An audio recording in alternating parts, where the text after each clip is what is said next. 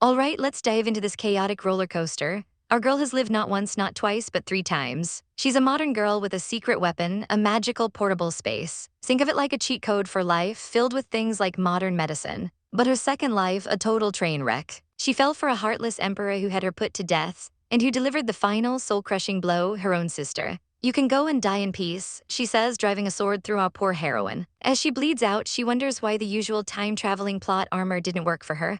But thankfully, the universe hit the reset button one last time. She wakes up and realizes she's a little girl. Yes, no more backstabbing royals, no more drama, just vibes and most importantly, food. But her peaceful, snack-filled life is interrupted almost immediately. She peeks around a corner and sees a nasty eunuch bullying a small boy. Our little nugget isn't having any of it. She swoops in to save the day only to realize, oh no, it's him. The demon prince who tortured and killed her in her last life. Her inner monologue is screaming. He killed me, I won't help him. But then the little psycho in training turns on the waterworks. He calls her sister, clings to her and promises to repay her kindness for a lifetime. And just like that, her resolve crumbles. He's just too cute. And so begins her chaotic journey of raising the very boy who will one day grow up to kill her. She cares for him when he's sick. And she even turns into a tiny, ferocious warrior to fight off his bullies. She thought she was raising an adorable, gentle little bunny. But she was so wrong. He grew up intense. One minute he's clinging to her, the next he's whispering threats. Behave yourself or I'll punish you, sister. Our girl is panicking, wondering where she went so wrong with this kid. Let's rewind to that tragic second life. On a dark and stormy night, a man strides into her prison cell. It's the Prince Regent, Gongju. He smirks down at her battered form and she calls him needy. He leans in, a cruel smile on his face. As Prince Regent, you have to address me as sister, he taunts. He tells her she can call him whatever she wants, because she's going to die anyway. Our girl just collapses, laughing in despair. She remembers the day her life fell apart. It was in the imperial palace. The emperor, the man she loved, held another woman in his arms. He called this new girl Sumayolin, soft and kind, right in front of her. He banished our girl to the cold palace, where he shoved her to the ground, leaving her broken. The new girl whispered that she wanted our heroine to suffer every torture imaginable, and the emperor promised to make it happen. Later, in an abandoned temple, she confronts Gongju, the emperor's loyal dog. He unsheathes his sword, and with one swift motion, her second life ends. Her last thought is a vow: if she ever gets another chance, she will never fall in love again. And then she wakes up. She bolts upright with a gasp. She looks at her tiny hands and realizes she's been reborn. She scrambles to find a mirror, picking up a broken piece. The irony is savage. Gongju's botch execution is the very thing that gave her a new life. She stares at her new, adorable face. But then she recognizes the rundown room. It's the cold palace. Still, she finds a silver lining. At least she's not the emperor's real daughter, so she's not a target. Her stomach rumbles. Being poor and weak means hard days are ahead. She hops out of bed, determined to change her fate. She puts on her tiny shoes, because first things first, she needs to fill her stomach. She patters outside on a mission for food. Buns, she spots a glorious stack of steamed buns, and immediately starts stuffing her face. But her victory feast is cut short by an angry shout. Who stole my steamed buns? Busted. She peeks around the corner, and sees a eunuch berating a small blindfolded boy. The eunuch grabs him, looking absolutely vile. He sneers at the poor kid, calling him an abandoned bastard. He tries to force-feed the boy a drug that will leave him brain-damaged for life. The boy coughs, struggling against the poison, and smashes the bowl to the ground. The eunuch stomps on him in a rage. Our little heroine has seen enough. She thinks, I'll beat the crap out of you. Suddenly, the eunuch is pelted by flying objects. He looks up completely baffled. Why did steamed buns suddenly appear? He cries for help as the bun barrage continues. The little boy on the ground looks up, equally confused. From her hiding spot, our girl launches her attack. Then, for dramatic effect, she pops up over the wall like a tiny ghost, wailing, "Give me back my life," tilde. The eunuch screams and runs for the hills. With the coast clear, she hops down and asks the boy if he's okay. He looks up at her and her blood runs cold. She recognizes that face. It's a young Gongju, the man who killed her. Her mind screams, go to hell. What a cosmic joke. The boy calls after her, "Sister, why did you run?"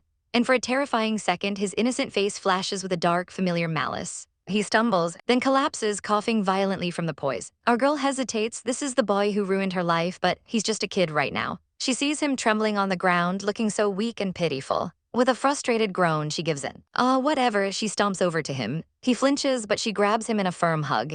"Stop struggling, let me help you vomit," she yells, giving him a few good thumps on the back until he coughs up the poison. She notes his willpower. He didn't even cry through all that pain. She pats his back gently, and he finally catches his breath. Time for the cheat code. She remembers her portable space and thinks for a moment. She whips out a bottle of modern cough syrup. With a mischievous grin, "Drink it," she commands. He takes a sip and his eyes go wide. The pain in his throat is gone. "What is?" he begins. "It works," she squeals, then clamps a hand over his mouth. "Stop talking and don't you dare tell anyone about this." Before he can even ask her name, she turns and runs away, leaving him stunned as a storm rolls in. Later that night, huddled in her blanket, our girl shivers. What awful luck saving her own killer on day one of her new life. Still, she thinks at least she's a princess. She's not a complete outcast like Gongju. She wonders how he's doing. The wind howls. It's so cold and he's badly injured. "Forget it, I don't care," she mutters, but her conscience gets the better of her. "I'll just take one glance to see if he's still alive." She sneaks out into the rain, trying to convince herself she's not worried at all.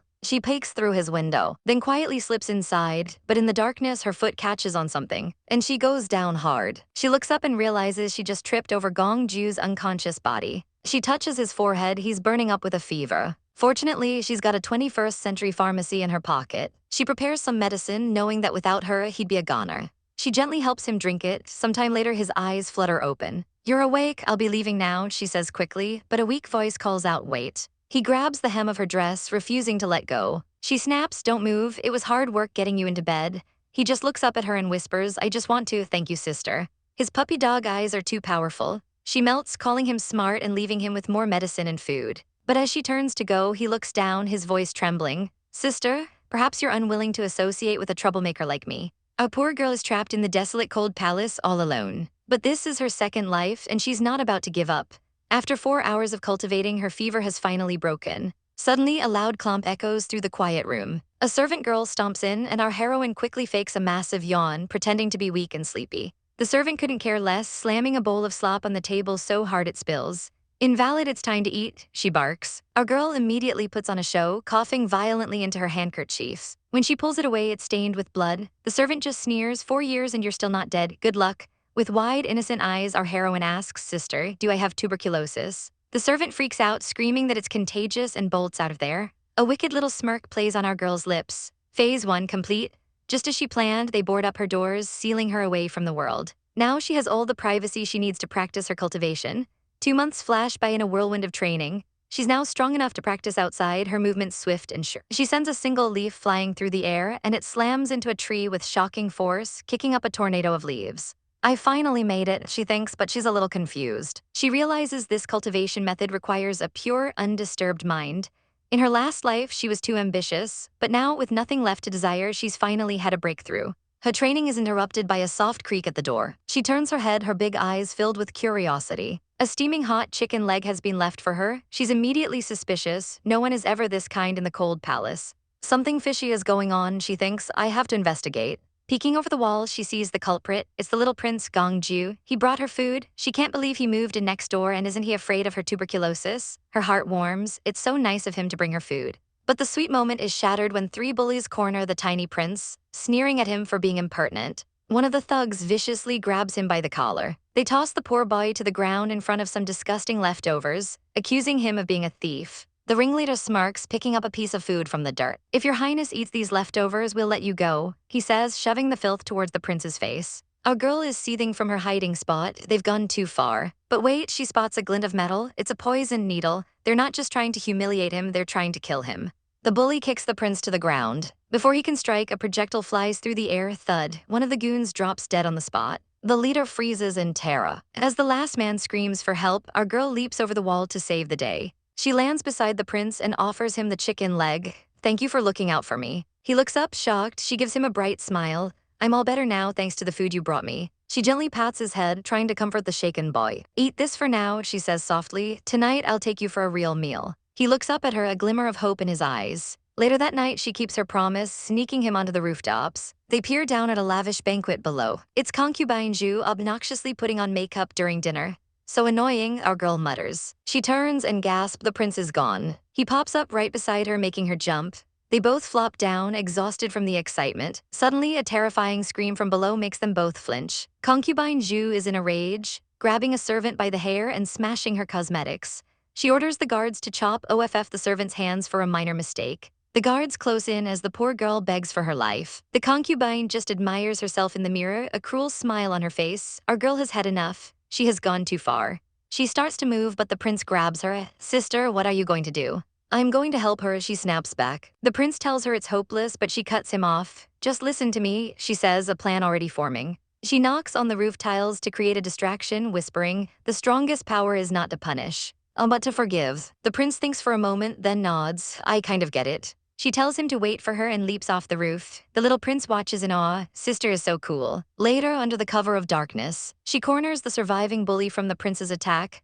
If you want to live, you will forget everything that happened tonight, she threatens. He quickly agrees. Get lost, she commands, and he scrambles away. She turns to the servant girl, who is still huddled on the ground, crying uncontrollably. I helped you, our girl says gently. Why are you crying even harder? The girl sobs that the concubine will hunt her down. A brilliant, slightly evil idea pops into our heroine's head. Perhaps not, she says with a snap of her fingers. She lays out the plan. The maid will go to the chief eunuch and volunteer to care for the sick princess in the cold palace. It's a perfect solution. If the princess dies, the maid takes the fall. The eunuchs can't refuse a perfect scapegoat. With the maid safe, it's time for some sweet, sweet revenge. She finds concubine Zhu, throws a sack over her head, and gives her a taste of her own medicine. Will you abuse servants again? She yells. The concubine begs for mercy, completely broken. Satisfied, our girl leaves her whimpering in the dark. She returns to the rooftop. Sister, you're back, the prince cries. She reveals her prize, a whole roasted chicken. She tears off a leg for him. You're too skinny, you need to eat more. She tells him that she saved the maid, then gently wipes the grease from his face as he eats. The maid will take care of you from now on, she says, pinching his cheek. He pulls away, indignant. I've already grown up. Our girl fires back. Oh yeah, are you going to keep stealing to survive?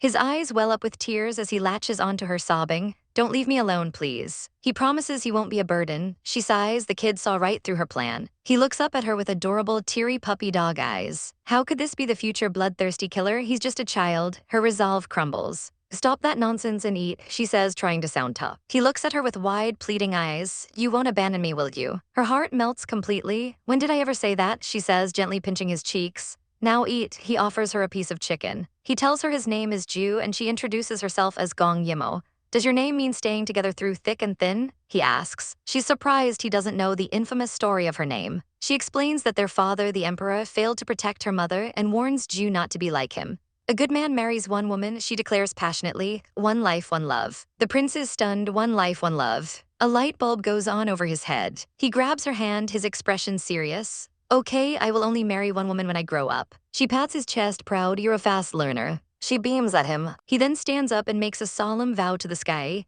I swear I will protect my sister all my life. Our girl is moved to tears. I believe you. They toast with their chicken legs and celebrate their new bond under the stars. The next day, she begins his education, starting with a book on morals. He looks at the book, fascinated. Meanwhile, her new maid, Xin, returns from the kitchen looking dejected. She was kicked out and couldn't get any food. As Xin starts to cry, a dangerous glint appears in our girl's eyes. I'm hungry, she says. Let's go eat there. Ju asks where she's going. To reason with them, she declares he wants to come too. But she tells him to stay and study. She gives him a cheeky little wave, leaving Xin looking awkward. The little prince puffs out his cheeks, annoyed he has to stay behind. A heroine arrives at the grand imperial kitchen. The head nanny is lounging outside. Hearing our girl's loud footsteps, she snaps, who is running wild? Me, our princess announces from the top of the stairs. What about it? The nanny scoffs at the disfavored maid, but then recognizes her. Oh, the seventh princess of the cold palace. She mockingly hides behind her fan. Recovered from your tuberculosis. Our girl pulls Xin behind her protectively. Are you the one who was bullying Xin? She demands. The nanny smirks. So what?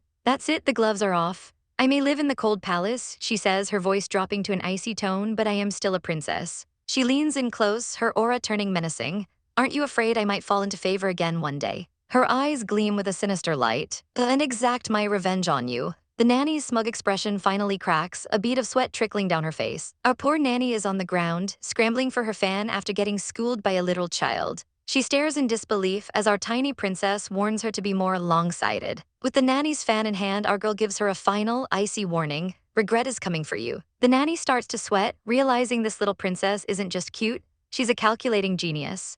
She quickly changes her tune, faking a smile and massaging our girl's shoulders, blaming some imaginary low-ranking servants for the disrespect. Our girl plays innocent, her eyes wide. Did I defame you, nanny? She asks sweetly. Then with a flick of her wrist, she changes the subject entirely.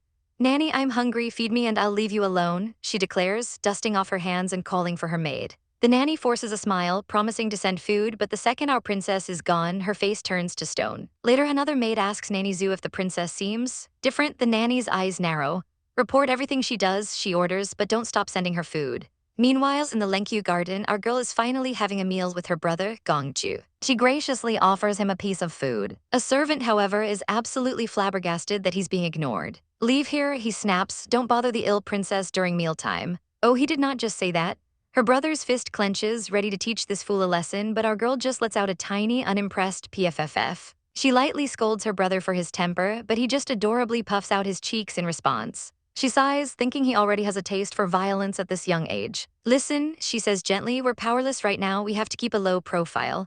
But her baby brother hears something completely different, his eyes light up.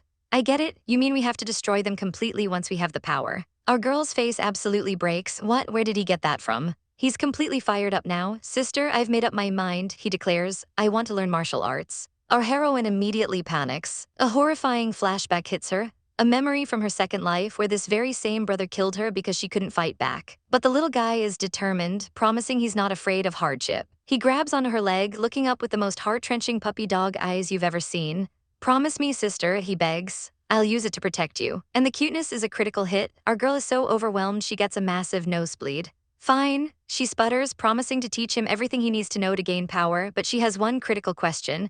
Will you betray me one day? He looks at her, utterly stunned by the question. Without a word, he gets up and drops to his knees in a formal vow. All ancestors of the Gong family, he begins. I will never hurt my sister. If I break this vow, may heaven strike me dead. He proclaims. Our girl is moved to tears as he stands ready for his first lesson. She gently wipes his cheek, a new fire in her eyes. Do as I do. And so their chaotic training begins. 6 years fly by in a whirlwind of practice and brother-sister bonding. We jump to the present day in Lenkyu Garden. Our girl is trying to sleep in when a handsome young man enters her room. It's Gongju, all grown up, and he's not letting her skip breakfast. She sits up groggy and annoyed. You disturbed my sleep, she grumbles before beckoning him closer. He leans in, confused, and she immediately pinches his cheek. Ouch. HMPH, your face doesn't feel better than before, she pouts, ever the teasing older sister. He blushes, complaining that she can't treat him like a kid anymore. He leans in, his voice a low whisper, reminding her of her promise to teach him new lessons today. She plays dumb, yawning that she can't remember and needs more sleep. His expression darkens with playful menace. If you persist, sister, don't blame me for the consequences. And with a whoosh, he scoops her up and places her back on the bed. Then the ultimate weapon tickles. But our girl is a master of counters. She flips him over, pinning him down. Gongju, you're dead. She laughs. Now on top, she declares victory. He looks up, defeated, while she wonders why he isn't ticklish. It must be his clothes, she reasons, reaching for his robe. But as she pulls it aside, she freezes. Old, deep scars cover his chest, a heart-wrenching reminder of the miserable life he used to have. He blushes furiously, telling her to stop playing. But he's not letting her win that easily. He flips her back over, pinning her this time. Sister, you really are naughty, he smirks. She just puffs her cheeks, completely unfazed. Suddenly, she feels a wave of dizziness. He's carrying her again. Put me down, she demands, kicking her feet. He just laughs, threatening to tear down her garden if she doesn't behave. I don't care, she retorts. He leans in close, nuzzling her cheek. Okay, then I'll just have to come share your bed. She calls his bluff, her cheeks bright red. Do it then. Later, while they're eating, news arrives for the Empress. The West Lord is sending his son to the capital. The Empress smiles slyly. She knows this will agitate her rival, concubine. Let her do whatever she wants. The Empress commands her lady-in-waiting. The benefits will come to us. That night, our two siblings are studying military strategy. Izin brings them some good luck buns. Celebrating the birth of consort Lai's new son. Gongju's mood immediately sours. We are also his children, he says bitterly, left here to survive in the cold. Our girl calmly explains that consort Lai is the emperor's cousin, and their children are likely to have disabilities. Gongju is dumbfounded by this logic. She pats his arm reassuringly. Don't worry, I will always treat you as my real brother. He suddenly grabs her, his eyes intense. What if they don't have children? Can they be together then? She's taken aback. What are you worried about? She asks, flicking his fore. Then he drops the bomb. Sister, what if I want to marry a girl with a blood relationship to me? He asks, just as she's about to feed him a bun. She shoves it in his mouth to shut him up. Suddenly, a sharp noise, SSH. She whispers, covering his mouth as a dagger flies past them. She gracefully dodges another and catches a third one between her fingers like a total boss. An assassin bursts in, screaming in shock, but he's taken down instantly. The doors are thrown open, revealing a whole squad of killers. Oh no, there are a lot of them, she exclaims. Gongju doesn't hesitate, grabbing two swords from the wall. He unsheathes one with a brilliant flash and tosses the other to his sister. She catches it, her expression just as deadly serious as his. The assassins charge, their target clear, kill Gongju. She screams for him to watch out as a blade swings for his head. He deflects it with ease, but she steps forward. Let me, she insists. He gives a slight, trusting nod. She taps his sword down with her own, her eyes blazing with fury. You dare try to assassinate my brother, then you'll pay the price. Here we go, the chaos is kicking into high gear. An assassin already skewered glares and spits, you asked for it. His comrades raise their blades, vowing to send our little girl straight to hell. One lunges forward, sword held high. Our heroine is startled. But just as the blade descends, a bloody hand grabs the steel. It's her brother, Gongju. He shoves himself in front of her, his voice trembling with rage.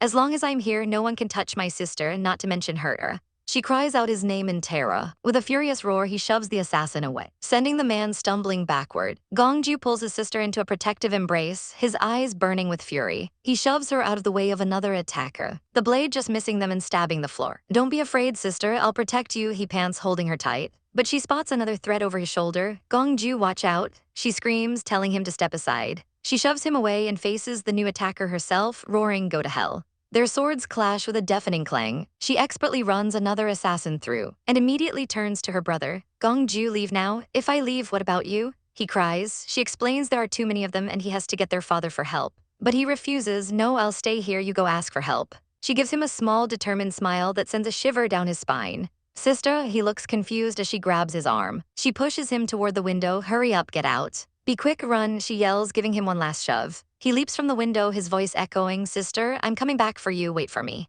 The lead assassin isn't having it. After him, he orders. The rest of the goons turn their attention back to our girl and charge. She lets out a scream as she lands a brutal kick, sending one of them flying. The others hesitate, unsure what to do. But our heroine stands her ground, sword at the ready, her expression pure ice. Meanwhile, Gongju is running for their lives, gasping for air. He makes a desperate jump from the rooftops, landing near the Hanyu Pass. A guard immediately confronts him, demanding to know who dares trespass. I'm Gongju, the ninth son, he shouts, pushing against their spears. I seek an emergency audience. He's losing his cool, roaring for them to get out of his way. But the guards are unmoved. Without the Emperor's summons, no one can enter. Gongju's eyes narrow. What if I must enter? He snarls, grabbing the tip of a spear. His sister is holding off assassins all alone to save him. He can't waste any more time. He shoves the spear away, slicing his own hand, but he doesn't even flinch. With a brutal swoosh, he cuts down the guards in his path. Bloodied and panting, he looks down at his hands, a dark thought crossing his mind. This is how it feels to kill. It's quite fascinating. And where is the Emperor during all this drama? He's chilling in the morning glory hall, surrounded by dancers and lavish feasts. A beautiful woman offers him a grape, which he accepts. She then leans in to feed it to him, mouth to mouth. The Emperor smirks, so sweet. Their little moment is interrupted by a servant rushing in with a report. The man whispers that the ninth prince is outside, begging for an audience. The Emperor's response is absolutely glacial. Oh, I don't recall having such a son. Back at the gate, Gongju's rage boils over. His other siblings get to laugh and joke in the palace while he and his sister are left to die in the cold palace. He unleashes his fury on the guards, a whirlwind of steel and lightning. He screams into the storm that if he has to become a killer to protect his sister, he will. But more and more guards keep coming. He's already wounded, spitting up blood. Still, he fights on, dodging and weaving through their attacks. Damn traitor, one guard yells. Gongju just smirks, pulling a spear right through his own side with a terrifying grin. For sister, I can accept execution as a traitor today, he hisses, making the guard tremble in fear. As long as I can meet father, he roars, continuing his charge. He cuts down another soldier, only to see them replaced by the golden armored soldiers. He doesn't hesitate, stamping forward through the storm and carving a bloody path through the elite guards. A survivor screams at him to retreat, that the Emperor's order is to kill him on sight. Gongju just throws his head back and lets out a chilling, maniacal laugh. Wiping the blood from his lips, he asks, do you think anything will stop me now? The guards are petrified. Suddenly, a new figure appears, a royal eunuch. He announces that the Emperor has decreed a day of celebration, so trespassing will be forgiven, but if he takes one more step, he'll be executed on the spot. Execution, after everything, is he going to fail now? His eyes glow red with pure hatred. How cruel he is this the father I've been dreaming to see? He screams at the injustice. His father celebrates one son's birth while ordering another to die. He lunges forward, but the eunuch easily disarms him with a flick of his whisk. Just as the eunuch is about to strike a final blow, a voice booms, stop. It's the Emperor himself, flanked by his consorts. Gongju, broken and bleeding, looks up.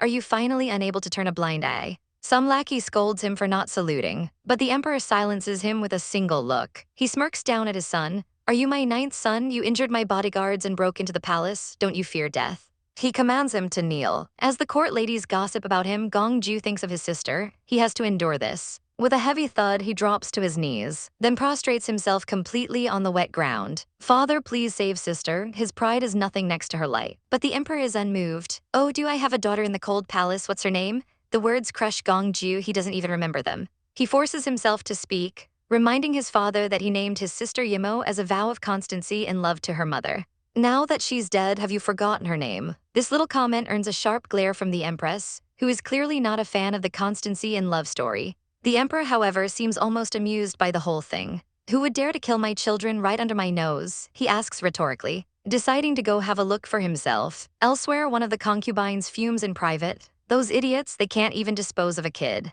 Hope surges through Gongju as he struggles to his feet. Sister, I made it. I'm bringing people to save you. Back in the cold palace, our girl is still fighting, blocking a powerful blow, and gracefully dodging another. Go to hell, an assassin screams, lunging at her. But just as his sword is about to strike, a voice announces the emperor arrives, and the assassin freezes mid-attack. Our heroine doesn't miss a beat, landing a savage kick to his chest. She stands over him, sword held high, and addresses the remaining assassins. Now everyone is here, check and see if your master is among them. One of them scoffs, calling her loyal, and then promptly stabs his own comrade through the back to silence him. The emperor and his entourage arrive to this chaotic scene. The dying man refuses to talk, daring them to kill him. A concubine clings to the emperor, feigning terror, but our girl sees right through her. You were the one to send the assassins, she thinks, vowing to unmask her. The Empress steps forward, offering to interrogate the assassin herself to get justice. A clear ploy to frame her rival, concubine Zion. The emperor orders the guards to arrest the man, but concubine Zion knows dead men tell no tales. Before anyone can move, our girl raises her own sword.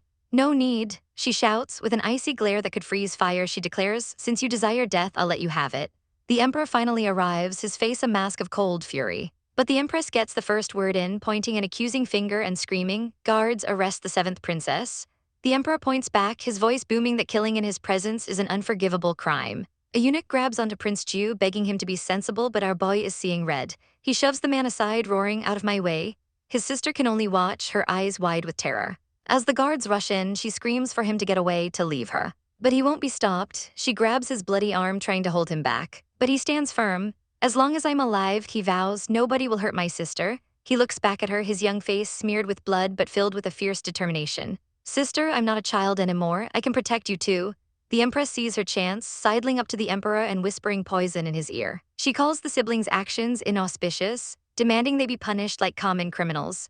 The court officials join the chorus, murmuring that the children are violent and cruel, a danger to the nation. Prince Ju clutches his head, trying to block out their hateful words. The rage finally boils over. His eyes flash a dangerous red as he snarls at the crowd. All of you are despicable people who tried to hurt my sister. The Empress just smirks, enjoying the show. He continues his threat, I won't have mercy on any one of you. He stands amidst the bodies, completely lost to his fury. It's dirty and chaotic, killing is the only thing that purifies it. Oh no, this poor kid is breaking. The Emperor stands before him, an impassable wall of authority. Just as things are about to explode, our girl's voice cuts through the tension. I'm here, don't be afraid. She wraps her arms around her brother from behind, a desperate anchor in his storm of rage. He blinks, the bloodlust fading from his eyes as he collapses into her embrace. Sister, I'm so lucky to have you with me, he whispers. She gently covers his eyes with a sash, shielding him from the horrors around them. The Emperor watches this tender moment, his expression unreadable before his voice cracks like a whip. Where is the officer in charge of the cold palace? He stands over the kneeling guards, his voice dripping with ice. Somebody tried to assassinate my children. Guards beat him to death. The terrified officer is dragged away, his pleas for mercy falling on deaf ears. The Emperor then turns his chilling gaze upon our heroine. She looks up at him, a little blood on her cheek, trying her best to look innocent and cute. But he's not buying it. Breaking into the Forbidden Palace is a capital crime. What do you have to say? Her brother immediately leaps in front of her, taking all the blame. She gently pushes him aside, stroking his hair reassuringly. Don't worry, leave it to me. She faces her father, her voice clear and strong. I am your daughter, I am neither weak nor cowardly. I killed that assassin myself. She gives a confident smirk. But just as she's about to continue, she coughs violently, spitting up a horrifying amount of blood. She stumbles back, clutching her chest as her brother screams her name. He catches her just before she falls. She holds up a hand to stop him from panicking, and turns back to the Emperor, her resolve unbroken. Someone was trying to kill your children. That is contempt of imperial authority. A sly, bloody smile plays on her lips. I risked my life to report it to you. What crime did I commit? The Emperor's eyes narrow, intrigued by her audacity. She presses her advantage, her face a mask of pure innocence. I believe I deserve a reward, father. The absolute guts on this girl, the Empress screeches, that's complete nonsense. She argues that if he lets this slide, the laws of the land will be meaningless. But our girl plays her trump card. Law, she asks sweetly. Father, you are the law, and just like that, the icy emperor melts, a proud smile spreading across his face. He lets out a booming laugh. You are right, I am the law, I can reward anyone I like. He summons his attendant and issues a decree. The seventh princess is heretofore conferred with the title of Princess Sunrise and rewarded with the Infinity Hall. He's not done. Prince Ju is rewarded with the Harmony Hall. They can move into their new halls now. The Empress and her followers can only stand there seething in defeat. But the victory comes at a cost, the adrenaline fades. And our girl's world goes blurry before she collapses. Her brother holds her, desperately pleading for her to be okay. She whispers that she's fine, but her hand falls limp. She's completely unconscious. He screams her name in pure terror. He holds her fragile body close, staggering to his feet to get her help. He's panting, barely able to stand under her weight and his own injuries. A flash of lightning reveals how unsteady he is. He stumbles, and they both go down hard. They lie in a heap on the rain-soaked ground. With a grin of effort, he pulls himself up, cradling her in his arms. It's all my fault, sister, he sobs, his voice breaking. You are everything to me. If something happened to you, how could I keep living? He trembles as he gently wipes the blood from her face. He tries to lift her again, but his strength gives out and he collapses once more. Seeing his children in such a state, the emperor finally snaps into action. Quick, go get the doctor, he roars. He threatens the scrambling physicians with dismemberment if they delay, and they run for their lives. Our girl is laid in a comfortable bed with doctors bustling around her. Prince Ju refuses to leave her side. When one doctor tries to turn her over to treat a wound on her back, he roughly dabs medicine on it, making her flinch. Ju snatches the medicine from his hand. Give that to me. Clumsy idiot, go away, he snarls, dismissing the doctor. He looks at the medicine, his heart aching. Sister is sensitive to pain, leave it to me. He tenderly blows on her wound before carefully applying the treatment, dabbing it so gently. When an official suggests he get his own wounds treated, Ju refuses. I'm not leaving sister until she wakes, he declares. The emperor watches from the doorway, a flicker of softness in his eyes. He thinks the boy is stubborn like his mother and that his daughter is more resolute than he ever was. Meanwhile, in the Empress's chambers, things are less peaceful. A vase shatters as she screams in fury. Why does His Majesty favor her too? She rants about the Sunrise Princess title before smashing another vase. The Crown Prince Gongju walks in on her tantrum. He calmly dismisses the terrified maid, and his mother calls him over. She laments how the Emperor ignores his perfect son in favor of the B***starred. She grabs his face, demanding to know if he's angry. He feigns confusion, and in her rage, she lets the secret slip, calling Ju a B***starred again before freezing in horror. She quickly backpedals, claiming she was just angry at the Emperor. She tries to steer the conversation back to her hatred for the siblings. But the Crown Prince is lost in thought. He recalls our girl's fierce defiance, her toughness. He admits to himself that he's always had to protect Ju. But our girl has an indomitable spirit, and I like them too, he tells his mother to rest, and takes his leave. As he walks through the palace, he asks an attendant for news. He stops to hear the report. The maid tells him the princess is seriously injured. He looks concerned, deciding he'll personally bring her a special powder to prevent scars. 10 days later, our girl is still asleep, with her brother faithfully by her side. Finally, her eyes flutter open. She looks down at her sleeping brother and whispers his name. She gently strokes his hair, and his eyes open. He bolts upright, grabbing her hand in disbelief. Sister, you're awake. He pulls her into a desperate hug, telling her how scared he was. She comforts him, then declares she's starving. She playfully pinches his cheeks to lighten the mood. He immediately dashes off to get food, and soon a feast is laid before them. Ju piles food on her plate, a huge smile on his face. Our girl digs in, thinking this is a world away from the scraps of the cold palace. She notices her brother isn't eating, so she shoves a huge piece of food in his mouth, teasing him about getting chubby. He protests, but happily eats what she gives him. He thinks to himself that no royal feast could ever be better than this. They're finally free with a new life ahead of them. After the meal, he tells her he's off to his lessons, giving her a big hug goodbye. Once he's gone, her maids gossip. One of them nervously announces that the crown maybe, then a brilliant, wicked idea strikes her. She'll handle him just like she handles Ju. When her maid offers to send him away, she smirks. Why should I be afraid of a scumbag? Bring him here. The Crown Prince arrives, walking into the stunning Supreme Hall. He sees our princess and is immediately smitten by how sweet and cute she looks. She plays her part perfectly, asking if she can call him brother. He readily agrees, introducing himself. She beams, exclaiming how handsome he is, the most attractive person she's ever seen. He's a bit flustered, gently lecturing her that a girl should be more reserved. Her inner monologue is pure fire. Asterisk reserved, asterisk if she had been, he wouldn't have fallen for that snake Sumayolan. He quickly backtracks, saying her lack of refinement is fine with him. He pats her on the head, a charming smile on his face. You are my sister, you can say that to me. All the while, her poor brother is stuck in his lessons, completely unaware of the wolf that just entered the sheep's den. All right, let's dive right back into this chaotic roller coaster. Our story picks up with the crown prince laying it on thick. Your wounds are barely healed, he says, oozing concern.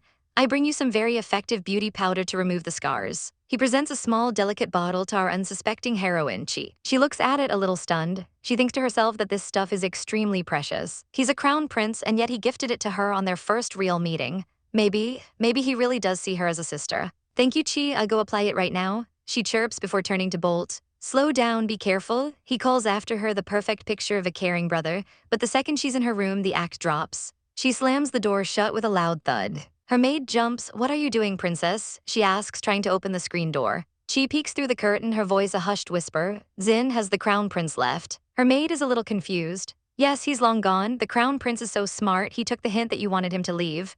Our girl breathes a massive sigh of relief. Good, I successfully flattered him and accepted his gift, she thinks. The real mission was to make sure her boy Ju wasn't displeased. An hour passes in the quiet palace. We find our precious Ju sleeping peacefully, but someone is approaching his bed. He snaps awake, grabbing the intruder's wrist with lightning speed. Who is it? It's our girl Yimmo. Oh, it's you, he says, his voice softening instantly.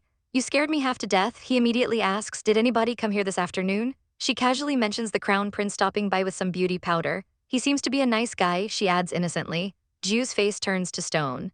Brother crown prince, he repeats, his voice laced with ice. He sits up, his eyes flashing. Sister, I applied 2 bottles of the powder that father gave you. You won't have any scars. Why did you accept his thing? He pulls her down onto the bed, his grip possessive. He leans in close, a dangerous glint in his eyes. Are you jealous? He whispers. But our girl is a master of this game. She holds up the bottle he gave her. Of course, I know that I don't need this, she says sweetly. I took it because I wanted to give it to you. His anger melts away in an instant. She explains how the palace pharmacy only makes 3 bottles a year and now he has the last one. He looks down, completely smitten. Sister, you're always looking out for me, aren't you? He pulls her into a hug. She just pats his head, teasing, you jealous brat, I knew you would bicker with me about it. Of course, I'm looking out for you. She smiles at him, her heart full. And then she drops a bomb. I almost forgot. The beauty powder also makes your skin healthy and smooth. Come, undo your clothes, I'll apply it for you. Ju immediately panics. Sister, my wounds have healed, I don't need. He curls up into an adorable, flustered ball. She is not having it. You're so pale, you think that's what's going on with your so-called healing? She scolds. He tries one last time. Sister, I needn't bother you. I'll have the maid apply it. She grabs his wrist, her expression firm. No, no one else can do it. I don't trust anyone in the palace. She leans in, her voice a low threat. You had better listen to me, or I'll have to use force. Defeated, he whispers, I'll do it myself. He slowly starts to remove his robes. He is more and more disobedient, she thinks with a sigh. She smirks, wagging a finger. Come on, be quick. He looks absolutely mortified, holding the bottle. He finally relents, shrugging off his outer robe and, hello, abs. Our girl freezes for a second, a little stunned. She thinks, he was raised by my own hands. What did they do to him? She gently touches his chest. Does it hurt? No, it doesn't hurt at all, he replies, trying to sound tough. She marvels that his shoulders are so bony, yet he managed to break into the forbidden palace to save her. She pours the powder into her hand. Your hand is so cold, sister, he murmurs. She begins to apply it to his skin, but he suddenly grabs her wrist. Sister, he starts, his voice strained. She looks at him, confused by his reaction. What? Don't hold me up, be good and let me finish, she says, but then she realizes something. How come you have no feeling when you touch me? It must only be me who feels it. She playfully pokes his chest, and he turns bright red. You are really killing me, sister, he groans. He looks down, his face a mask of guilt. Those awful people who hurt you, I meant them, I'm to blame, I didn't protect you. Trying to distract her, he says, Sister, don't be upset, I'll tell you some good news. He puffs out his chest. My teacher praised me today for my unique insights and sharp observations. Her reaction, a flat O. She scoffs, was it supposed to be surprising? Of course, a kid I raised would be outstanding. He looks confused. Why isn't sister pleased? He keeps digging his own grave. Father thought I knew nothing, he tested me, I was rewarded for my performance. She snaps, have you forgotten what I told you? She lectures him about not revealing his talents too quickly. He immediately panics. Sister, don't be mad, I always follow your instruction. My performance is usually mediocre, today was an exception. He looks terrified. Okay, but if you act that way again, I'll punish you. She warns, poking his nose. He shrinks back, looking like a chastised puppy. Okay, sister, I know I was wrong. He looks up at her with those big sad eyes. Don't be angry. Just as she's about to soften, he startles. Her finger is tracing a line down his abs. He shivers. Sister, I'll do it myself, he says, trying to take her hand away. She grabs his hand right back. What is it now? She asks, a teasing smile playing on her lips. Is little Ju being shy? He looks away, completely embarrassed. Ju, you are too innocent, it's not good, she thinks to herself. He sputters, I'm not shy, sister, stop making fun of me. Stand still, she orders. Okay, he mumbles. She looks at him, a wave of fondness washing over her, the boy eye raised. He grows quite well, she thinks, a proud glimmer in her eye. She warns him, you must be careful not to be seduced by other girls. As she turns to leave, he pulls on her sleeve, stumbling right into her. He looks her dead in the eyes. There are no other girls can get near me except you. She freezes, her mind reeling. Somehow Ju has grown up without my knowing, she thinks. He is so convincing when he is serious. She tries to play it off. What are you talking about? Someday you'll have to get married. If your wife can't get near you, how do you expect to have children? He grabs her hand, refusing to let go. I don't care if I have children or not. You're the one who cares about me most. You're the only one I need. He squeezes her hand tightly. Her heart aches. What a sweet and obedient kid, she thinks, tears welling in her eyes. I have to find you a good girl in this life. And then, in a moment of pure emotional chaos, she literally kicks him out. Ass out of my sight. 1 month later, Ju is heading off to his lessons, looking dapper and healed. But as he walks, he overhears some nasty gossip. Two shadowy figures sneer that he's only favored because of the Sunrise Princess and has no talent of his own. They mock the gifts the Emperor gives her, implying Ju is nothing without her. Ju's fists clench. If his sister hadn't forbidden him from fighting, he'd wipe the floor with them. Suddenly, a voice commands, halt. What is it? Ju asks, turning around. A smarmy-looking prince named Gong Kai approaches him. Nothing, I just want to know what a prince who depends on a woman looks like, he sneers. He gets right in Ju's personal space. You're even prettier than the maids in my palace, he says, practically spitting the insult. Ju, ever the bigger person, just turns to leave. Coward, Gong Kai yells, didn't you hear that I was humiliating you? Ju pauses, a cool expression on his face. You must be jealous of my looks, that's why you say such words, he says with savage calm. I won't stay around and keep making you upset. But Gong Kai grabs him. Are you implying that I'm ugly? He yanks on Ju's robes. What's the good of a pretty face? He snarls. My mother said Gong Yi Mo would leave you sooner or later. You won't be so arrogant once you have nobody to rely on. Ju's calm facade cracks. Did you say that sister would abandon me? He asks, his voice trembling. Yes, so what? Gong Kai shouts, shoving him back. I'll wait to see how arrogant you are then. As Ju stumbles, Gong Kai lands the final blow. You're nothing without her, you're a loser who lives off a woman. That's it, Ju runs, heading straight for the one person who can give him answers. Oh, Prince Ju, what brings you here? The Empress Dowager asks. After lessons today I ran into Kai, Ju explains, his face grim. What he told me puzzled me. So I have come to inquire from you. The Empress Dowager's eyes gleam with malice. He cares so much about that little girl, I would love to see them torn apart. She smiles sweetly. Ho, what did he say that puzzled you? Ju explains that Kai claimed Yimmo would leave him one day, and he needs to know the truth. The Empress Dowager's smile turns cruel. Prince Ju, do you have any idea how Yimmo's mother died? She covers her mouth in mock surprise. Of course you don't know, then she drops the bombshell. It's because it was your mother who killed her, Ju's world shatters. But how could it have been my mother? He gasps, his face pale with shock. Does sister know it? Can't you take it? I've only told you part of it, she taunts. Do you know who killed your mother? She leans in, her voice a venomous whisper. Do you know who ordered me to do it?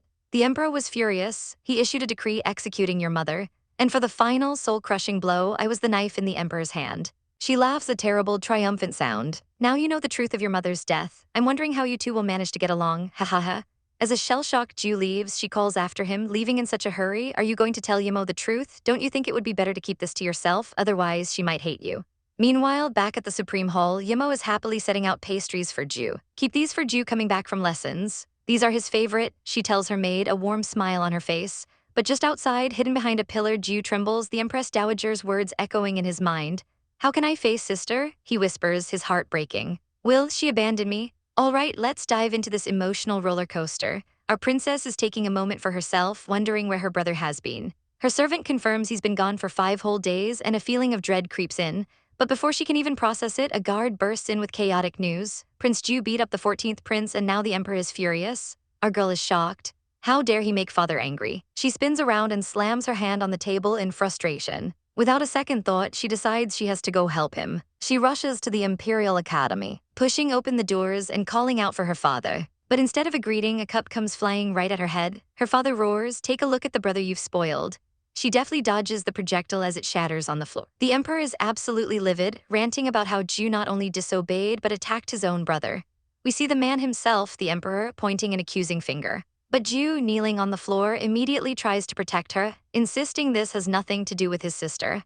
Like a protective mother bear, she swoops in front of her brother. Shut up, she snaps at him, not her father. The Emperor looks on, feeling completely justified in his anger. But then our girl pulls a fast one. She runs straight to her father, hugging his arm with an adorable pout. "Father, take it easy," she coos, "he's just a kid." She gently caresses his arm, trying to soothe the raging beast. Her expression then turns icy as she glares at the guards. "What on earth happened? Who can tell me?" she demands. A man steps forward to explain. Apparently, the 14th prince saw Ju carving a wooden doll that looked exactly like her, made fun of him for it, and Ju absolutely lost it, beating him severely. She glances at her brother, a flicker of worry on her face. Is he running a fever? She knows she has to end this quickly and get him to a doctor. "What did the 14th prince say?" she asks, her voice low and dangerous. The man reveals the devastating words. The prince called their relationship incestuous and a disgrace to the royal family. And this hits hard because she knows she's not the emperor's biological daughter. This wasn't just an insult. This was a political attack meant to get them both killed. Her eyes narrow with cold fury. This was a calculated move. "That's complete nonsense," she roars, demanding to hear every fabricated story they spread. A servant tries to calm her, but it's no use. She whirls back to her father, a fiery accusation in her eyes. "Did you just throw that doll at me because you believed them?" The emperor looks away, grumbling that he had a reason to be mad. "Ridiculous," she yells, slamming the table again. And then the heart-wrenching story comes pouring out. She tells them about her time in the cold palace, sick with tuberculosis, where Ju was the only one who took care of her. He was beaten nearly to death just for trying to find them leftover food. He was her only light in that darkness. Ju looks up, his own eyes filled with tears. He explains that they learned defensive skills together so no one could bully them anymore. Wiping her own tears, she declares that Ju is her family, her friend, her companion, her everything. They shared everything, from a handkerchief to a bed on rainy nights when the roof leaked. She was his sister, his teacher, and his mother all in one. She stares her father down, her voice trembling with raw emotion. "Father, will you put us in a cage and drown us in the river?" The emperor is stunned into silence. He looks completely dazed as she picks up the small wooden doll from the floor. She explains it was meant to be her birthday gift, but now someone has spitefully interfered, she says, her voice dripping with venom. She then reminds him that he was the one who threw her into the cold palace and who killed her mother. "Ju was my only companion through all those years," she cries. "Why shouldn't I care for him and protect him?" Her eyes flash with savage loyalty. "Even if he had killed the 14th prince, I would stand by Ju's side." She then offers herself up. "Send me back to the cold palace, but be lenient with Ju." Her brother staggers to his feet, screaming no. He grabs onto her, refusing to let her go. But just then, the emperor sighs, rubbing his forehead. "Did I ever say that I suspected you?" He clarifies that he was just angry that Ju beat up his brother and refused to apologize. Without hesitation, our heroine drops to her knees. "In that case, I am to blame. Punish me, father." Enraged by her constant self-sacrifice, he snaps. "Fine, go kneel at the entrance of the Imperial Academy for 6 hours." She accepts her punishment without a word. As she leaves, Ju cries out for her, but the emperor just watches her go, sighing that she's a headache. He thinks to himself that if her mother had possessed half of her daughter's fire, things might have ended differently. Our girl dutifully begins her punishment, kneeling outside. But Ju soon appears, telling her to go wait inside. And then the absolute sweetheart kneels down right next to her. She chides him, worried it will cause more trouble. But he doesn't care. He just wants to be with her. Suddenly, his strength gives out and he collapses into her arms. She touches his forehead and realizes he's burning up. She quickly pulls out some medicine, but he weakly grabs her hand. "Your hand is so cold, sister," he murmurs, pressing it to his hot cheek. As a servant frets about his high fever, Ju whispers for him not to tell her. "Too late, tell me," she demands. The servant whispers the shocking truth in her ear, and her face contorts with rage. She holds her brother back inside. "Kneel down," she commands. He meekly obeys. She points a trembling finger at him. "Good for you, it's not poison." "It's a love potion, a girl gave you that stuff," she shrieks, poking his forehead. She can't believe his stupidity, but he shouts back, his voice cracking. "No, you told me that a good man only loves one woman in his life." His innocent, devoted words stop her dead in her tracks. He looks up at her with such pure adoration. "Idiot," she whispers, her anger melting away. She asks why he's been avoiding her for 5 days. A servant reveals he had visited concubine Zion's hall, and our girl immediately understands. "You are an idiot," she yells, her anger returning full force. "Zin, bring me my sword." The servant presents the blade. She marches over to her kneeling brother and draws the sword. Asterisk bang, asterisk, she smacks his outstretched hands with the flat of the blade. "I thought we were closer than that," she cries, hurt that he would believe someone else's lies over her. As tears stream down her face, he panics. "Sister, don't cry," he pleads, hugging her legs like a lost puppy. She drops the sword and tries to push him away, but he clings to her. He asks if she minds about his mother killing hers. She snaps at him, calling him stupid and reminding him that he has been her family all these years, not some long-dead woman. With a pained look, he cries no and pulls her into a desperate hug. She finally softens, a small smile gracing her lips as she pats his head. She tells him he's the person she trusts most in the world. Then she asks for the wooden doll he carved. He looks startled, then makes a hasty excuse about having something urgent to do before fleeing the room.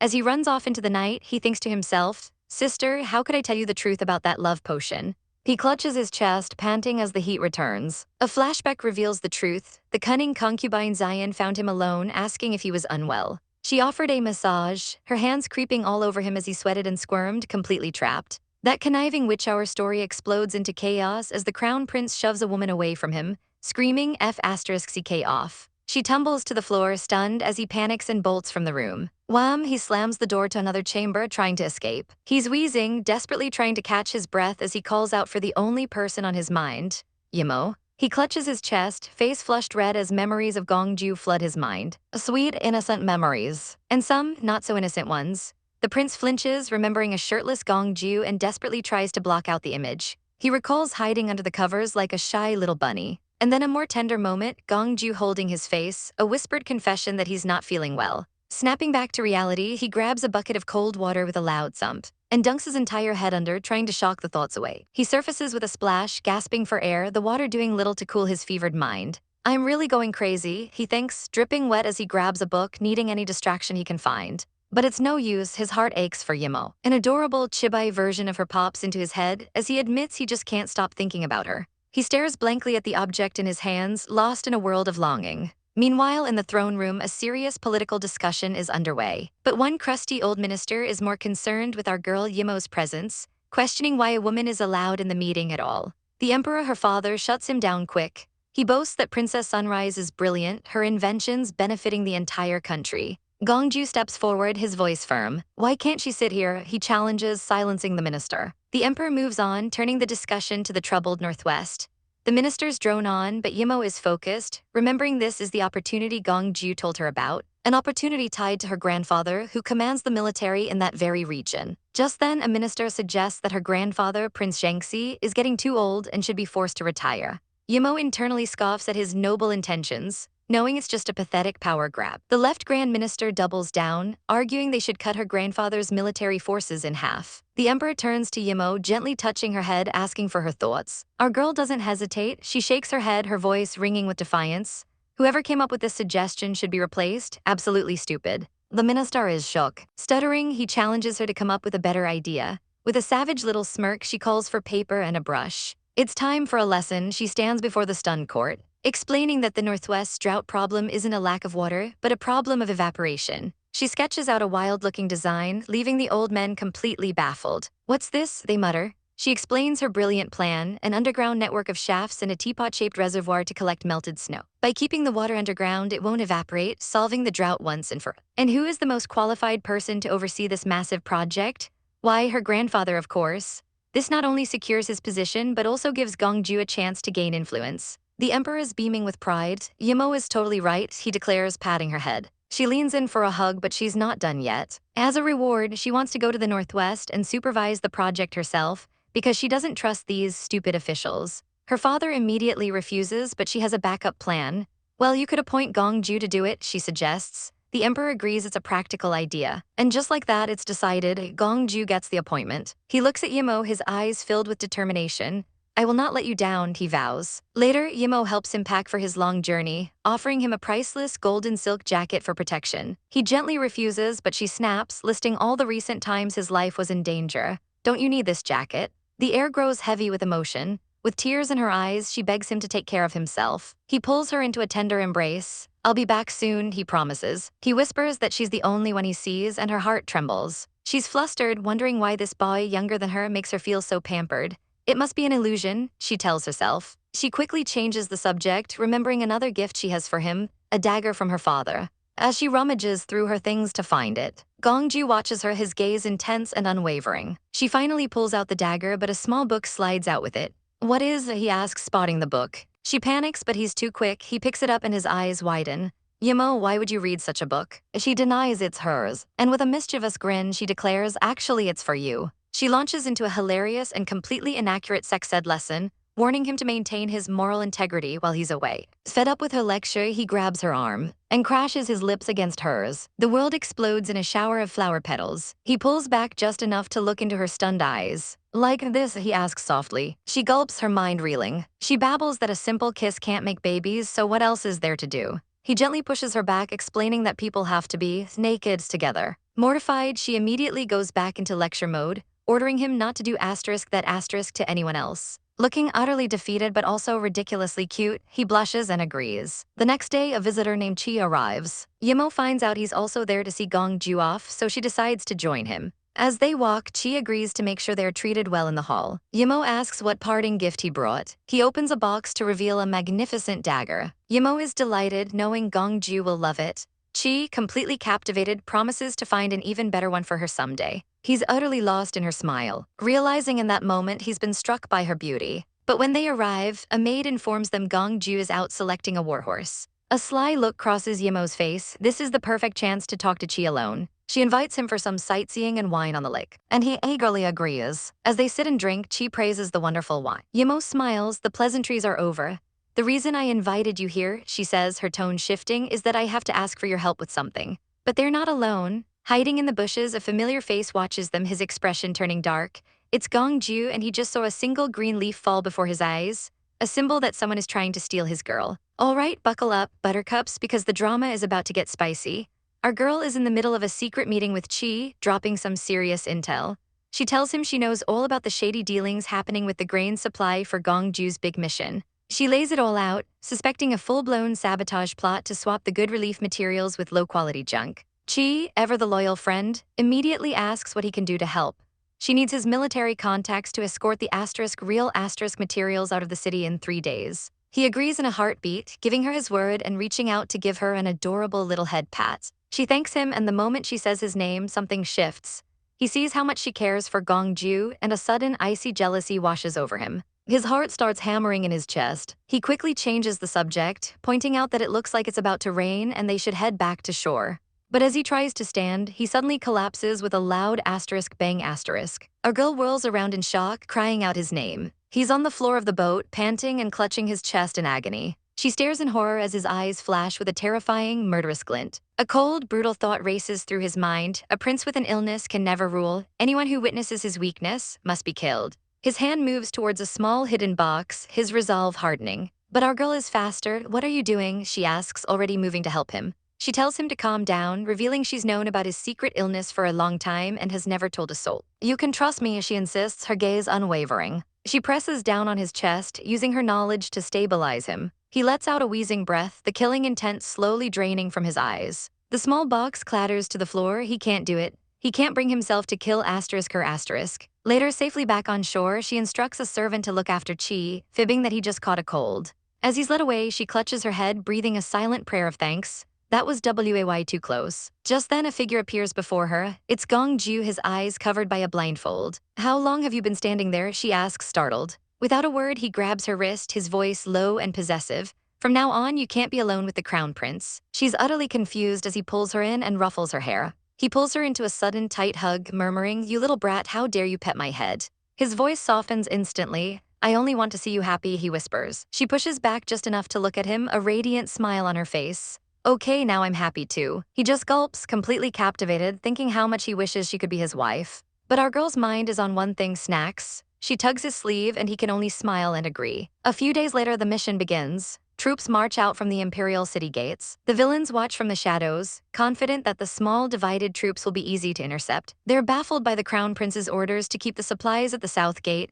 calling it a silly decoy. The head villain smirks, sending his men to find the real supplies, planning to swap them with his sincere gift of rotten grain. Meanwhile, our heroine waits at a pavilion. Soon, a rider on a magnificent white horse appears, galloping towards her. It's Gongju. He leaps from his horse. Beaming, "Thanks to your plan, everything went well." He explains how they used wicker to hide the wagon tracks, a brilliant move that left their enemies completely clueless. He pours tea, making a toast to her. He thanks her for everything she's done, admitting all his achievements are because of her. He raises his cup again for a second toast, thanking her for being by his side when he had nothing. He then pours a third cup. This time, his voice is thick with emotion. He tells her how cruel and empty his life would have been without her. "Thank you," he says, his eyes full of love, "for coming into my life." He stands and gently cups her face, landing a soft kiss on her cheek. He mounts his horse, blows her one last kiss, and calls out, "Yimmo, wait for me." And just like that, he rides off into the distance, leaving her completely stunned. But back in the palace, all hell is breaking loose. The emperor is raging, throwing a book at the empress's father and accusing him of treason. The rival minister can barely contain his glee, savoring his enemy's downfall. The entire court gets on their knees, demanding the empress be deposed. Just as her father resigns himself to his fate, the crown prince storms in. He declares the crime was his and his alone, presenting a written confession to save his family. The devastating news reaches our girl. Gongju has been taken away. A desperate maid begs her to get help from Princess Sunrise, who confesses the heartbreaking truth. She took the fall to protect her. The princess, bruised and broken, falls to her knees, pleading for help. Our girl knows it's a long shot, but seeing the princess's desperation, a risky plan is hatched. As the princess smashes her head against a stone railing, our girl stops her. The princess vows to do anything, even die, if she will just save Chi. Our heroine agrees to try, but makes the princess promise her one thing in return. Moments later, she bursts into the throne room. Gongju warns her to leave, but she stands her ground. "I'm not playing around," she announces, pointing an accusatory finger at the right Grand Minister. "I'm here to make an accusation." She reveals his entire scheme and drops the final bombshell.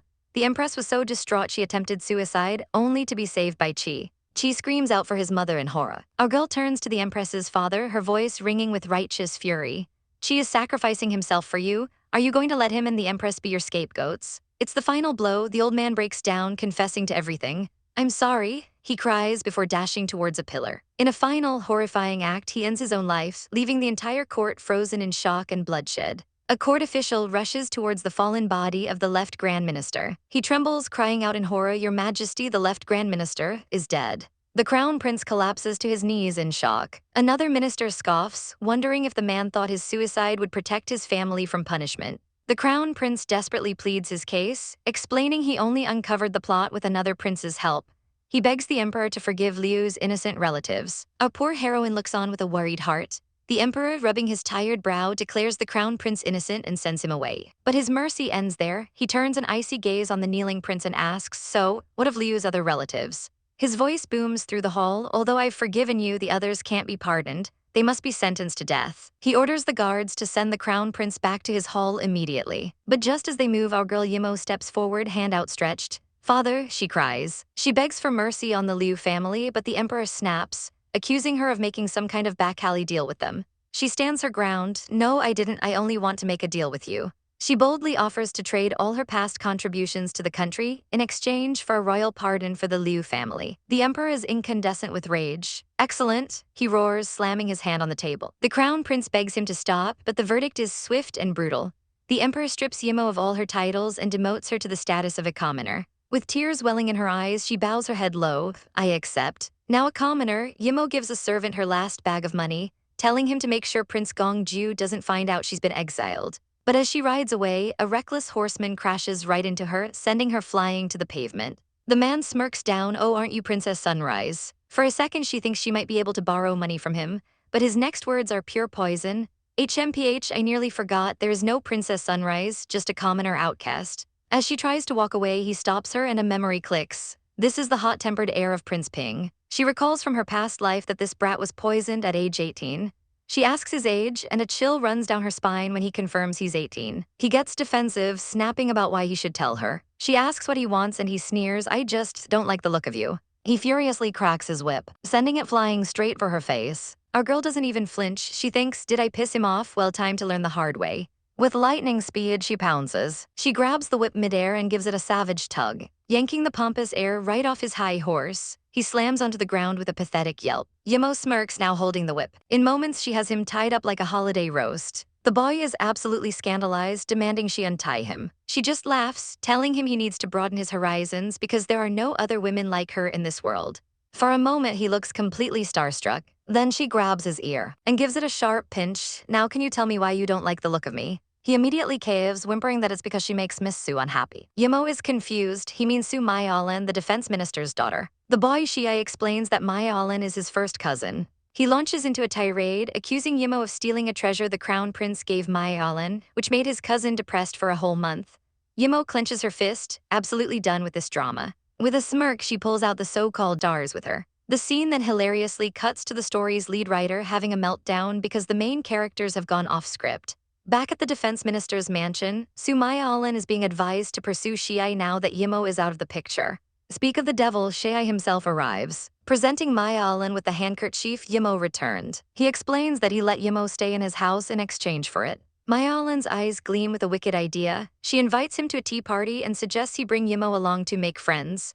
Behind her sweet smile, a trap is being set. Yimmo arrives at the mansion, grumbling about being dragged into this mess. She's immediately stopped by two snooty guards, who try to throw her out. Suddenly, Maya Alin's voice cuts in, sweetly asking who dares to be rude to her guest. Yimmo just smirks. Maya Alin greets her with a fake apology, but Yimmo sees the sneer behind the smile. The two share an icy stare as they walk into the party. The other noble ladies in the courtyard immediately start whispering and laughing. As Yimmo approaches, they mock her, saying Princess Sunrise is no more just a commoner. Maya Alin leads Yimmo to a single, empty stone table. Yimmo scoffs, a tea party, where are the snacks and wine? This is the cue. Maya Alin bursts into tears, pretending to be a bad hostess. Another girl immediately jumps to her defense, shrieking at Yimmo for daring to bully Maya Alin. Yimmo calls them out on their pathetic show, and the girl demands Yimmo kneel on the ground to show her sincerity. Yimmo just laughs. She stands up, her voice dangerously calm. Do you all want me to prostrate myself? Are you sure? She asks with a sly grin, revealing a glimmering jade token. A woman in blue screams at someone off-screen, demanding they get on the ground. Meanwhile, another woman, the queen, smirks wickedly.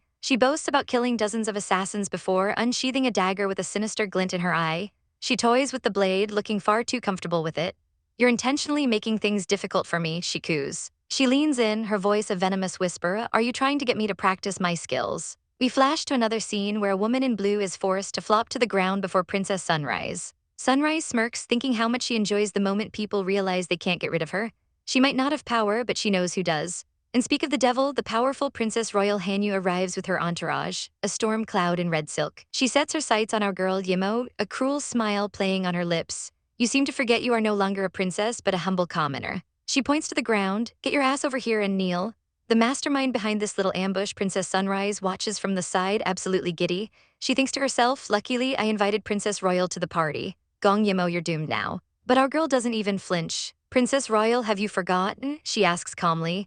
The emperor may have deposed me, but he said I never had to show deference to anyone.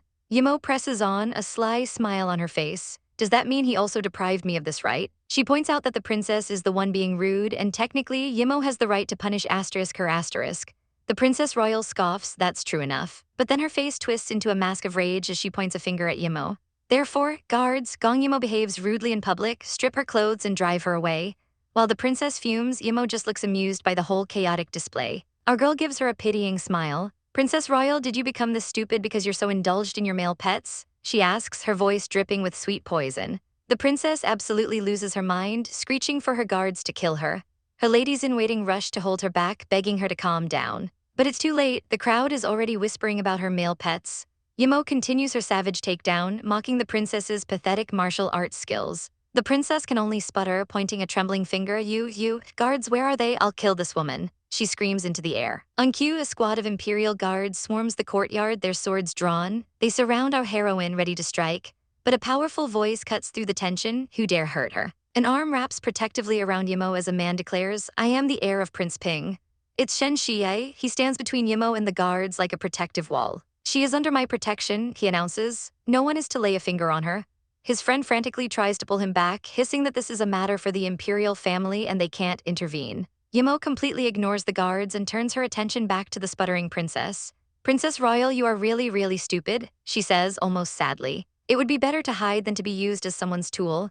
The princess snaps, her eyes wild. Shut up, don't you understand? She looks completely unhinged, ready to explode. But Yimmo is faster. In one fluid motion, she whips out a jade pendant and shoves it in the princess's face. The princess freezes, her eyes widening in pure shock. It's the imperial command token, a symbol of the emperor's direct authority. The entire courtyard gasps in unison. What the hell is it? The princess whispers in disbelief. In an instant, every single guard drops to their knees, shouting, Long live the emperor. They all prostrate themselves on the ground before the token. The Princess Royal collapses, utterly defeated and humiliated. She seethes, wondering why the emperor would give such power to an imbecile who keeps gigolos. Later, Yimmo confronts the snake who set her up, Princess Sunrise. So this is your tea party? Where are the flowers, the dishes? she asks with a saccharine smile. She then turns to her handsome protector, Shen Shiai, and suggests they enjoy some wine together. Shiai grins, good idea, let's enjoy the wine as much as we can. Meanwhile, in another part of the country, a guard kneels before Yimmo's brother, the crown prince. The guard begs for forgiveness, admitting he collaborated with Princess Sunrise to set Yimmo up. He presses his forehead to the floor, terrified of the prince's wrath. The crown prince's friend explodes, grabbing the guard by the collar. How can I stand by and let Yimmo suffer? He roars. The prince pushes him off, his voice dangerously calm. Tell everyone we're returning to the imperial city. He stands, his eyes burning with a cold fire. Now, at once. He grabs his cloak, ready to ride out that very second. But his attendant stops him, pleading with him to think. Your Highness, the princess is worried about you. She won't you disappoint her if you go back now? The prince freezes, his anger faltering. The attendant presses on, reminding him that Yimmo is strong and wants to see him succeed. But the prince's heart aches. What's the point of success without her? He snaps back. The attendant is taken aback by his raw emotion. He insists that Yimmo is not an ordinary girl and that going back now would only disappoint her. The prince's fist clenches at his side. Will she get disappointed in me? He wonders, torn. Finally, his resolve hardens. I'll never let her down, he vows. That night, a very drunk Yimmo is being supported by Shen Shiai. He teases her about her low tolerance. She drunkenly insists, I'm not drunk. She stumbles against him, her hand landing on his chest. Why do you stare at me? She mumbles. He smiles gently. You remind me of my mother. She used to act wildly when she was drunk too. Yimmo decides to cheer him up, pulling him close. I'll dance for you and you give me a smile, okay? She claps playfully, a beautiful, carefree smile lighting up her face. My father hasn't even seen my dance, you are so lucky. She begins to spin and twirl under the moonlight, a breathtaking sight among the blossoms. Shiai watches, completely mesmerized. But in her drunken state, she loses her footing and stumbles. Ah, she cries, falling backward. Shiai reacts instantly, catching her and pulling her into his arms. As he holds her, a memory surfaces of her whispering a promise to help him if he was ever in danger.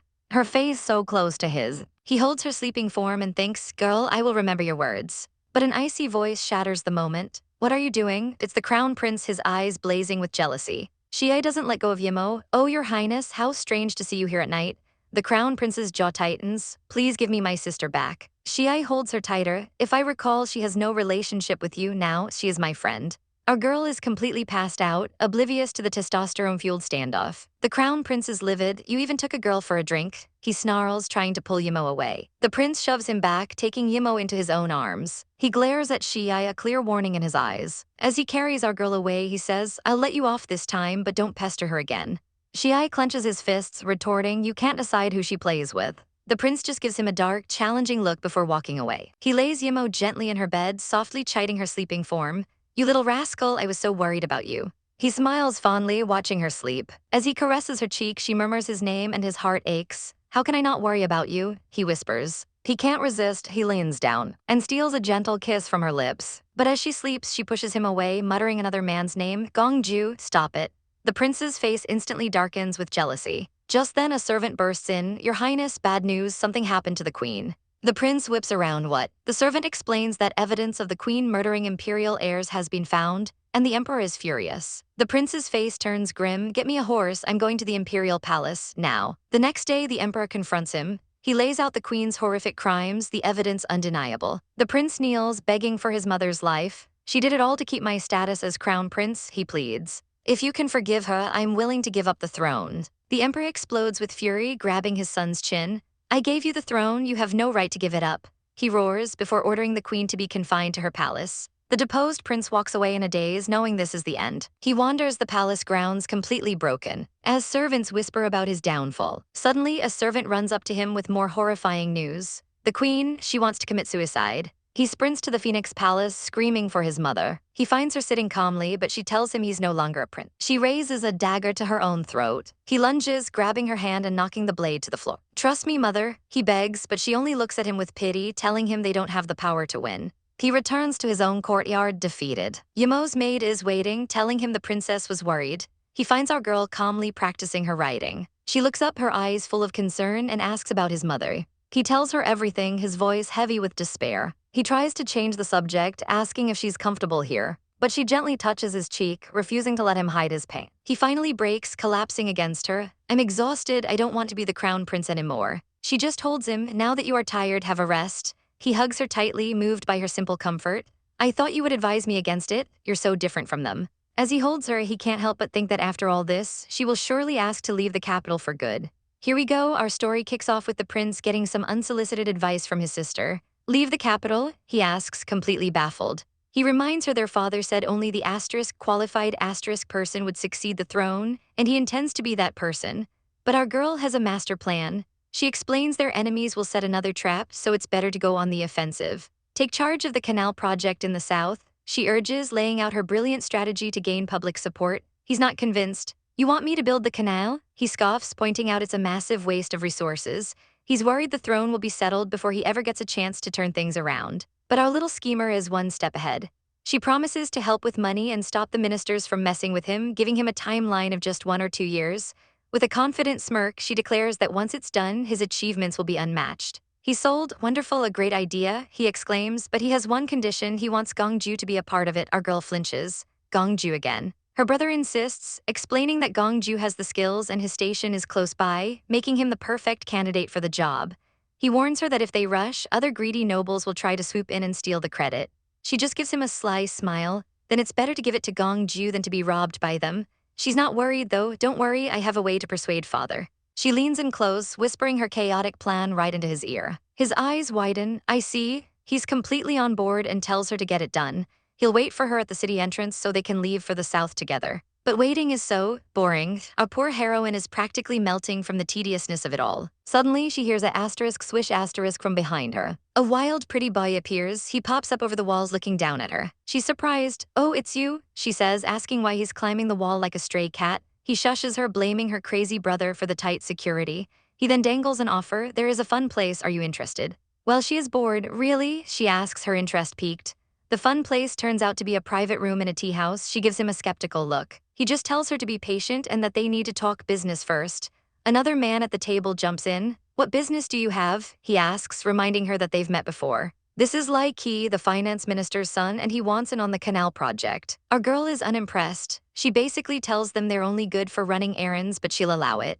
The rich boys are ecstatic, bowing and thanking her. But in the back, one of them whispers his doubts about a prince getting involved. Just then, an announcer's voice cuts through the chatter. She is coming. The curtains are dramatically pulled aside. And there she is, the top stunner Miss Jingyan, making her grand entrance. The crowd absolutely loses their minds, chanting her name. The madam of the house explains that the performer is very shy and wants to invite a young man to perform with her.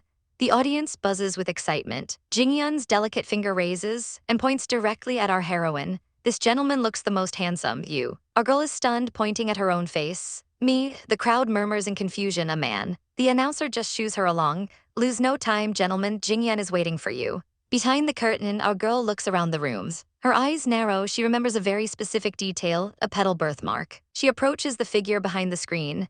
Miss Jingyan, I'm here because I'm troubled by the lack of sponsors for the canal. She gently takes the performer's hand. Thanks for your coming, she says sweetly as Jingyan smiles back. The performer replies, I am greatly honored. The two of them walk out onto the stage hand in hand. The audience swoons. How beautiful, she is truly the top stunner.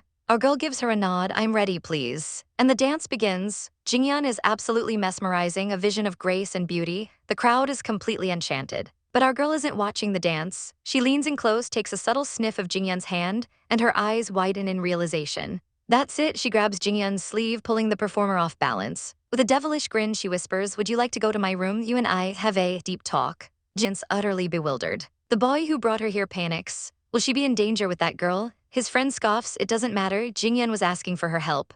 Up in Jingyan's private room, the performer coos, I thought you wouldn't come with me. Our girl plays along, how could I refuse a beauty's invitation? Jingyan gets bold, trapping her. You never do anything without gains. Our girl needs a huge amount of money. The performer then lays out a tempting business proposal, a profitable trade route. And our girl seems to fall right into the trap, swooning into the performer's arms. She smiles demurely. It's highly profitable, but what? Jingyan presses. Our girl sighs, saying guarding the passes is just too much trouble. Forget it. But Jingyan isn't giving up. Then I sponsor you to build the whole canal, is that okay? The performer pulls her onto their lap. Our girl's eyes turn icy. She knows building the canal costs a fortune. Are you sure you, a brothel girl, can afford it? She leans in, her voice dropping to a dangerous whisper. Or are you not a brothel girl at all? With a swift move, she yanks the hairpins and outer robe. Right, Jingyan, the prince of Yuheng Kingdom. The disguise falls away, revealing a flustered young man. He clutches his clothes, mortified. Our heroine bursts out laughing. Ha ha ha, I was right, why did you dress up as a girl? The prince sputters, stop, how did you find my identity? She smirks at him, how did I see through you? Her smile fades as a heartbreaking memory flashes through her mind. It was the petal birthmark. She remembers him dying in her arms in another life. Her inner monologue is full of pain. In my previous life, the one that I hurt most. The prince snaps her out of it. Why do you stop talking? He asks, confused. She shakes her head, her expression now cold and determined. Forget it, I've changed my mind, I don't want your profit. Because my aim is not just the small profit. Meanwhile, far away in the northwest, her brother Gongju is writing a letter. He tells his sister he's arrived safely. His attendant suggests it's time for him to clean up and rest. But a familiar, teasing voice stops him. Can't you recognize me after a short separation? He whips around, his eyes wide with shock. Sister. Here we go again. A young man sits alone, looking utterly heartbroken when a familiar figure approaches. You've got thinner, she says softly. He looks up, his eyes filled with a heart-wrenching mix of relief and sorrow. Sister, he whispers. He reaches for her, his voice trembling as he confesses, I miss you very much. She pulls him into a tight embrace, a tender moment of reunion. I miss you too, she murmurs, I'm here to visit you. But wait, something's not right. He suddenly shoves her away, his expression hardening with suspicion. Sister, what are you doing? He demands. The woman's gentle facade melts away, replaced by a sly, unsettling smirk. I've brought you something that you've yearned for, she purrs. But he's not falling for it, his eyes widen in realization. You're not her. Bam, with shocking strength, she shoves him onto the couch. This imposter is no damsel in distress. She looms over him, her voice dripping with poison. Your Highness, the princess doesn't do it with you, but I can. She sits back, smug as a cat, and gestures toward the incense burner. The dream perfume is rare, don't waste it. His blood runs cold, did you drug me? He snarls. She laughs, explaining the perfume makes him see the person he misses most. She leans in, her words a venomous whisper. You can get what you always longed for. Tonight I'll be your sister. That's the last straw, he snaps, grabbing the imposter by the throat. I only want one sister, he roars. She chokes, sputtering for him to let her go. But as he throttles her, her sleeve rides up, revealing a distinctive pink tattoo. His eyes lock onto it. The tattoo, you come from Laowai Kingdom. He hurls her to the ground and barks an order to his men. Lock her up, grill her. As the spy is dragged away, he seethes with rage. Damn, she dared to pretend to be my sister. He realizes his original plan is toast and he needs a new strategy. A savage grin spreads across his face as he looks over a map. Laowai ha, I will play with you. Meanwhile, back at the Crown Prince's mansion, our girl is given some news. A servant informs her that the Crown Prince has given her permission to leave the capital in 3 days. Her face falls. Why did he ask you to tell me? Where is he? The servant stammers, I don't know. Our girl turns away, a wave of disappointment washing over her. But just outside the door, the Crown Prince is hiding. He watches her, his heart aching. He thinks to himself, I feel ashamed of myself. I have disgraceful desires. He knows he's avoiding her because it's the only way he can resist those feelings. Inside, she dismisses the servant, wondering sadly, why does he avoid me? Later that night, a sudden thud outside her room shatters the silence. She rushes out to investigate, shouting who? And there, crumpled on the ground, is a blood-soaked figure. Shen Shiai, she gasps. She runs to his side, asking what happened. He grabs onto her, terrified. My stepmother wants to kill me, he pleads. I have no place to hide, don't hand me over. In the distance, they can hear the sounds of guards searching. He trembles, telling her his stepmother is ruthless and that he's no match for her forces. Just shelter me from them, he begs. Our girl pulls out a small bottle. This is medicine for curing wounds, take it. She remembers the brutal man he was in her past life, but now an idea sparks. It's time for you to pay the price now, she says, her voice cold. Do you want to survive and avenge your mother's death? Without another word, she helps him up, and then in a stunning power move scoops him into her arms. Where are you taking me? He asks, completely bewildered. Her destination? To the mansion of Prince Ping. It's time to make some trouble. Over at Prince Ping's mansion, the evil stepmother is not having a good night. *T, she screams, slapping a guard who failed to find her stepson. Why do you return when you can't even catch an injured man? She's in a full-blown rage, vowing to torture the boy the same way she killed his mother. Then what? Asks her attendant. Right on cue, our heroine makes her grand entrance, dropping from the sky like an avenging angel. The stepmother freezes in shock as guards scramble to protect her. They're quickly surrounded. Swords are drawn, the air thick with tension. You just wait here, our girl tells Shen Shiai calmly. I'll get justice for you. A guard scoffs, it isn't up to you. Oh, you sweet summer child, she just gives a wicked little smile. In a flash of movement, she's a blur, disarming the guards with brutal efficiency. With a series of sickening clicks, she breaks their wrists, leaving them whimpering on the ground. The remaining men back away, terrified. The stepmother panics, trying to pull rank. You're just a civilian, you should be punished by death. Our girl ignores her threats, simply asking, you haven't answered me. Then what? She repeats, her voice dangerously low. The noblewoman crumbles, begging for her life and blaming her husband for everything. Our girl turns to Shen Shiai. You're usually imperious, but now you even hide for a woman. His face twists with rage as he glares at the woman who murdered his gentle mother. He snatches a sword from a fallen guard. Kill her, he screams. Our girl effortlessly catches the blade he throws to her. His eyes snap open, filled with a chilling resolve. The stepmother makes one last pathetic plea. Boy, you can't, I'm your aunt. He stalks towards her, his voice pure ice. You exactly deserve a death, and with a single brutal slash, it's over. My mother is alone in hell, he says to her lifeless body. You go to accompany her, apologies to her. Stop staring, our girl says, snapping him out of it. What do you know you should do next? She hands him a jade token. Take it, it will save your life in a critical time. He's stunned by her kindness. You are so considerate to me, how can I repay you? She tells him she'll collect her debt later, and he promises to bring her a gift after securing his new position. He clenches the token, his future now in his hands. Half a month later, we find our heroine at the Yangtze River. Standing before a massive crowd, war drums begin to beat a thunderous rhythm. With a torch in hand, she makes a bold declaration. I'm going to flatten the island by magic. She lights a long fuse. And the world explodes in a deafening boom. The island is obliterated, sending rocks and water flying. The crowd screams in terror, thinking the river god is angry. In a matter of seconds, the entire island has vanished. The officials are speechless. Impossible, this is an auspice of God, that girl must be a goddess. But in the chaos, they realize, where is the goddess? The crown prince's face pales with horror. Yimmo is missing. Without a second thought, he plunges into the turbulent water, frantically searching and calling her name. Panic claws at him. Are you struck by the impact of the explosion or hurt by flying boulders? He falls to his knees in the water, screaming, no, no. His voice cracks with desperation. Gong Yi Mo, you can't die, no. Just as he's about to lose all hope, she appears, splashing out of the water beside him. Yimmo, he pulls her into a crushing hug, relief flooding through him. Thank God you are all right. He holds her, thinking she must have been terrified, but then he pulls back, his relief turning to anger. Are you mad? Why did you scare me? Why? She explains calmly, I just got caught in the weeds and almost suffocated in the water. He holds her again, his voice thick with emotion. I'm glad that you still care about me. I have thought you detested me as you ignored me over the past days. She looks him dead in the eye and confesses, I love you. You are the one who I'll never let go of or forget. Her eyes sparkle as she asks, will you turn me down again?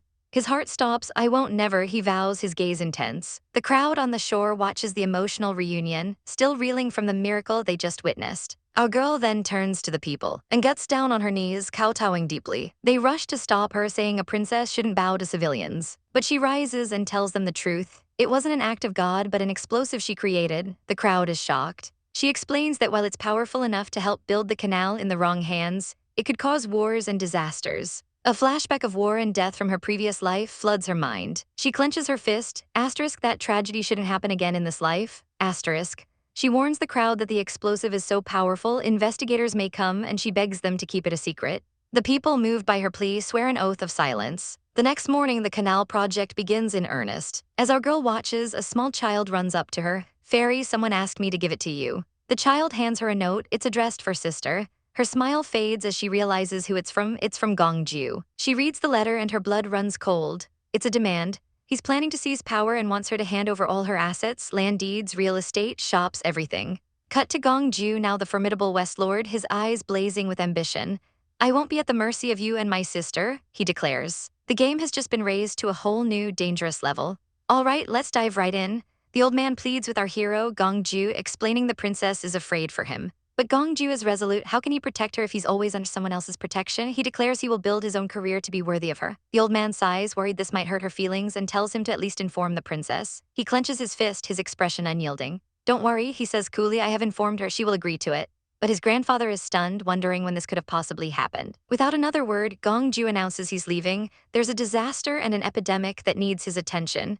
His grandfather can only sit and watch him go, telling him the people he saved will be glad to see him. And just like that, our hero arrives on the scene. The moment he appears, the crowd erupts. Prince Gongju came. They fall to their knees, crying out, long live Prince Gongju. But he is humbled, telling them to please stand up. He personally helps an old woman to her feet, who thanks him for his incredible kindness. A tiny, adorable child tugs on his armor, asking why a busy prince visits them every day. He just gives her a gentle pat on the head and a warm smile, telling her to go play. He then checks on another villager, asking if the old lady is feeling better. As he wrings out a cloth to help, his subordinate tries to stop him, insisting a noble shouldn't serve civilians. But Gongju brushes him off, only concerned if the woman took her medicine.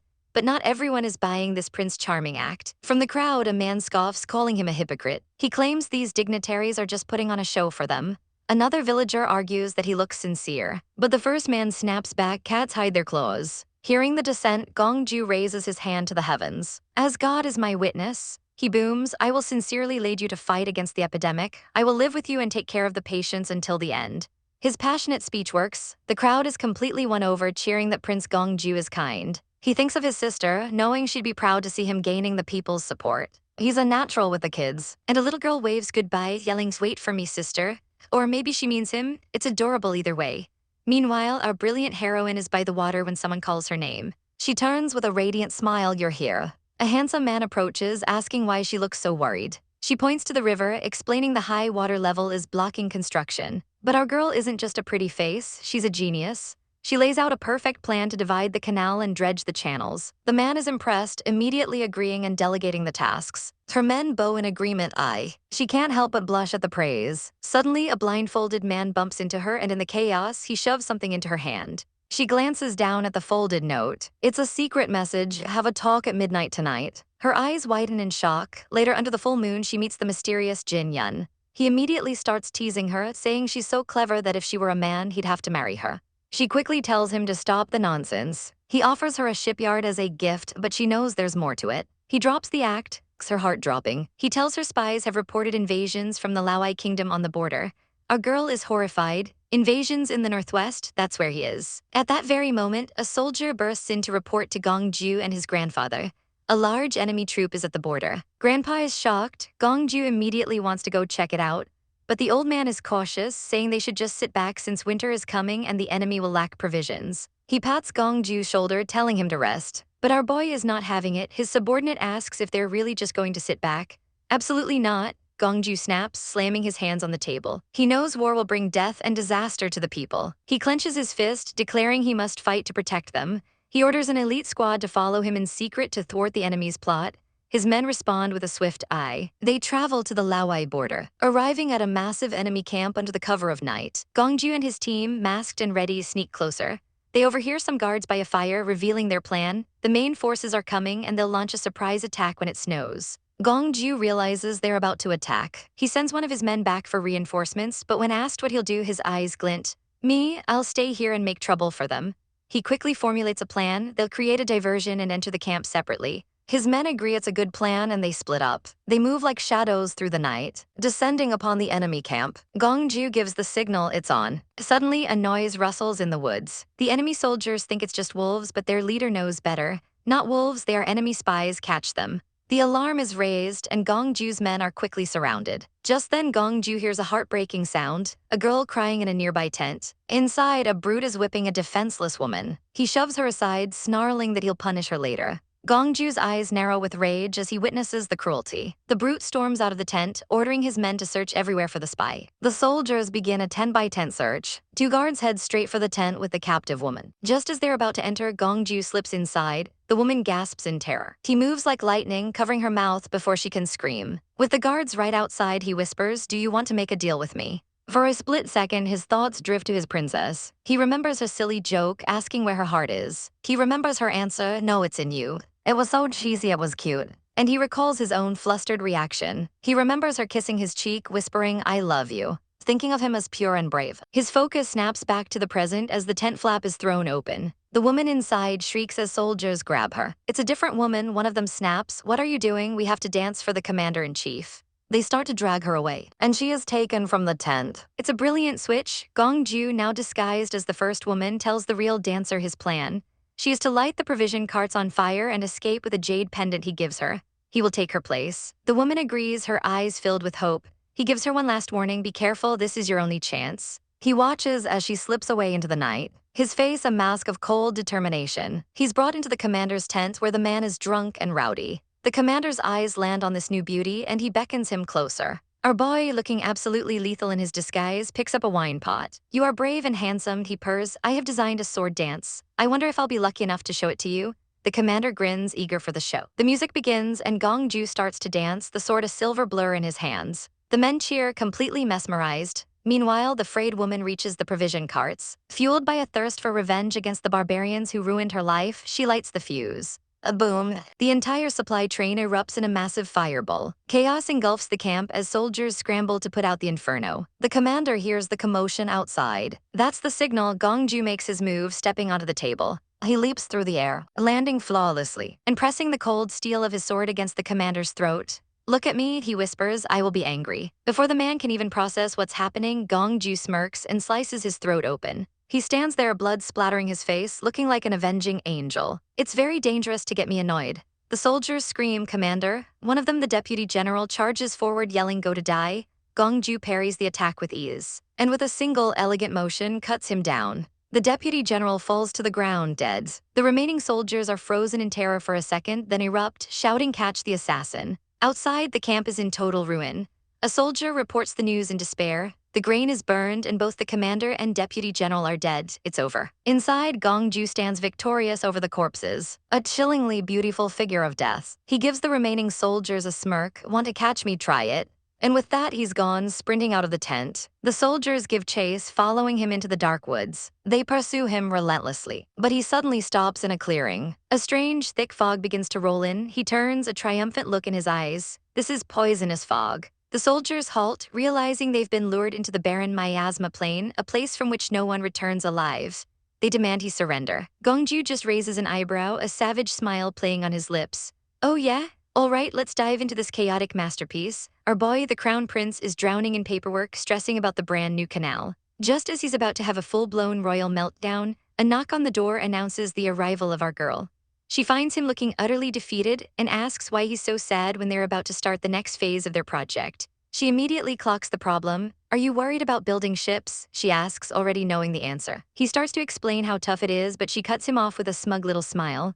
I expected that, she purrs, so I've prepared in advance. His jaw practically hits the floor. Come with me, she says, grabbing his hand and leading him out of the study. She takes him to a shipyard, which she casually mentions she bought in secret at the start of the project. With a glint in her eye, she asks him to guess how many ships she's built. He racks his brain, explaining how complicated it is to build even one ship, let alone 3. He hazards a guess, 2 ships. Our girl just smirks, correcting him. It's 20, she says, leaving him absolutely speechless. 20 medium-sized freighters. He's in total shock. How is that possible? He stammers, completely floored by her genius. But our queen isn't done blowing his mind, and that's not all, she says, pulling him along again. He can't even imagine what could be more surprising than a secret fleet of ships. She stops him by the docks and playfully covers his eyes. She has to stand on her tiptoes to reach, which is just adorable. Okay, she whispers, I'll let go, see. He opens his eyes and the world stops. Before him is a magnificent dragon ship, a floating palace of pure artistry. She beams, revealing her ultimate surprise. It's a birthday gift for their father. But while these two are having a heartwarming moment, things are turning sour at the palace. The emperor hears a report praising the crown prince's incredible work and his victory over an enemy's sneak attack. The emperor is pleased at first, but then he asks for other news. An official hesitantly reports that the people along the canal love the crown prince and princess for their devotion. Isn't that great? The emperor asks, but the official clarifies the real problem.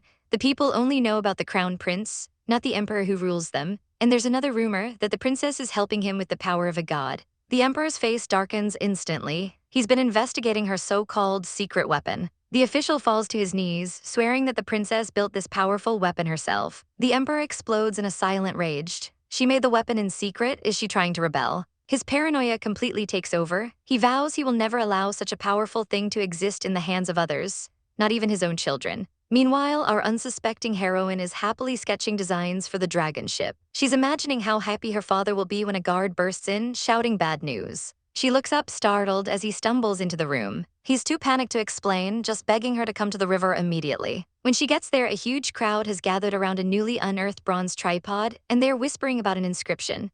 The words are pure treason, claiming the emperor has lost favor with the heavens and the crown prince should take the throne. The crowd parts as she arrives. She steps forward to the mysterious object. With a trembling hand, she pulls off the red cloth, revealing the ancient tripod.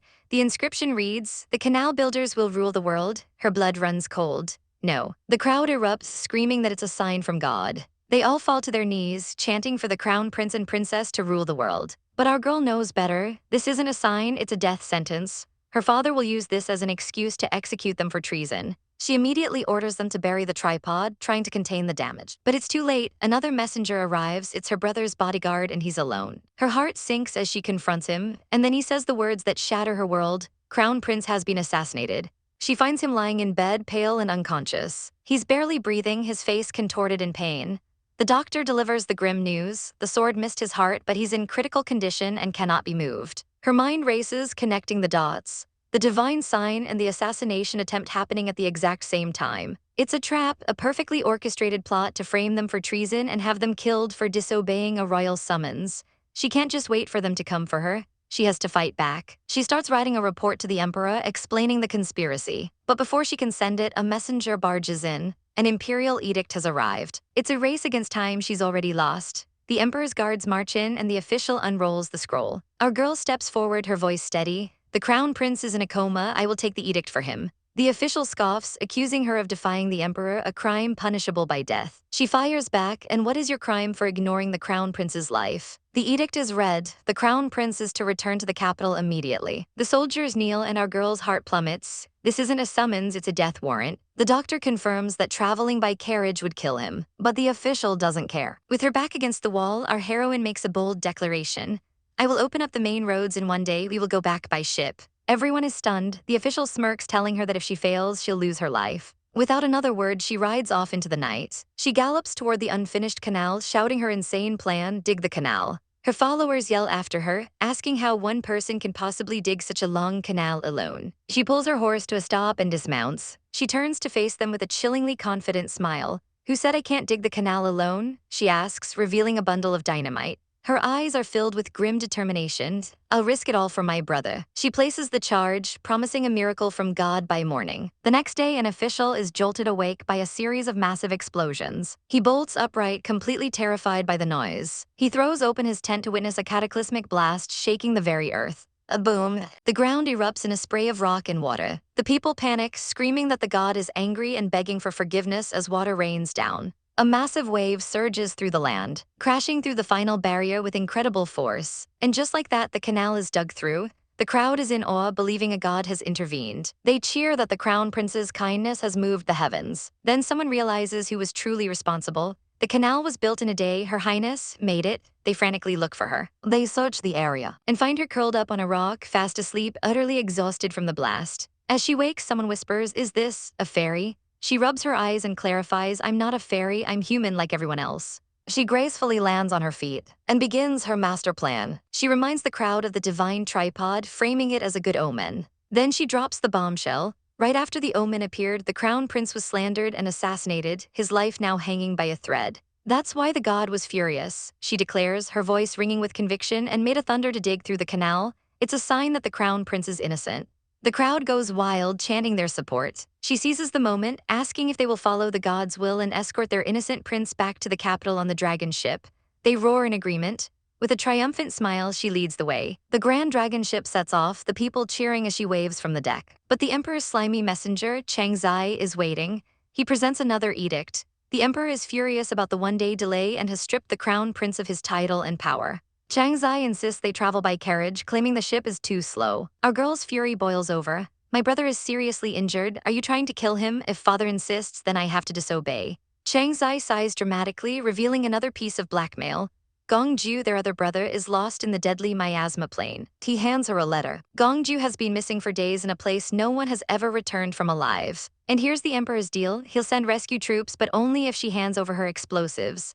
The devastating truth crashes down on her. It was all a trap to get her secret weapon. She had just made a birthday present for her father, and this is how he repays her. What if I don't? She asks, her voice dripping with ice. Chang Zai laughs, thinking he's won, but our girl is done playing games. That's ridiculous. She spits, the sheer rage and betrayal causing her to cough up blood. She wipes her mouth, a terrifying smile spreading across her face.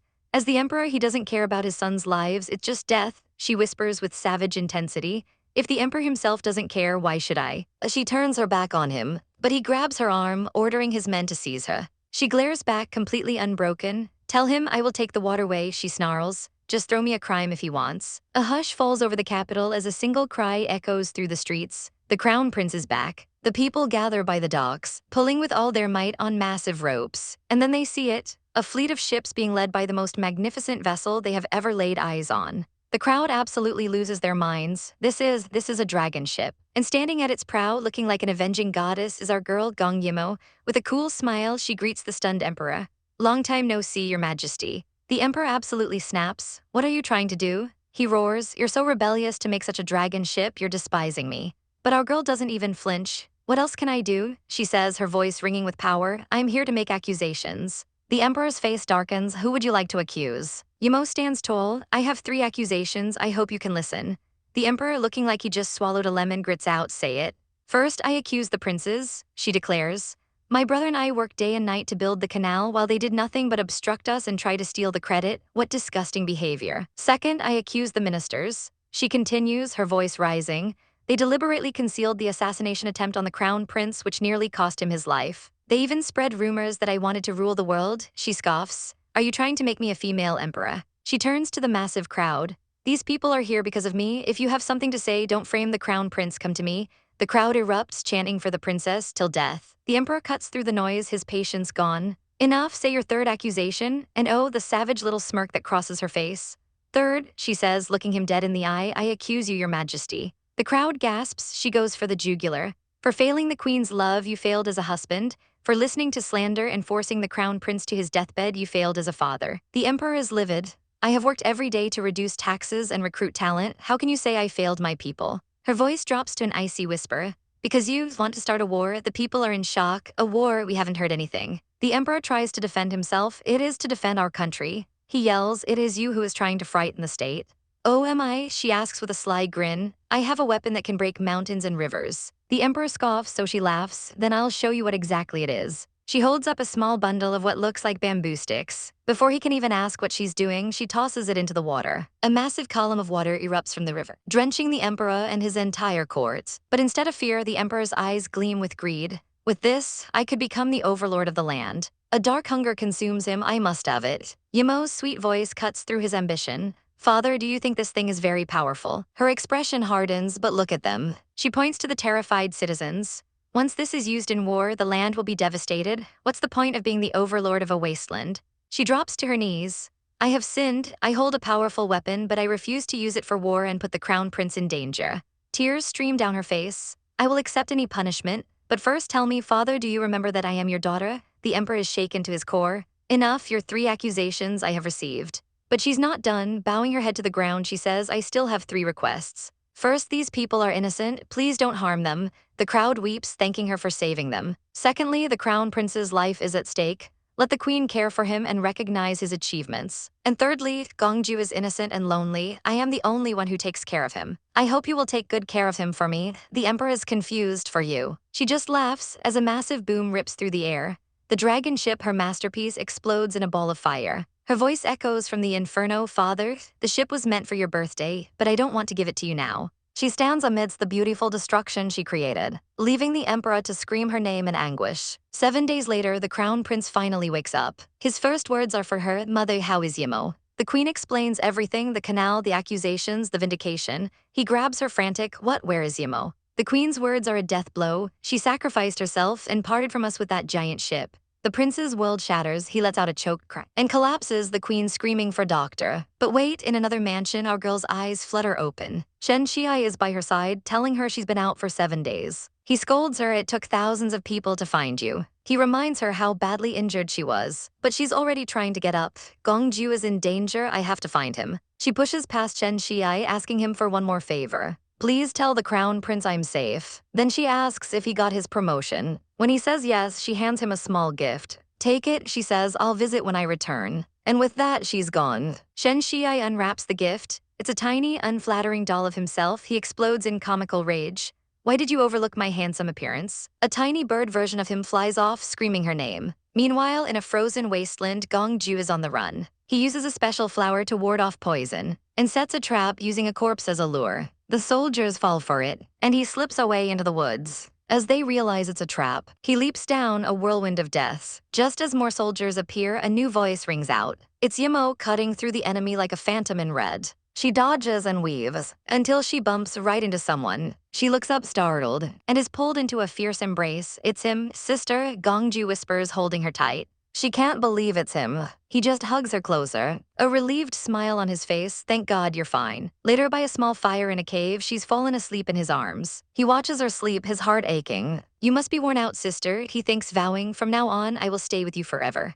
He carries her gently and lays her down, but she begins to shiver, murmuring that she's cold. Without a second thought, he pulls her into his arms, wrapping her in his warmth. How is it now, still cold? She unconsciously turns towards him, and he holds her even tighter. She wakes with a start, realizing how close they are. She can't help but think how handsome he's become. Little does she know he's been awake the whole time. He chuckles as she opens her eyes. He blushes, "You're looking straight at me, I can't sleep."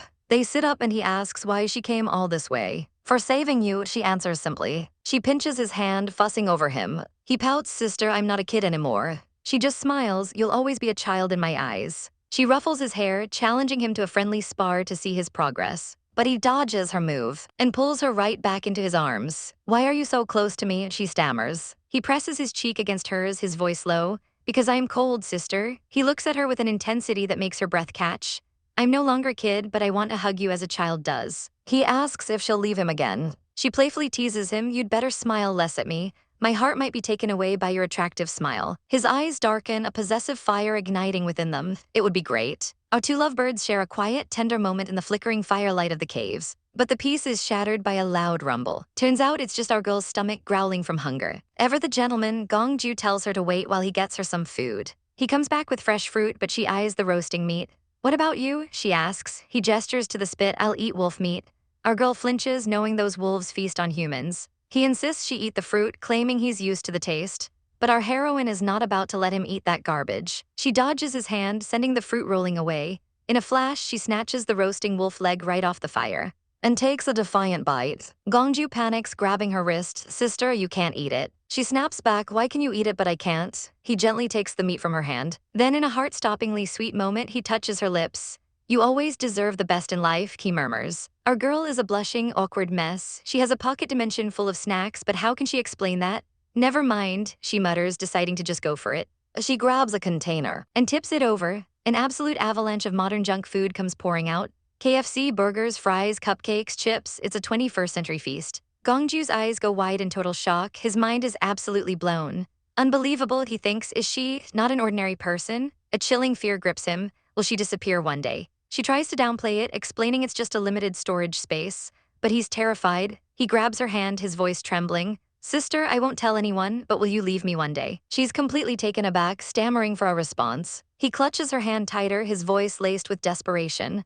"Whatever happens, you can't leave me, you can't." She gently pulls her hand free. "This is my home, why would I leave?" she says, rummaging through her snack pile. She pulls out a bottle of wine. "Let's share a drink, don't be so nervous, relax." But he's still consumed by his fear. "I'm worried you might leave and you feel nothing about it." She just pushes a cup towards him, "Take it." She assures him they'll rest now and take action at nightfall. 2 hours later, snow is falling softly outside the cave. Our girl is getting drowsy and she leans her head on his shoulder. "I'm sleepy, wake me up when night falls," she whispers. He holds her tenderly as she drifts off to sleep, lost in his thoughts. He pulls her closer, wrapping her in his cloak and his arms. He just watches her, his expression a mix of adoration and sorrow. She smiles softly in her sleep and a blush creeps across his face. He can't take it anymore, he holds his breath, leans in and steals a kiss. She frowns in her sleep, not quite waking.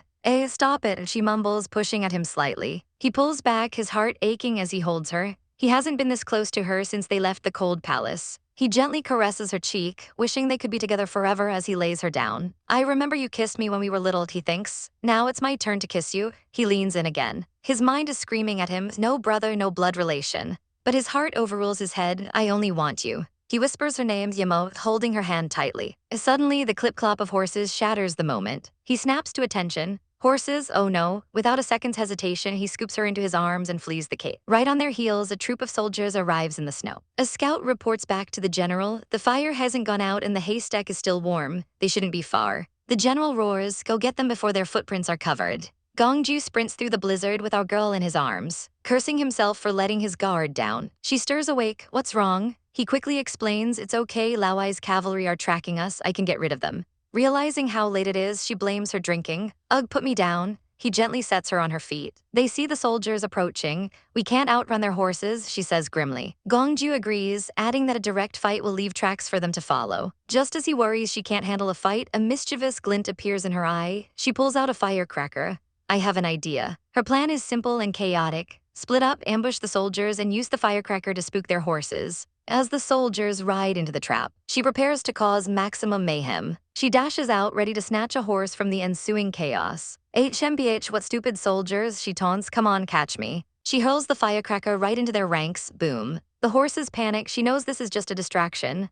Gongju, I count on you this time, she thinks. The soldiers are baffled by the evil weapon. The general orders his men to capture them and figure it out, but not before he notches an arrow himself. The arrow flies true, slicing through the air and snapping the ribbon in our girl's hair. Gongju sees the danger and dodges another attack, galloping towards her on a stolen horse. He races to her side, grabs her hand, and swings her up behind him in one smooth, heroic motion. I'm fine, she gasps, let's go. They speed off into the snow. The general scoffs, what a fool, do you think anyone can ride on Lauai's horse? As if on cue, the horse begins to buck wildly. Without flinching, Gongju draws a knife and brutally stabs the horse's flank to force it into submission. The horse lets out a pained neigh, but bolts forward with renewed speed. As they escape, the enraged general shouts, go, tell the border guards to besiege them. But just as the soldiers give chase, another army appears. The Emperor's elite troops are here. Relief washes over their faces. The enemy soldiers try to stop them, but the prince's men charge forward to protect him. Our girl takes the reins and they gallop through the ensuing battle.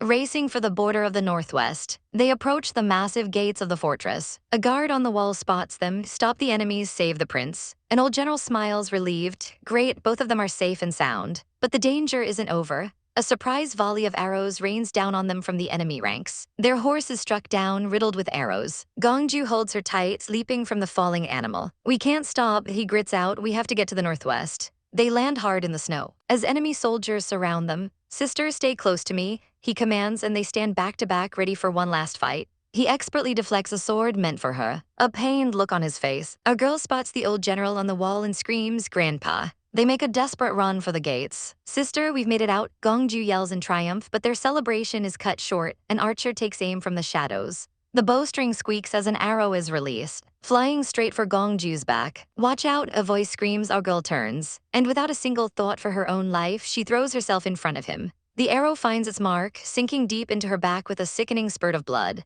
Gongju freezes, her blood splattering his face in a horrific spray. She collapses, her life fading before his eyes. Sister, he screams, his world crashing down around him. A frantic cry echoes through the snowy gates of the city. It's His Highness is back. A boot slams into a door, and another gate is kicked wide open with a resounding bang. Gongju bursts in, his face a mask of pure terror, carrying our unconscious heroine in his arms. Someone points him towards the clinic, and he takes off like a man possessed, his mind screaming one single thought.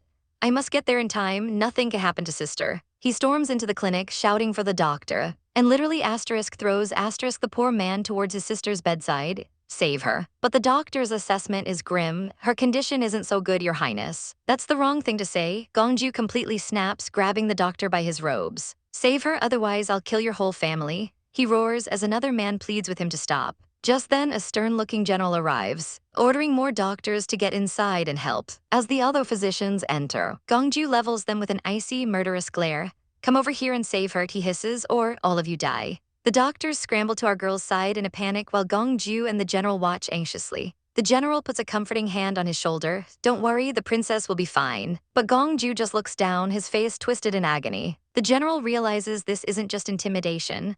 The boy is terrified. Gongju forces the words out, you're right, she'll be fine. He tries to believe it, but his face betrays his fear. The doctor gives the grim diagnosis. Her old injuries, massive blood loss, and poison from an arrow. The general tries to be reassuring, saying he's already posted a notice for famous doctors and sending the current ones away.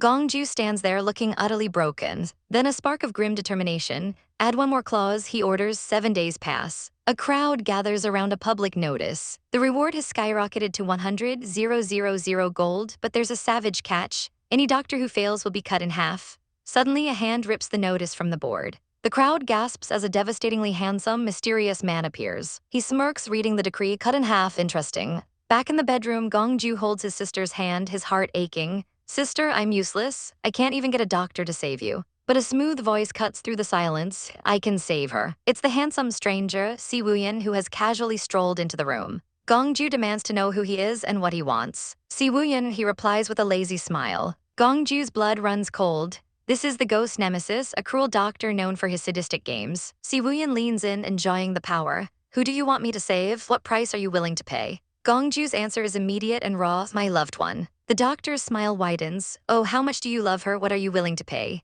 Gongju's eyes blaze with desperate resolve. Everything. Siwooyen's voice is a silken trap, even your life. Suddenly, our girl's eyes flutter open. Gongju's face transforms with pure joy. You're awake. He rushes to her, overwhelmed with relief. Thank God you woke up. But as he helps her up, she cries out in pain. He reaches for her hand, but she instinctively dodges his touch. He freezes, confused by her reaction. He tries again, and again she pulls away. Don't move, he says gently. I want to take a look at you. He rolls up his own sleeve, revealing an arm covered in fresh, bloody cuts. What's with these wounds? He asks, confused. Our girl smiles weakly. I'm fine, sister. I'll get the one who healed you. Her eyes land on the smirking doctor, Siwooyen. The snake himself explains that he told Gongju only a kin's blood could save her, so the devoted boy offered his own. Our girl is horrified. What? She's silently screaming. They aren't even related by blood. How dare you deceive him? Siwooyen calmly adds that she'll need more blood. He lays out the cruel choice. If she doesn't get more blood, she dies. But if Gongju gives any more he dies. Without a second of hesitation, Gongju says, I can continue. He looks at her with absolute devotion. As long as sister can be cured, I can do anything. That's it, she slams her hand down, guards. Get me my usual medicines. She orders them to use animal blood, but Siwooyen warns her that without Gongju's blood, the medicine will be fatal. Gongju grabs her arm, terrified for her. She looks him dead in the eye. Don't you trust me? The medicine arrives. She downs the too, and only he has the cure. The doctor panics, realizing she's dead serious. She's willing to die to take him with her. Our heroine has given up. I have nothing to care for in this world. It's all right to die now. Her grip loosens. He collapses to the floor, coughing for air. She stands over him, her voice cold. Ghost Nemesis never goes back on his word. Are you going to save me or not? Defeated, he agrees. Don't worry, I'll save you. She leans in close, her eyes filled with chilling promise. And then I'll make you die an even more painful death. The next afternoon, Gongju awakens to find her watching over him. He immediately frets about her health, but she insists she's better. She gently takes his arm to tend to his wounds. You've been taking care of me for days, she says softly. Take off your clothes, let me clean you. He blushes furiously. She's not taking no for an answer. Take off. He stiffens as she begins to treat his arm. Idiot, how could you believe his words? She scolds gently. What if I had woken up later? Were you going to let him drain all your blood? As she bandages his arm, his heart aches with unspoken feelings. He thinks to himself, if it's a poison, you're my only antidote, . She finishes with his arm. Now roll up your trousers. He immediately gets defensive, but she's suspicious. Are you hiding something from me? No, he says a little too quickly. She doesn't believe him for a second and pulls up his pant leg herself. She gasps, his leg is a mess of bloody bandages. This must be the surprise Siwooyen mentioned. Her voice trembles. What happened to you? Why? Is there a piece of flesh missing? He confesses. Siwooyen told him he needed her kin's flesh for the medicine, so he cut it off himself. She grabs him, shaking, you fool. Tears of rage and heartbreak stream down her face. What if he asked you to die? Would you have listened? He cups her tear-stained face, his gaze intense. Whatever he asks for saving you, I'll offer it, even my life. He whispers a twistedly sweet confession. Now his flesh and blood are literally a part of her. He tries to soothe her, offering a powder for her own scars. He gently pats her head. It doesn't hurt anymore, really. But she can't stop crying. How can it not hurt? She sobs. That was to cut off your flesh. He scoops her into his arms, holding her tight as she weeps. I'm willing to suffer for you. She clings to him, thinking how she worries over his smallest scratch, yet he did this for her. He holds her face in his hands. You are the one I care about the most. He tries to calm her down, stroking her hair. She buries her face in his chest, and he grits his teeth, his own emotions threatening to overwhelm him. In a fit of rage, our girl throws everything to the ground. She looks at the box in her hand, utterly defeated. Nothing is useful, she cries out. Suddenly a sound catches her attention, patter, . A horrifying realization dawns on her face. She knows she has to move, and she has to move now. She bursts into a room only to find the puppet emperor, Siwooyen, looking extremely annoyed. What are you doing here? He asks, his voice dripping with ice. He doesn't seem happy to see her. But our girl just flashes a saccharine, sweet smile. Since you're called Ghost Nemesis, she purrs, when will you completely remove the poison in my body? He sighs, sitting down with her. Don't worry, he says, pouring tea. You can't die with me here. She gives him a blank, unimpressed stare. She puts on the world's most adorable, cheesy thank you tilde face. But inside, they're both plotting. He thinks she's a cheeky woman trying to act cute after wanting him dead. She's thinking she'll save him if he gives her some medicine. He leans in close, whispering, aren't you afraid that I will offer you the poison? Oh, he has no idea who he's messing with. She leans in even closer, her breath on his cheek. If you dare to do that, I will chop off your fingers. He sputters, completely flustered. She then casually asks if the Empress Dowager has gifted him any good medicines. He plays dumb, but she's not having it. You don't know? Well, it's a nice day. Why don't we ride a horse to relax and have a good chat? Out in the snowy wilderness, the games begin. He asks how she discovered his identity. She fires back, asking how he knew hers and accuses him of harming her and Gongju. Nonsense, he snaps. She lays out his entire evil plan with terrifying accuracy. You couldn't kill Gongju, so you cut off his flesh to save him, then you plan to get close as his guard and finish the job. She's not done. You rescued me, but you kept the poison in my body to control me, she accuses. Your mother is the top master of poison. Don't tell me this is difficult for you to remove. He tries to deny it, but then a smug look crosses his face. What can you do even if you figured it out? I am the only one who can save you now. Do you dare to threaten me? Our girl just throws her head back and laughs, a truly chaotic, terrifying laugh. Haha, why not? She leans in, her eyes glinting. If I revealed your identity as the Emperor of Yuki and the crime of murdering Prince Gongju, can your life be saved? He's stunned into silence. He absolutely loses it. Gong Yi Mo, don't think I dare not kill you. But she's as cool as a cucumber, calling his bluff. Save it. If you could deal with your foster mother, you wouldn't be a puppet emperor. She has him right where she wants him. You have to make a deal with me if you want me to keep the secret. Her terms are simple, the antidote, and she's already imagined packing his bags for a one-way trip to Ambitionville. He just laughs, but then pulls out a small white bottle. You've certainly prepared well. If I hand over the medicine, do you dare to take it? Of course, she says, snatching it from his hand without a second thought. She downs the entire bottle in one go. He watches her, a strange look in his eyes. Do you trust me? He asks quietly. Suddenly, the world starts to tilt and blur. What did he say? She thinks, feeling incredibly dizzy. And then she spits blood. He looks down at her, not with triumph, but with a heart-wrenching sadness. Don't trust someone like me anymore. Before he can react, his horse goes wild, rearing up in terror. Our girl, even while poisoned, manages a savage little smirk.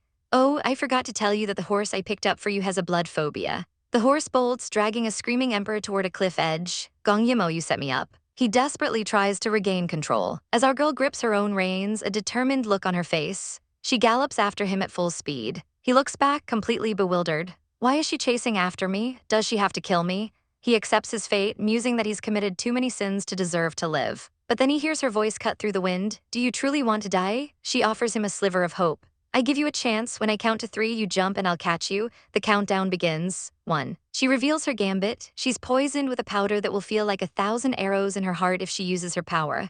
But she declares, I never let people down. The cliff is seconds away. She reaches out a hand, her face contorted in pain. 2. 3, jump, she screams at the top of her lungs. He leaps into the abyss. And she catches him. Got you, she grunts, pulling him onto her horse. The momentum sends them both tumbling into the soft snow. His horse runs off as he frantically checks on her. He thinks she's unhurt, but then she goes limp in his arms. Panic sets in. Oh no, Gong Yi Mo, he cradles her, trying to give her a pill. It's no poison, right? She whispers weakly. Well, I made it, he says, placing it in her mouth. She sits up, completely baffled. I was about to poison you. Why did you save me? He just looks away. Why not? She presses him, asking why he gave her the poison in the first place. His answer is heartbreaking. Because you shouldn't have lived in this world. Suddenly, he explodes with rage and jealousy. I'm jealous that Gongju has you by his side. I have no one. He doesn't deserve it. Our girl is just stunned. She deadpans. This is a personality disorder. Then, ever the pragmatist, she adds, well, I saved you. Shouldn't you compensate me? He sighs and hands over a small wooden box. This is flesh-regenerating ointment that my mother made. He gets up to leave and she asks where he's going. Do you think that scorpion poison is easy to get rid of? I need to go back and make it. She follows him, knowing this is her only chance to get the medicine she needs. At dusk, they finally arrive back at the mansion. Gongju is already there, his face a mask of worry. You are awake. He takes her hand, then sweeps her up into a princess carry. He gently sets her down on the steps. He wraps his own cloak around her shoulders. It's so cold, why weren't you wearing coats? She just gives a derpy little smile. I tumbled on the ground. They hold hands, looking absolutely adorable. Well, let's get inside, I'm so hungry. All right, let's go home, he says softly. But as they walk away, Gongju glances back at the emperor. His eyes narrow. He knows her dirty clothes have everything to do with that man. The emperor smirks back, taunting him silently. With your sister here, you can't do anything to me. Inside, Gongju asks her what she's up to. She just giggles mischievously. She whips out the ointment box. Wow, this is flesh-regenerating ointment. I made many efforts to get it. She insists on applying it for him. He protests, saying it's just a minor injury. But our girl goes into full gremlin mode, complete with little devil horns. Take off your trousers, I'll take good care of you. Gongju's face is a perfect picture of pure shock. She pushes him down to sit. Come on, sit still. I was joking, she giggles, seeing how flustered he is. I won't take off your trousers. She can't help but wonder why this grown man is so shy. He actually looks a little disappointed. She thinks, asterisk, is it an illusion, or is he actually sad about not taking his trousers off? Asterisk, she gently lifts his pant leg and begins applying the ointment, feeling a pang of guilt. She always applies ointment for him, but feels she can't even take care of a child properly. Remember that you lost this piece of flesh because of me, he says softly. He touches her head, his voice full of warmth. You don't need to remember it because I'm all yours. Swoon, later that night, a knock comes at her door. She opens it to find the Emperor. What are you doing up so late? He pushes past her, his intentions unclear. He holds up a jug of wine. Have a drink with me. Our girl is thrilled. A snowy night, a drink with a pretty man, what could go wrong? Then she realizes they're on the public execution platform. The vibe is officially ruined. She's immediately filled with dread. Why are we drinking here? I want to leave. He asks if she looks down on him for being a puppet. Not at all, she says earnestly. He begins to tell her his tragic story, how the Empress Dowager destroyed his meridians and made him her pet just for his looks. I am a laughingstock, he says, his voice filled with pain. But she sees a king. You're not, you're a good emperor, she insists. You wanted to kill us because you were afraid we would endanger your country. She tells him they have no desire for power, that she'd rather just travel and have kids. He chuckles, calling her a funny person. You must be lonely, she says gently, her eyes full of compassion. Why don't you try to trust someone wholeheartedly? It feels great. She looks him in the eye. Do you trust me? I do, he says, his face lighting up, but then his expression turns cold. Haven't I told you not to trust me before? The world crashes around her as the poison hits. The wine is poisonous, she gasps, collapsing. He stands over her, his face a mask of sorrow. First, I don't want friends. Second, I'm more afraid of you than Gongju. One day your ambitions will plunge the world into warfare. He kneels down, his eyes dark. To protect the people of Yuki from your threats, I have to kill you. She lies helpless on the cold stone floor. He leans over and forces a pill into her mouth. Maybe you can forgive and trust many people, he whispers, but some people aren't worthy of you doing so. Next time we meet, he promises, I will definitely kill you, and then he's gone. 2 hours later, she opens her eyes. She's alive. The poison is gone. Footsteps approach. A figure kneels before her, his face filled with relief and worry. It's Gongju. Here we go, folks. Buckle up for another chaotic chapter. Our boy Gongju holds our heroine close, asking why she came. He confirms the poison has been cleared. But she's baffled. Why would Si Wuyan poison him just to give him the antidote? The logic is not logging. She tells him she's mostly fine, just a little tired. He gently takes her hand. Let's go home, he says, before scooping her up into a swoon-worthy princess carry. He gently lays her down on the bed. But she's not ready for sleep just yet. She grabs his sleeve, her eyes wide with suspicion. How did you know I was at the execution platform today? Her mind is racing. Was he following her? He explains that someone told him she went out with asterisk that man asterisk, and he was worried sick. Of course, she realizes he must have spies everywhere. Feeling bold, she tests the waters. So, you didn't send someone to kill him, right? Can you let him go? He looks down at her, a strange glint in his eyes. You want me to let him go? And then he smiles. Oh no, not that smile. Our girl absolutely panics, because that's the same terrifying grin he wore in her past life right before he killed her. The memory is so vivid, it's like it just happened. She recalls that even though she raised him, it was still Gongju's blade that ended her life. But she can't help but think he's pitiful and maybe useful. She clutches her chest, trying to breathe through the traumatic flashback. But Gongju closes in, his voice dangerously low. Helpful, he harmed you. Are you afraid of me? She stammers that she isn't, and he leans in closer, whispering, why are you afraid of me? I'm very obedient to you. She tries to use his words against him. If you're so obedient, then call off your men and let him go. Big mistake. He snaps, pinning her down. What is he to you that you keep begging for him? Gongju, let go of me, she screams. But he's lost in his own jealousy. His inner monologue is going wild. She called my name, not brother. Is it because of Si Wuyan?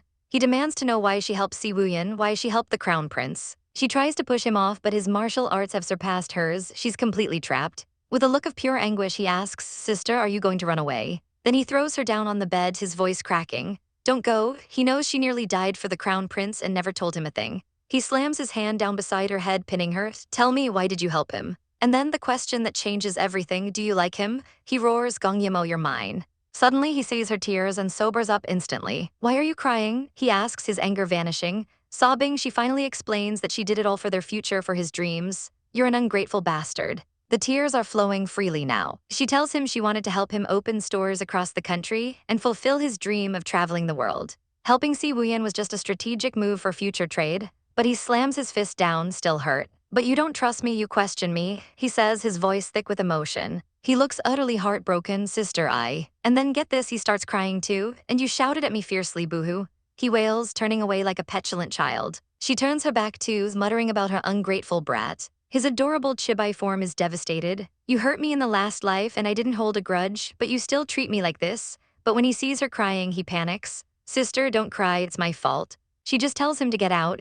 With a clenched fist and a dark look, he stands and calls for the guards. Call the troops back quickly, he commands. He stands by her bed, watching her tremble with sobs. His heart breaks. He's the one who should be upset, but seeing her cry makes him feel like the villain. Sister, it's my fault, he whispers. Don't leave me alone. A tiny, tearful chibai version of him peeks over the covers. Will you shout at me again? She turns to him, her face a mess of tears. No, I swear, he promises desperately. You're my darling. He pulls her into a tight hug. Sister, I couldn't love you more. She looks into his eyes. Then you have to trust me. No matter what I do, you must support me. He's all smiles now, promising to be there for her, begging her not to be angry. She warns him not to pull a stunt like this again or she'll really leave. He swears he won't, a mischievous glint in his eyes, and are those cat ears? He suddenly leaps over her and lies down beside her with a grin. Sister, you should smile more. You look beautiful when you smile. He snuggles in close, and then's the ultimate weapon, a tickle attack. The room, once filled with tears and yelling, is now ringing with laughter. Outside, concubine Zhengxi hears the noise and looks utterly baffled, then deeply worried. Later, Gongju steps outside, sighing. He admits to himself that he just can't control his jealousy. He turns and finds his grandmother watching him. She asks him for a walk, but he informs her they'll be leaving soon. She suggests leaving the princess behind, but he shuts that down immediately. No, where I am, she is. Grandma then pivots to matchmaking. But he's not interested. She insists it's for his own good. But he cuts her off with an icy stare, reminding her of his dark past in the cold palace, a time that changed him forever. He dismisses her coldly. She protests, but she's your sister. His response is chilling. She is my sister, so what? The next day, they say their goodbyes. In the carriage, our girl has a bad feeling about returning to the capital. Gongju promises to protect her no matter what. 2 days later, she suddenly shouts for the carriage to stop. I want to go to Heju. They arrive at a beautiful, bustling night market. She excitedly pulls him along, then tells him to wait by the river. He's a little confused but agrees. He wonders why she sent him away, until she returns with a stick of sugar-coated haws. Happy birthday, he's stunned, she remembered. She tells him to make a wish to the river god. As he closes his eyes on the bridge, he thinks about how his only wish every single year has been to grow old with her. Overwhelmed with emotion, he pulls her into a tender kiss. She then presents her gift, a beautiful compass. He's deeply moved. Even if you gave me a leaf, I'd treasure it, he says. She teases him, offering a bite of the sweet treat. He admits he hates sweets, but since it's from her, he'll eat it. He takes a bite, his eyes lighting up, delicious. And for a moment, everything is perfect. 10 days later, our crew finally rolls into the capital. Gongju gently helps our girl Yimmo out of the carriage, his expression so soft and caring. He turns to his subordinate with an icy threat, make sure she's safe and sound. If something happens to her, you'll die. But Yimmo just tells him to get his work done, assuring him she can keep herself safe. She reaches out, her touch gentle on his cheek, a silent promise that she'll be okay. He finally agrees, promising to meet her as soon as he can. Just then, a messenger arrives with an imperial edict. His Majesty wants to see the 9th Prince, Gongju, immediately. Inside the palace, the emperor praises Gongju for his military victory. But then his tone shifts. You must have heard about what happened to Yimmo. Gongju's expression is firm. I believe that my sister wouldn't die just like that. The emperor looks down, a rare moment of vulnerability. It's my fault, he admits, but Gongju quickly reassures him. I know my sister, Gongju says. If she were here, she would understand you, so would I. The emperor smiles, pleased by his son's maturity. He calls him a good child and promises to reward him for his great merit. He pats Gongju's shoulder, telling him to rest before the award ceremony tomorrow. As Gongju leaves, he thinks about all the work he has to do, knowing he'll be stuck in the palace tonight. A deep sigh escapes him. All he wants is to see his sister right now. Suddenly, a familiar voice cuts through his thoughts. It's the crown prince, Gongqi, asking how he's been. Gongju gives a polite greeting and tries to excuse himself, but Gongqi insists they walk together to visit their grandmother. As they walk, a young eunuch scurries past and bumps right into the crown prince. The poor kid hits the deck, his face a mask of pure terror. He trembles, begging for his highness to spare him. Gongqi's response is cold and dismissive. It's all right, you can leave. The eunuch scrambles away as fast as his legs can carry him. Gongju notes silently how much the once nice crown prince has changed. Gongqi breaks the silence, commenting on Gongju's impressive achievements. But Gongju only has one person on his mind. So what? I want to be the most admirable man for Yimmo. This gets Gongqi's attention. He immediately asks, is Yimmo all right? Gongju's eyes narrow. Is it anything to do with you? He asks with an icy tone. But Gongqi presses, demanding to know where she is. Gongju snaps, grabbing him by the collar. Do you think you have the right to see her? He reminds Gongqi of everything she suffered, how she was even forced to commit suicide by the emperor. But what have you done? He spits, how shameful for you to even ask to see her. He twists the knife, pointing out that Gongqi couldn't protect her. Because of this, she was forced to fake her own death to escape. He shoves him back, warning him that if he tries to meet her, he'll only put her in more danger. It's enough for me to have my sister, Gongju declares, walking away. Your Highness, please behave yourself. Gongqi is left seething, the words hitting him like a physical blow. A little later, Gongqi arrives at the Empress's chamber. He greets his mother, who welcomes her boy warmly. She immediately notices his anxious expression and asks what's wrong. As they walk inside, she brings up the topic of marriage. She says it's time for him to settle down, mentioning a list of suitable girls from aristocratic families. Gongqi is clearly not interested, his face darkening at the very thought. His mother presses on, reminding him he's almost 18 and that his brothers were married with children by 16. He tries to brush it off, saying they can talk about it after he finishes his work on the canal. But she snaps back, saying that could take 2 years. She softens slightly, saying she knows he's mourning Yimmo's death, but they can't bring her back to life. She cups his face, her voice firm. Sooner or later, you will have to get married and have children. That's when he drops the bombshell. Mother Yimmo isn't dead, she's in the capital right now. The Empress is stunned, realizing this is why he's refusing to marry. Chi, she says carefully, I know that you feel very grateful, but people can't confuse gratitude with romantic feelings. But Gong Chi isn't having it. He recounts every single time Yimmo saved them, from embezzlement cases to reclaiming his position as crown prince. He even reveals she took out the thing everyone was seeking to clear his name and save his life. I tried to resist my feelings for her, but I failed. He confesses desperately. If this isn't love, then what is? His mother's face hardens. If you want her, you have nothing to say. If you want to be the emperor, you can have everything you want. She lays out the cold, hard truth. To become emperor, he must marry a noble woman to gain power. Gong Chi loses it. I don't want to marry anyone else, I want Gong Yi Mo. His mother plays her trump card. She points out that Gongju is gaining power and adores his sister. How long does he think Yimmo will wait for him? Gong Chi falls silent. Just then, an attendant whispers some urgent news into her ear. The Empress's eyes widen in shock. What, Gongju has a title in advance? She tells Gong Chi he has a choice, marry for power or watch Yimmo marry someone else. Defeated, Gong Chi relents, telling his mother she's in charge of the concubine selection. Meanwhile, at a brand new mansion, an imperial edict arrives, granting Gongju the title of Prince Kai and a fiefdom for his contributions. He's also gifted the mansion and 50,000 imperial guards. A huge smile breaks across his face. I have a home for myself and sister, and our girl absolutely loves it. Wow, here, I want to live here, she exclaims, already settling in. They even find a hot spring. That's great, Yimmo cheers. She immediately gets playful, splashing water at protesting Gongju. He shields his face, but he's smiling. He tells her she must use the hot spring whenever she's tired. Our cheeky heroine immediately replies, that's okay, you can come tonight. Later that day, we find our girl lounging in her chamber. She's fast asleep on a bench when her attendant gently tries to wake her. Leave me alone, she mumbles, perfectly content to sleep on the chair. The attendant then asks if she'd like a meal. She muses on how different her highness is now, so much more relaxed. Yimmo sits up, suddenly energized. Bring me some wine, I'm going to soak in the hot spring. She dips her foot in before sinking into the warm, steaming water. With a tray of wine floating beside her, she reflects on her chaotic life. She wonders what the point of all the scheming is. Taking a big gulp of wine, she decides it's better to just follow her heart. This is life. Just then her attendant Zin rushes in with some gossip. Gongju has become a prince. Yimmo's interest is piqued. She decides she wants to attend the celebration banquet. Zin points out there will be a lot of girls at the banquet since it's time for Gongju to get married. A voice from behind her asks, do you want me to get married? It's Gongju, and he looks absolutely thunderstruck by the idea. The poor boy looks completely heartbroken. Will you leave me alone? He asks, his voice trembling. Yimmo quickly changes the subject, asking why he came back so early from his banquets. He doesn't answer, instead stepping into the hot spring with her. He leans in close to her, his expression unreadable, and rests his head on the edge of the spring. Because, he murmurs, those people are so boring. Yimmo can't help but blush at his proximity.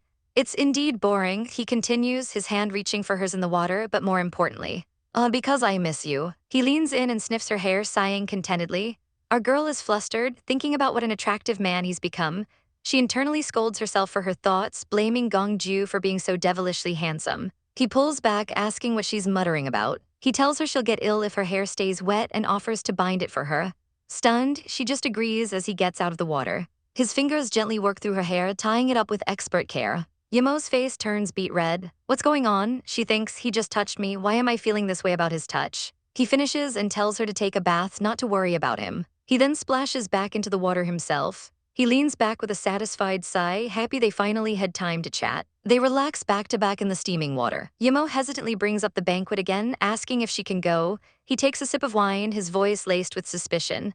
Are you going there to help me find a concubine? The thought clearly irritates him. Suddenly he turns, his hands planting on the rocks beside her, trapping her. He leans in close, his eyes intense. Shouldn't you ask? Our boy Gongju isn't playing around. He asks our flustered heroine what her requirements are for a man, saying she deserves the best. Before she can even answer, he spins her around in the hot spring. He leans in close, a dangerous smirk on his face as he whispers, "Sister." His request, "I want the best girl in the world." He turns her fully to face him, the tension so thick you could cut it with a knife. They're inches apart and she can smell the sweet scent of wine on his breath. Our poor girl flinches, scrambling backward in the water, her heart hammering in her chest. He just leans back, looking entirely too pleased with himself. "Your request is a bit too inclusive," he teases. "As long as she's better than you." Ouch, savage, she is absolutely stunned by his chaotic energy. Her face turning 50 shades of red. Suddenly she feels breathless and he notices immediately. "Sister, what's wrong? Are you thirsty?" She meekly admits she is. Her mind is racing, panicking at the sudden closeness, while he calmly pours a cup of wine. He approaches her, offering the cup. "Warm wine, it's perfect." She takes the cup from his hand and thoughtfully takes a drink. Just as the mood settles, he turns away from her. She seizes the moment to change the subject. "You didn't tell me if you were going to bring me or not."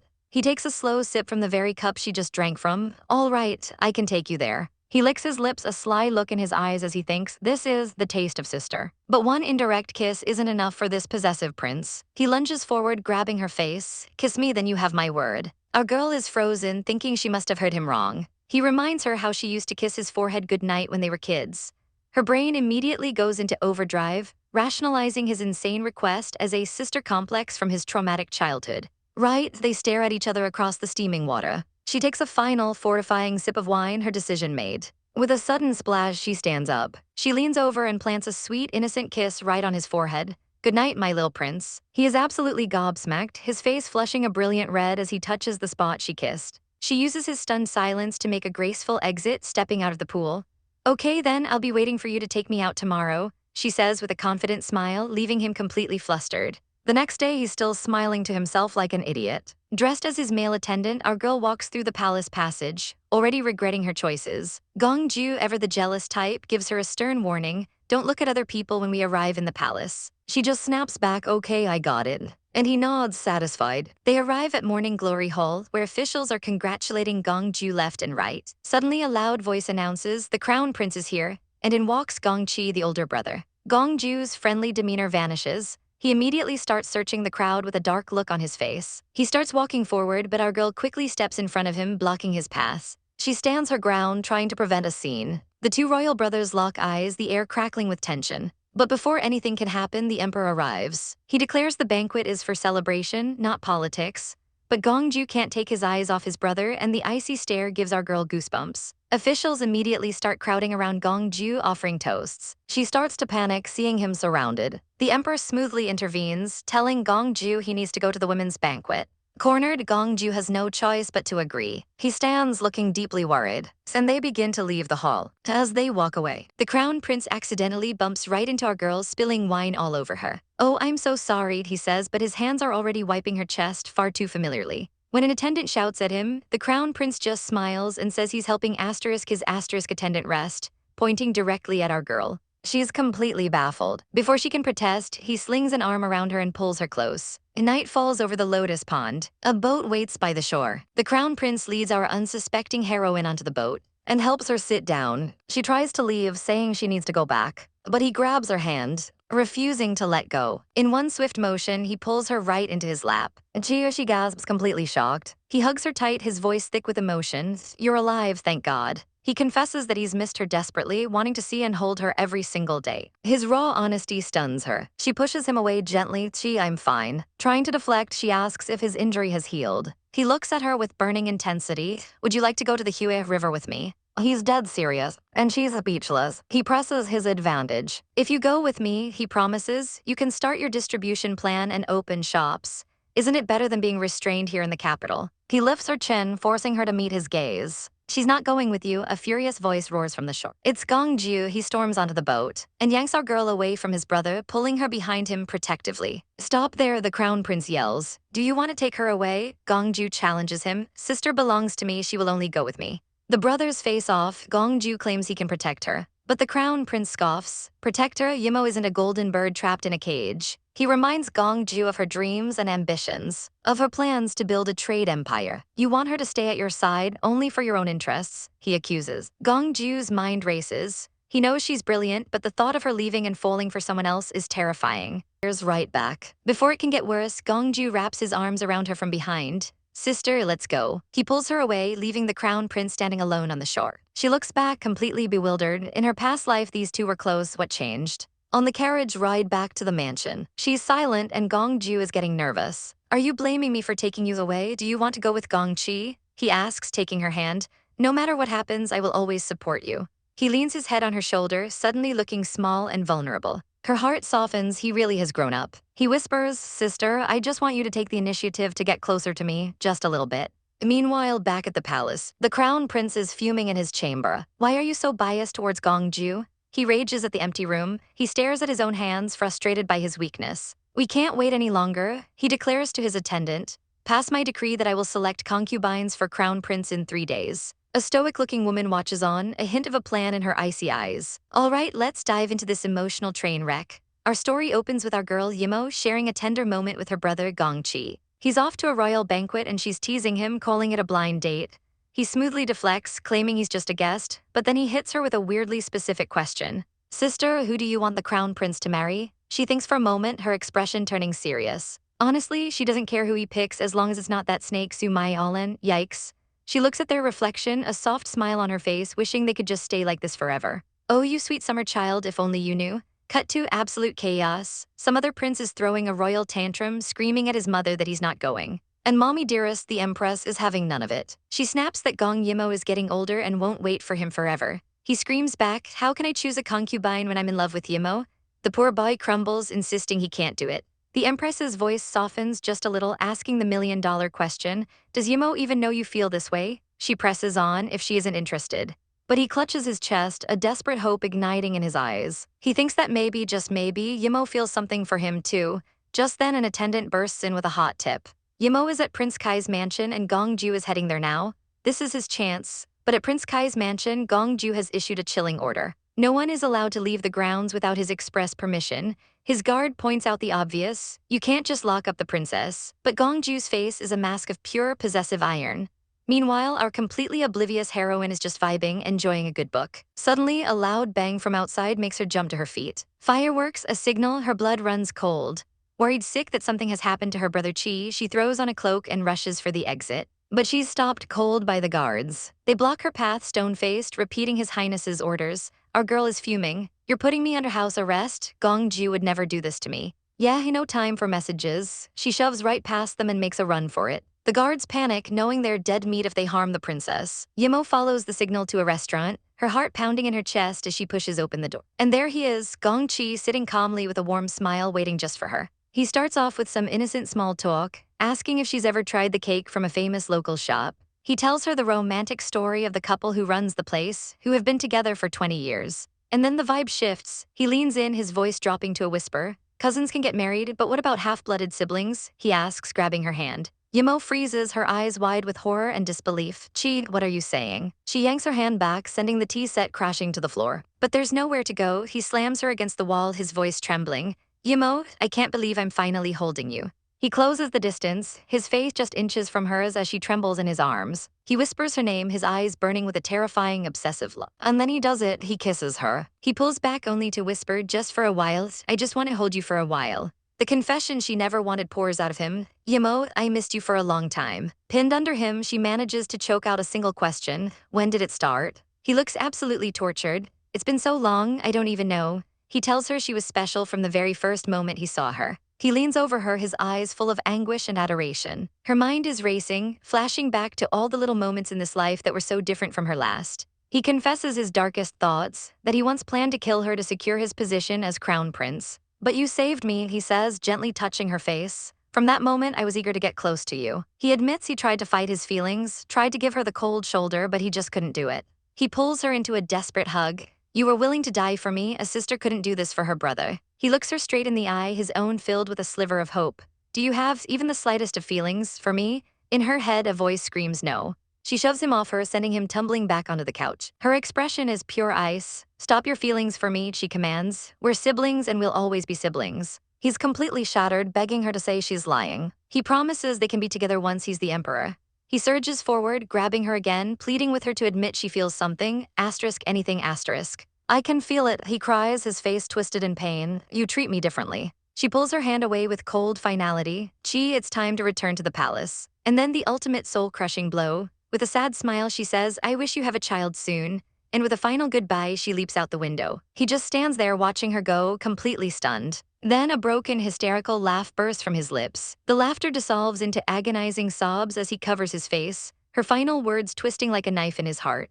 Have a child soon. Back at the banquet, Gongju gets the report. The crown prince sent a signal and the princess forced her way out. His composure cracks. With a loud BAM, he slams his teacup down on the table. He stands and storms from the room, radiating pure fury. He kicks a door open, not even slowing down. He staggers into the Empress's chamber, his face a mask of cold, terrifying rage. The Empress calls his name and he turns, his demeanor suddenly changing. He's holding a wine jug, playing the part of a heartbroken drunkard. Mother, he slurs, are you trying to pick a wife for me? The court ladies swoon, thinking he looks so mature and manly. They're all aflutter, ready to compete for his hand. The Empress, unimpressed, tells him to sit down. He obeys her command. Just then Gongju arrives and his eyes immediately lock on his brother. He knows something is terribly wrong. He thinks to himself, I want to go back immediately. But Chi is putting on a show, drunkenly shrugging off a servant. He shoves the poor guy away. He stumbles right up to Gongju, his voice loud and mocking. You know what, I failed, he declares. She refuses me, can you win her heart, ha ha ha.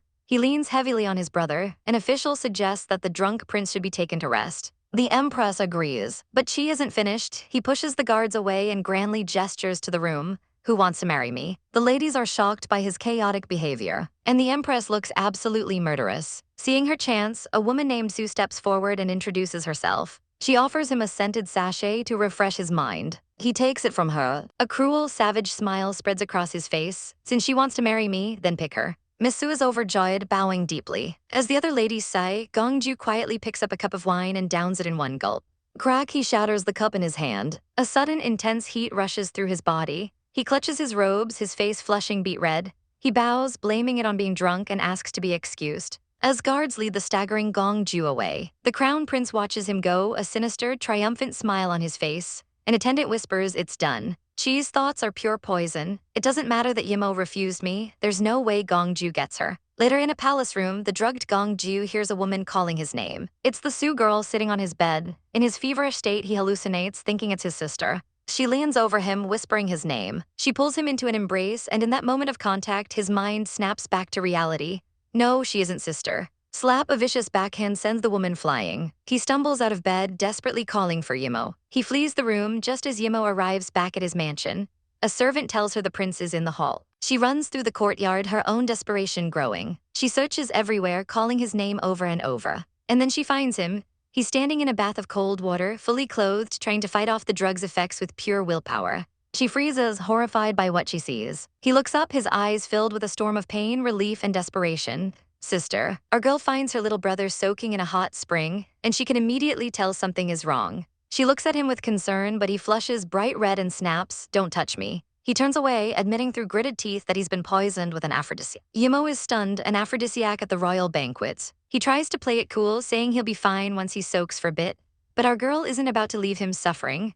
She pulls out a detox pill, admitting she doesn't know if it'll work. Gently, she cups his face, the steam rising around them. She places the pill in his mouth and he swallows, the moment feeling way too intimate for siblings. He immediately apologizes, stammering that he didn't mean to. But the poison is clearly still wrecking his system. Yimmo waves it off, insisting she's fine. But the moment her guard is down, he lunges, pulling her into a desperate hold. He crushes her against him, breathing heavily. She tries to push him away, but he just buries his face in her shoulder, completely losing his composure. He finally collapses against her, begging her to fetch an antidote he ordered. As she runs off to help, he wonders despairingly why it's so hard to win her heart. Just then his attendant Liu Kai arrives, wondering where Gongju has gone. Meanwhile, Yimmo returns and peeks through the door, calling for her sister. She pushes it open and what she sees makes her gasp in shock. Gongju is on the bed, but he's not alone. He's clutching her clothes, burying his face in them and inhaling her scent like a man starved. He's tossing and turning, completely lost to his feverish state. Then he whispers her name, Gong Yimmo, I want you,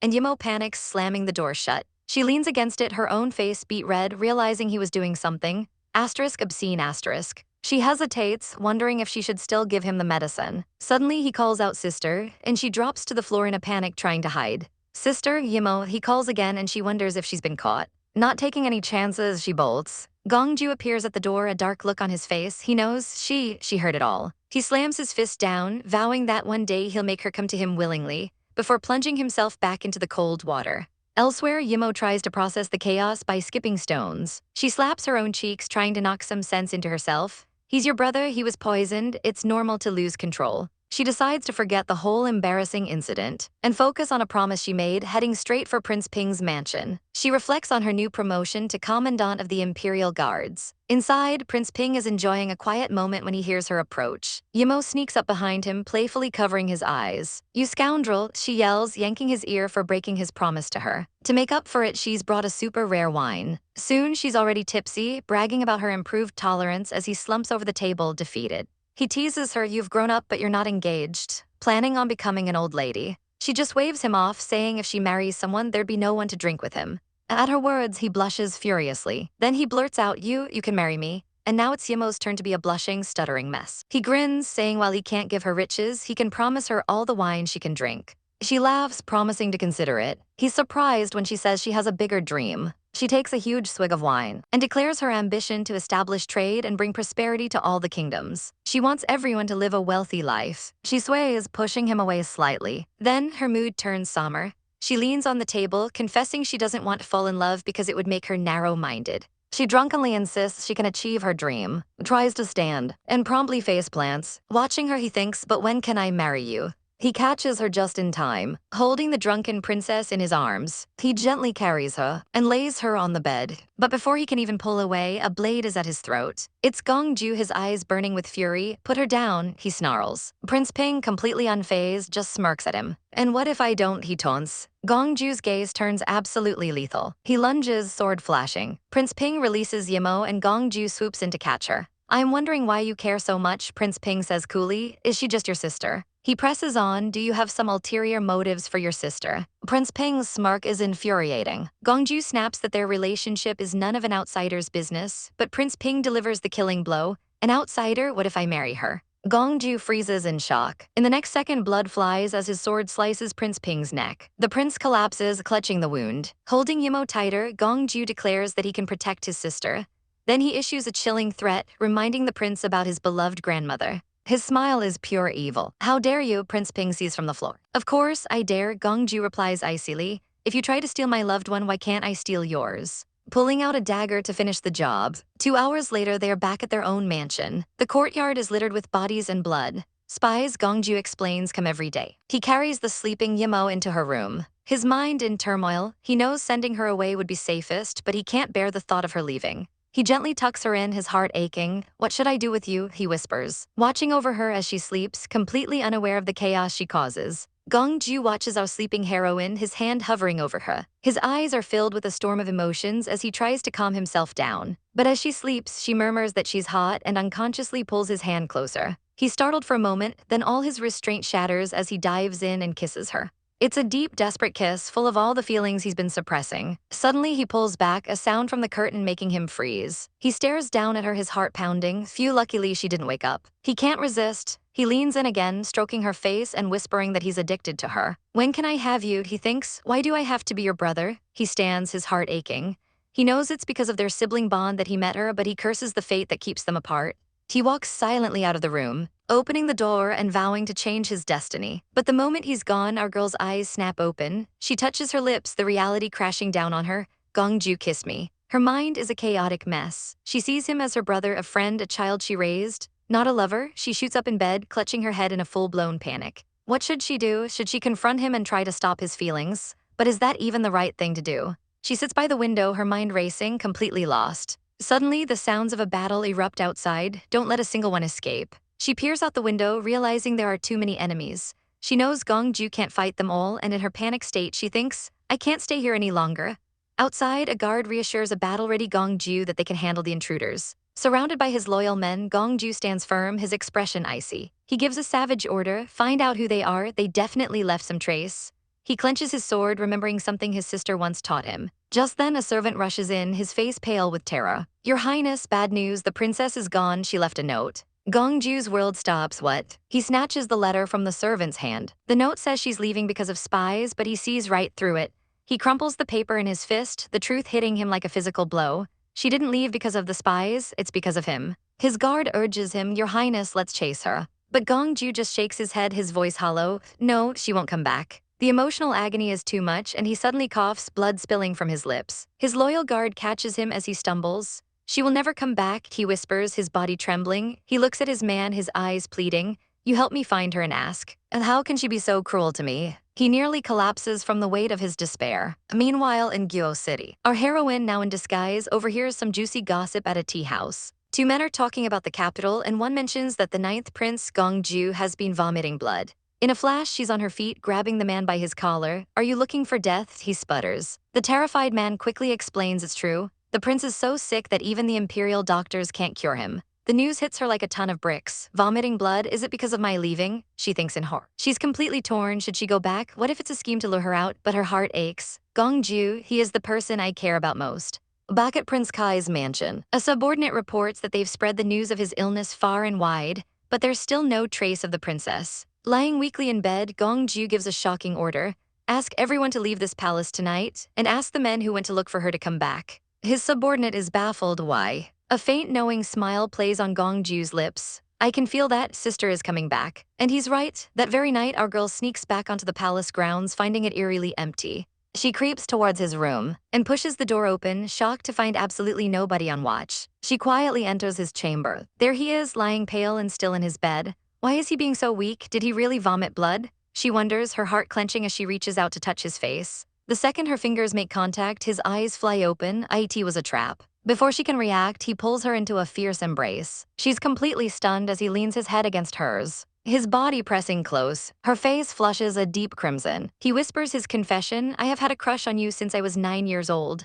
He pulls back slightly, his eyes searching hers. Why wouldn't you say something, sister? He wraps his arms around her from behind, holding her tight. He reaches for her, his voice soft and pleading. If you can't accept it, I can suppress my feelings. I can just be your brother. As long as I am your dearest, I can accept whatever identity it is. He gently cups her face. She looks at him, remembering the small child she helped raise, and her heart breaks. He has a cold, strong personality, but he's compromising everything for her. What I treasure most is the family affection I have for you, she thinks. I don't want to make this relationship complicated. She meets his gaze, her voice firm. You are my brother, the most important person in my life. She gently removes his hand from her face. If you can accept this, I will never leave you. His expression turns to ice. Be your brother all my life. He stands, his voice dangerously low. You can stay by my side, but you will never be my lover, will you? His hand clenches the bedsheets, his body trembling with suppressed emotion. Then he looks up, a chillingly calm smile on his face. Okay, I agree. Our girl is shocked. Is he really agreeing to stop his feelings just like that? Yes, he says, his eyes unreadable. I won't hold that kind of feelings for you, and we will always be siblings, will we? Trying to believe him, she asks how he's feeling. Much better, he replies smoothly. Luo Kai went to look for you. She presses, then who will watch you tonight? With a devilish glint in his eye, he flops back onto the bed. You will have to watch me. And with a sudden whoosh, he yanks her down with him. He stands up smirking. Why, as your brother, now I can't even touch you. Flustered, our girl stammers that she'll stay, but she needs to get her own quilt. She practically flees the room. The second the door closes, the facade crumbles. Blood trickles from his mouth again. My heart hurts like hell, he gasps. He collapses to the floor, clutching his chest. Perhaps this is what people call heartbroken. Outside, she hesitates, quilt in hand. Something feels wrong. She pushes the door open and finds him unconscious on the floor. Gongju, she screams, rushing to his side. Hold on, she begs, transferring her internal energy to him as he coughs weakly. She breathes a sigh of relief as his condition stabilizes. But then she notices how cold he is. Before she can think, he pulls her into the bed with his remaining strength, wrapping his arms around her to get warm. They fall asleep, tangled together under the covers. At noon the next day, she stirs from her sleep. Her eyes flutter open, and she finds him awake, gazing at her with pure adoration. He leans in close, capturing her lips in a soft, gentle kiss. Morning, Yimmo. Our poor girl wakes up, her mind still reeling from that stolen kiss. Why did he call me Yimmo? She wonders, her heart in a chaotic flutter. She sits up abruptly, a new resolve hardening her expression. No, I have to keep a distance from Gongju. But as she tries to stand, her body betrays her and she stumbles forward with a gasp. Her eyes widen in confusion and fear. What did you do to me? She whispers, her voice trembling as she looks up. And there he is, Gongju casually twirling a lock of her hair. I just fed you an internal force inhibitor, he says with a chillingly calm smile. Your internal force will recover in 7 days. He lets her go and she slumps back onto the bed, completely powerless. He leans over her, his voice a low purr. Yimmo, where are you going? She snaps back, Gongju, I'm your sister, don't call me Yimmo. He smirks, getting impossibly closer. You are my sister, he whispers, but you are also my Yimmo. The tension between them is thick enough to cut with a knife. Why did you do this? She demands, her voice rising. Did you forget what you said last night? He has the audacity to feign ignorance. What did I say last night? She reminds him of her desperate plea to just be his brother, and with a savage bang, he slams her down onto the bed. Then I will tell you what I think, he says, his eyes dark with obsession. I won't be able to stop having feelings for you, he confesses, his voice raw. He tells her he feels like hell whenever other men approach her, that he can't control himself when he looks at her. He lifts her chin, forcing her to meet his intense gaze. I can't stop having feelings for you unless I die. He dismisses her fears about their blood relation, saying they can just use contraceptives. I won't let you get hurt, he promises, leaning in. We can be together. Then he drops the final bomb. Sister, no, Yimmo, I don't want to be your brother, I want to be your man.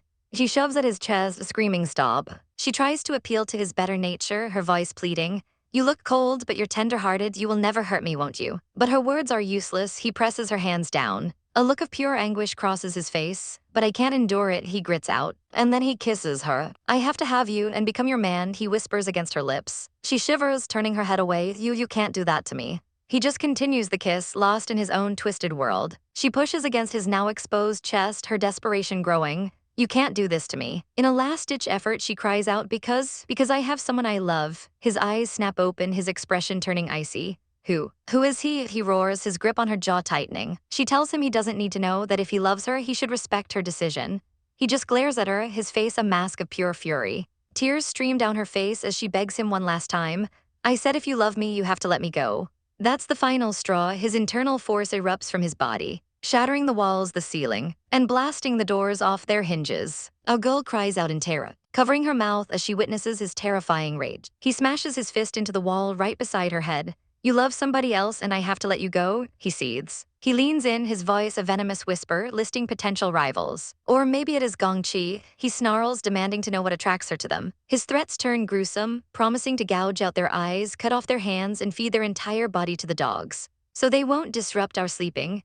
Horror crashes down on her. He's the same cold, ruthless Prince Regent who killed her in her last life. All her efforts have been for nothing. He whispers about letting her go and then gently caresses her face. But his smile is pure evil. Wait until your next life, he declares, crashing his lips against hers. He pulls her into a crushing hug, deepening the kiss. She can only let out a small whimper. He grabs her wrists and starts pulling at her clothes. She struggles against him, a loud bang echoing as they fall back onto the bed. What are you doing? She cries out. He tells her he's examining her to see if she's given herself to another man. Panicked, she blurts out a lie. No, I lied to you, I don't love anyone. His face contorts into a demonic sneer. I hate you lying to me, I must punish you. He yanks at her robes again, and her outer garment falls to the floor. Gongju, I didn't lie to you, she insists. He just whispers what into her. She finally shoves him away, gaining a moment of freedom. How can you do that to me? She cries, her hand raised. Asterisk smack, asterisk, the sound of her hand hitting his face echoes in the silent room. He looks utterly shocked. He grabs her hand, his voice suddenly soft. No, I didn't mean to hurt you. He lifts her sleeve, revealing the vermilion spot on her arm, the proof of her purity. He stares at it, his voice low and possessive.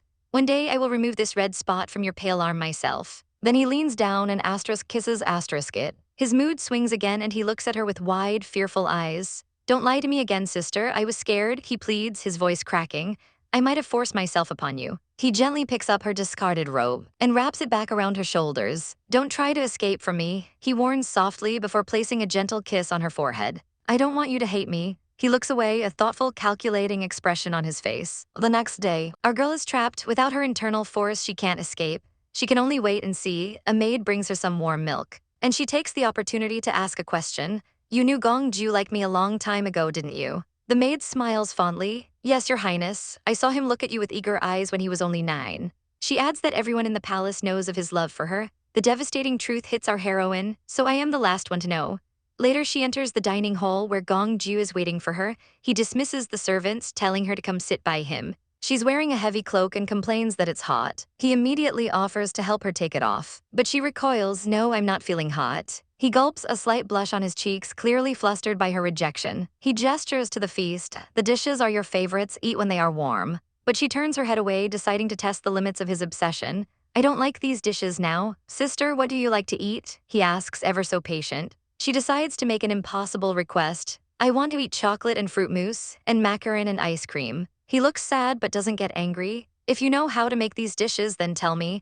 I will give you whatever food you like as long as it can be made. He then tries to feed her a piece of food with his own chopsticks. She slaps it away, her patience gone. Humph, I don't want to eat these dishes, I am full now. She gives him an ultimatum. If you don't give me the antidote, I will go on a fast. He leans closer, his smile gone. Sister, if you don't eat, I will have to feed you. She calls his bluff. I won't eat, what can you do to me? Oh, this poor naive girl, he shows her exactly what he can do. He grabs her face and kisses her, forcing the food from his mouth into hers. She's trapped with no way out. Our poor girl is trapped at the dinner table with her obsessive brother who asks why she dares to do, well, anything he doesn't like. He tells her the food is getting cold and she needs to eat. She thinks to herself, I can't fight this prick now. I have to endure him eat and then find a way to escape. But her brother is lost in his own twisted fantasy. He's thinking he absolutely has to make love with her tonight. He's already brushing off the whole sibling issue, dreaming of how they can just change their identities and run away to live together forever. Back in reality, he's just creepily feeding her a spoonful of soup. She sets her bowl down with a decisive put. I'm full, she announces, slamming her hands on the table. Let's get out of here. But he's too quick, stopping her with a single finger to her lips. With a sinister smirk, he purrs, you are full, but I am not. She finally snaps Gongju. She confronts him head-on. Do you know it's wrong to commit incest? He looks her dead in the eye and says, I know. Trying a different tactic, our girl attempts to psychoanalyze him. She reminds him that he lost his mother when he was young and she was the only one who ever cared for him.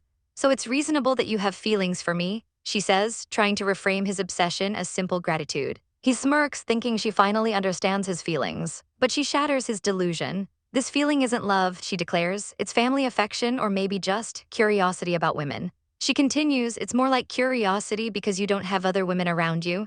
His face falls. He thought making her accept his love was the hard part. He never imagined it would be so difficult to even make her believe he loves her. She tells him he'll understand once he meets another girl. But that just makes him look even more sad and humble. His expression crumbles, tears welling in his eyes as he finally breaks. I have no interest in other women except you, he shouts. I am only so patient with you. His voice cracks with desperation. I am so hungry for your love that I've almost gone crazy. What I'm asking for is just a kiss from you. He stands up abruptly, and then in a move that shocks her to her core, he gets on his knees before her. He grabs her hand, his voice trembling. A smile of yours can make me happy for a long time, he confesses. Your disapproval will make me panic. He looks up at her, his eyes pleading, and raises her hand to his lips for a kiss. Please, he begs, tell me what love is. This is too much, our girl's mind is screaming, no, I have to leave. She knows that if she stays, she'll only drag him deeper into this immoral relationship. Sensing her panic, he whispers, it's okay. He stands up, his expression softening. If you can't accept me now, he says, leaning in to give her a gentle kiss on the forehead. One day you will accept me, but then his eyes turn cold. But I have to wait until that time has come. The chilling moment is interrupted by a guard with news from the palace. Gongju orders him to speak. The guard reports that secret guards told His Majesty the princess was still alive, and it happened this very afternoon. Gongju's gaze is icy as he turns back to her. You have to stay at home and wait for me, he commands. She can only nod obediently, but he sees right through her act. Is she so eager for my leaving? He thinks, wishing he could just take her right now. He gives her a quick kiss on the cheek as she tries to rush him out the door. He pins her against the wall for one last, intense moment. He knows he has to go to the palace. As he walks away, he gives his subordinate a truly savage order.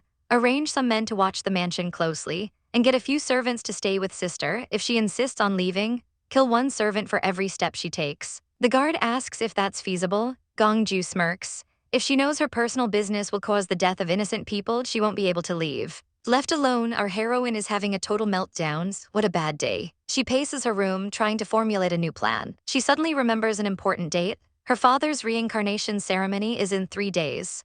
Gongju will be busy and he won't be back for a couple of days. A flicker of hope ignites in her eyes. This is her chance. She has to find a way to leave while he's gone. Later, as she's resting in bed, a figure appears by her side. It's Gongju. He came back early, worried she might leave, and is relieved to find her sleeping. He watches her, thinking how careless she is to sleep so soundly under the circumstances.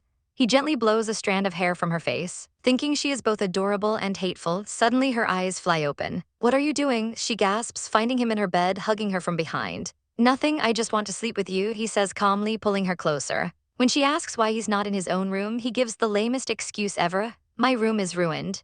He then explains that some ministers tried to get him fired earlier. Holding her tight as he vows to get stronger to protect her and win her heart. She remembers he'd vomited blood and realizes how exhausted he must be. She decides not to fight him too hard, afraid he might completely lose control. He raises her hand to his cheek, a look of pure contentment on his face. If time could stop for now, he thinks, this would be the happiest moment of my life. The next day, our girl is determined to get her power back. The internal force inhibitor is suppressing her Kai and blood, so she decides to try some pills she brought from her world. She swallows one down. And believe it or not, it's working. She's already restored a tenth of her internal force. At this rate, she'll be at full power in 2 days. Her maid comes in with the latest court gossip about the emperor's birthday and the crown prince's wedding. The maid is confused why the prince would marry someone else after confessing to our girl. Our heroine just sighs. The bride-to-be was her nemesis in her past life, so annoying. But she dismisses it, deciding to move on. The maid, noticing her disinterest, mentions another rumor. The South Lord is bringing a magical object to the emperor's banquet. This gives our girl an idea, but she pushes it aside for now.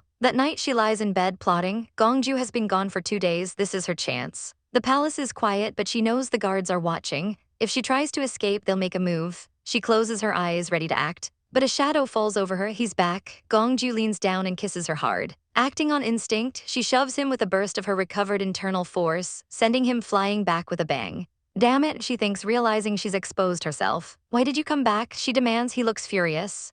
I was afraid you were too lonely here, he says, his voice dripping with sarcasm. His eyes darken with a terrifying resolve. Maybe when you finally belong to me, you will be obedient. He begins to take off his outer robe. What are you doing? She screams. With a chilling smile, he announces, I want to make you my woman. She threatens that she'll never forgive him, her mind racing in panic. Is he serious? He's just trying to scare me, isn't he? He looks down, his voice soft and full of pain. I know you will hate me, but I have no other way, he says, his eyes filled with a heartbreaking desperation. He collapses onto the bed, pressing her down beneath him. He's panting, his face flushed with a terrifying mix of desire and despair. I have to make you my woman's. Here we go again, with our girl pinned down by the dangerously obsessive Gongju. She tries to push him away, her voice trembling as she begs him to stop. You can't do this, she cries, turning her head away in desperation. But he's not listening. Her hand darts out, searching for anything to stop him. She finds a dagger, her eyes filled with regret as she whispers an apology. As she lunges, but he's too fast.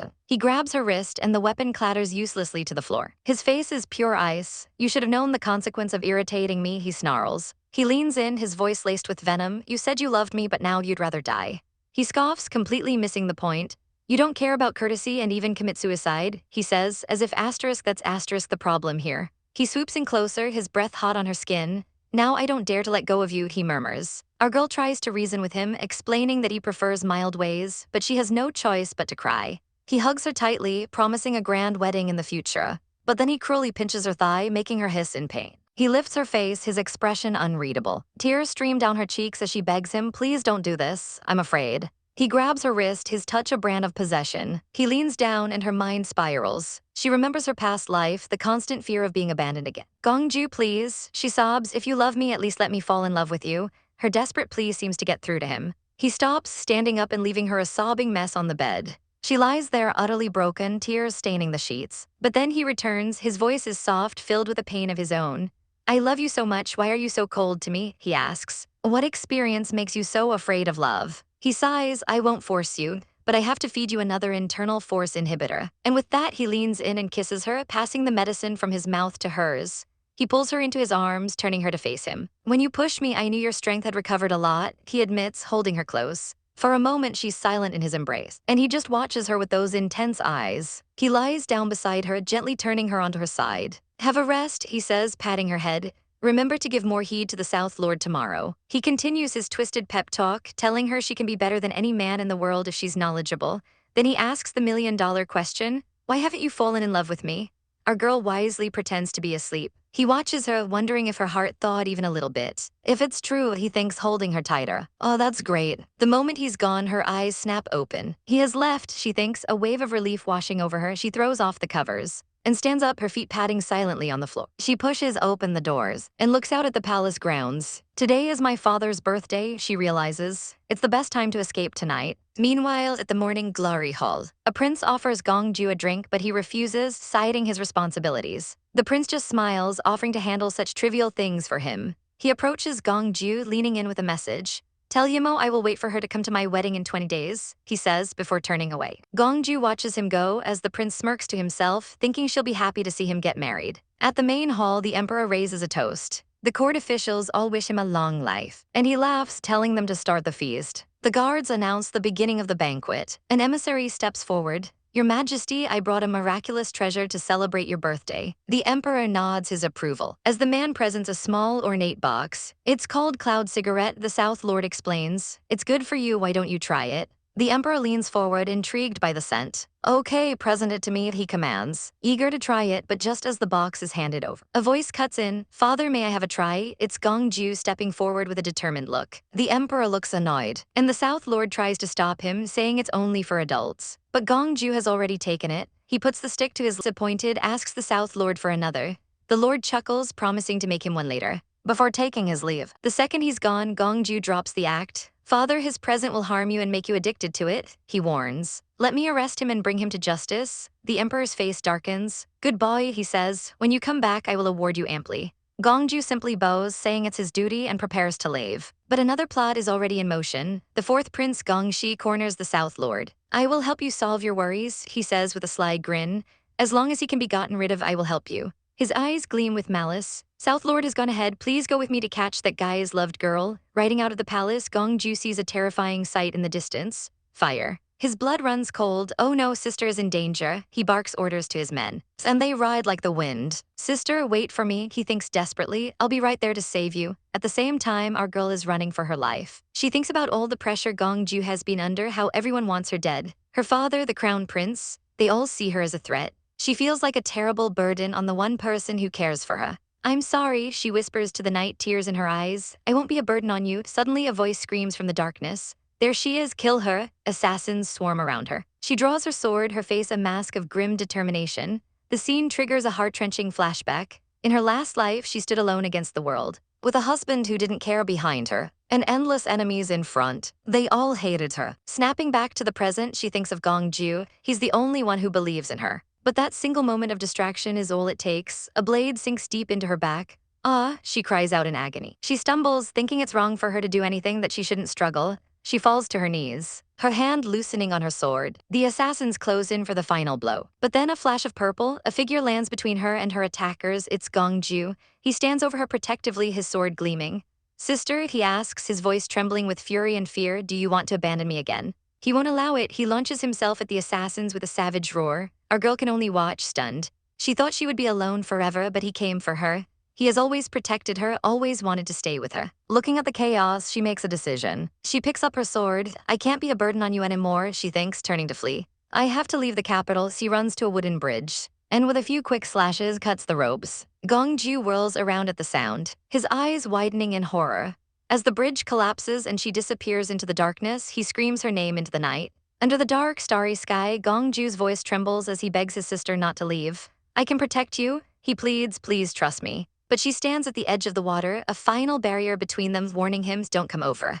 With the full moon as her witness, our girl holds a dagger to her own throat, her expression impossibly cold. As her brother cries out her name in desperation, Gongju, she says, her voice flat, you can't protect me. She explains the cold, hard truth.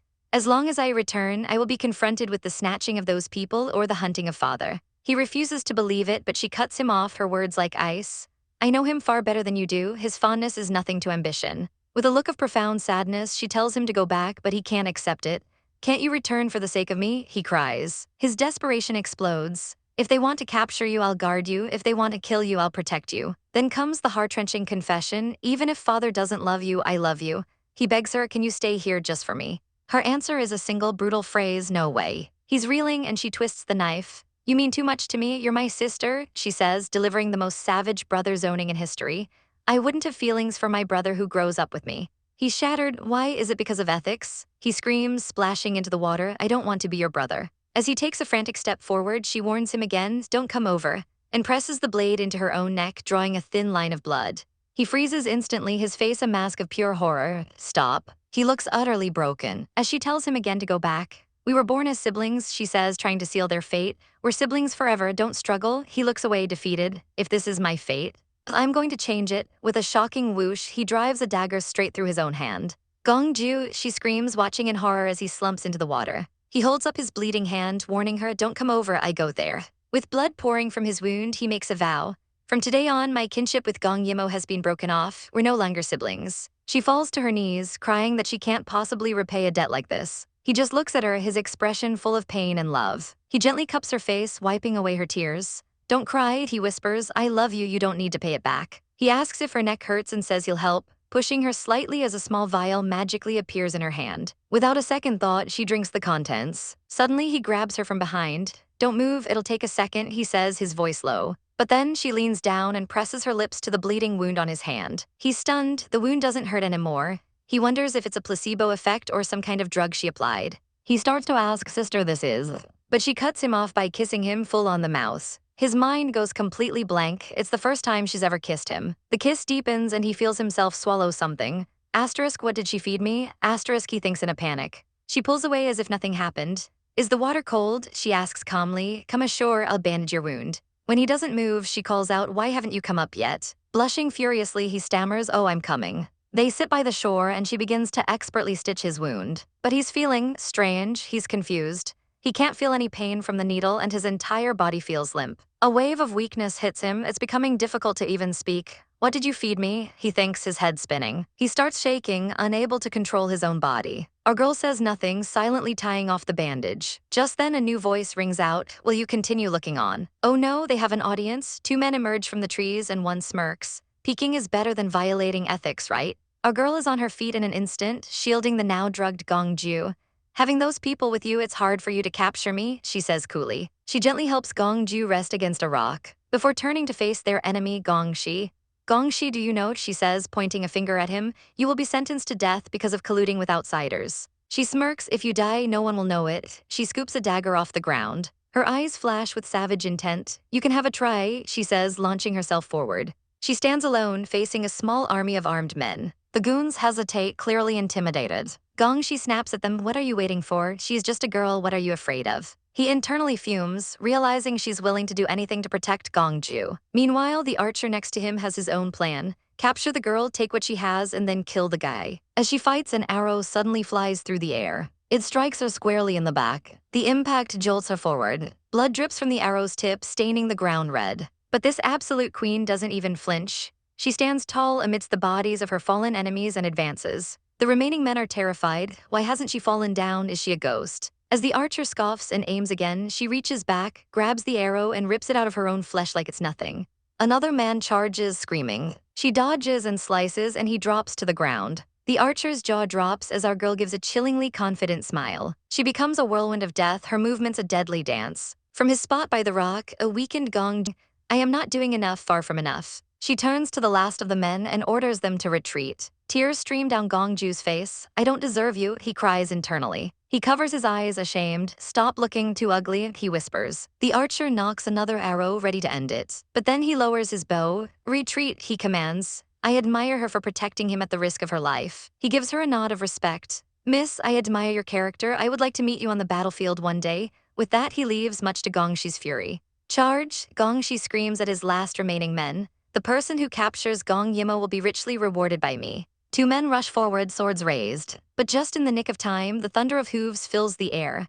An entire cavalry of the Emperor's guards has arrived. Gongshi is seething, almost there, it was so close. He knows it's over, he has to get out before he's caught. Retreat, he yells, and his men flee into the woods. As the guards secure the area, Gongju lets out a shaky breath. Sister, we're saved. And with those final words, the drug and his exhaustion finally take over, and he collapses into her arms. She holds him tight, her own energy fading. It's all over, Gongju, she whispers to his unconscious form. Sleep well. Our girl Gong Yi Mo makes a difficult choice, telling a friend to look after the unconscious Gongju. The man Shen Shiai looks at her with concern. What about you? He asks. Meanwhile, in another kingdom, a mustachioed emperor is having a grand old time. Don't fret, he chuckles, he is on the way here. Just then, a stunning, silver-haired prince arrives with his entourage. The emperor welcomes him warmly, but a creepy-looking official gives the prince a very unsettling smile. This creep immediately gets way too close, sniffing the prince and whispering, Your Highness, you smell good.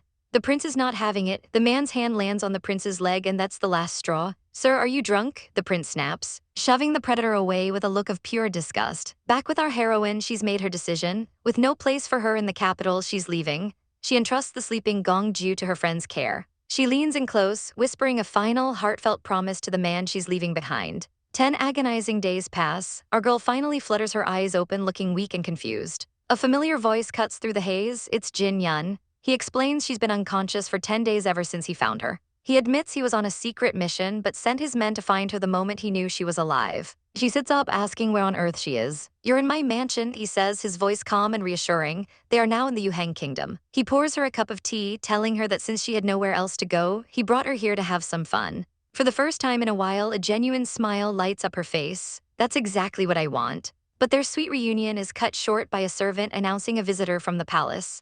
Jin Yun, ever composed, simply tells him to bring the man in. An official enters with a scroll, announcing that the emperor requests Jin Yun's presence at a feast for the visiting Prince Eagle. The official then adds with a sly little smirk that the emperor specifically asked him to come alone. He subtly flashes a bag of coins. Jin Yun takes the pouch, a clear bribe, and thanks the man. The messenger pockets the money with a smug grin, his job done. He urges Jin Yun to hurry along. As soon as the messenger is gone, Jin Yun's expression darkens. He covers his mouth, deep in thought. "This Prince Eagle is not a good man," he murmurs. He turns to our girl. "Do you know him? Tell me," he asks. She looks grave. She doesn't know much, only that he is as powerful and savage as a beast. "And he has some special interests," she adds, a warning in her eyes. "Anyway, be careful."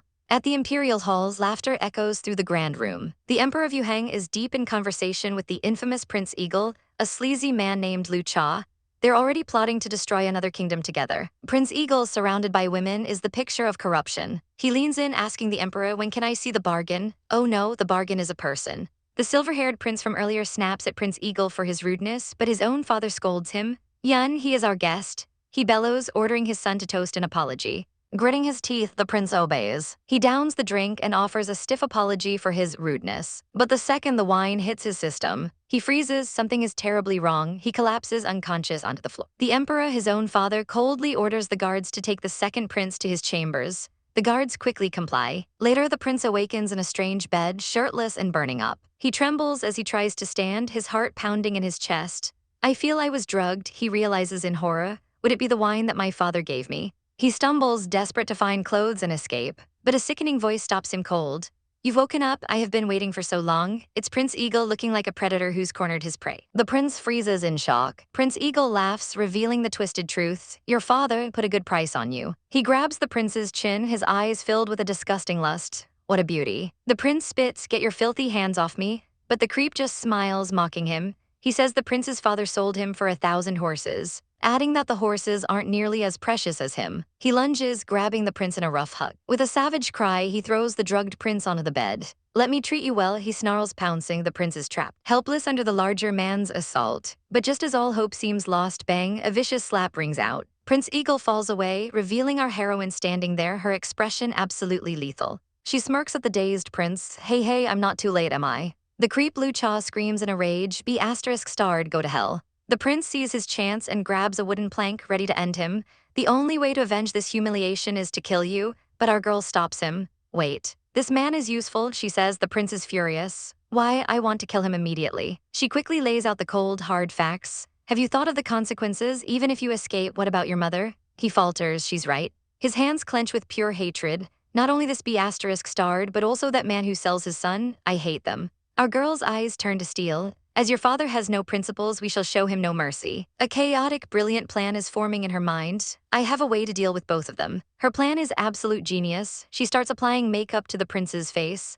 "Later, you pretend to have had sex with him. Scream at the top of your voice, understand?" She then takes a brush and begins painting fake scratches onto his chest. "Lu Cha is so rough," she explains with a wicked grin. "No one will believe you were with him if there are no scratches." The prince just blushes furiously. He's so embarrassed he can't even look at her. "You need to scream louder," she instructs. When his screams lack passion, she gives his chest a sharp pinch. "Oh, it hurts," he yelps. "Perfect." A guard outside hears the commotion and calls out, "Your Highness, are you all right?" The door creaks open and our girl steps out, looking calm and collected. "He is asleep," she says, handing the guard a golden token. "He asked me to hand this to you and do one thing. Tell my father that the deal about the horses is off," she instructs. Inside, the prince lies back, the fake wounds on full display. The trap is set. The guard bows and rushes off. Soon after, the emperor storms up to the room. "Where is Prince Eagle? What does he mean by changing the deal?" "The total is 10,000 horses, not one less." "Father, did you really exchange me for horses?" a voice asks coolly. The prince emerges, looking beautifully disheveled.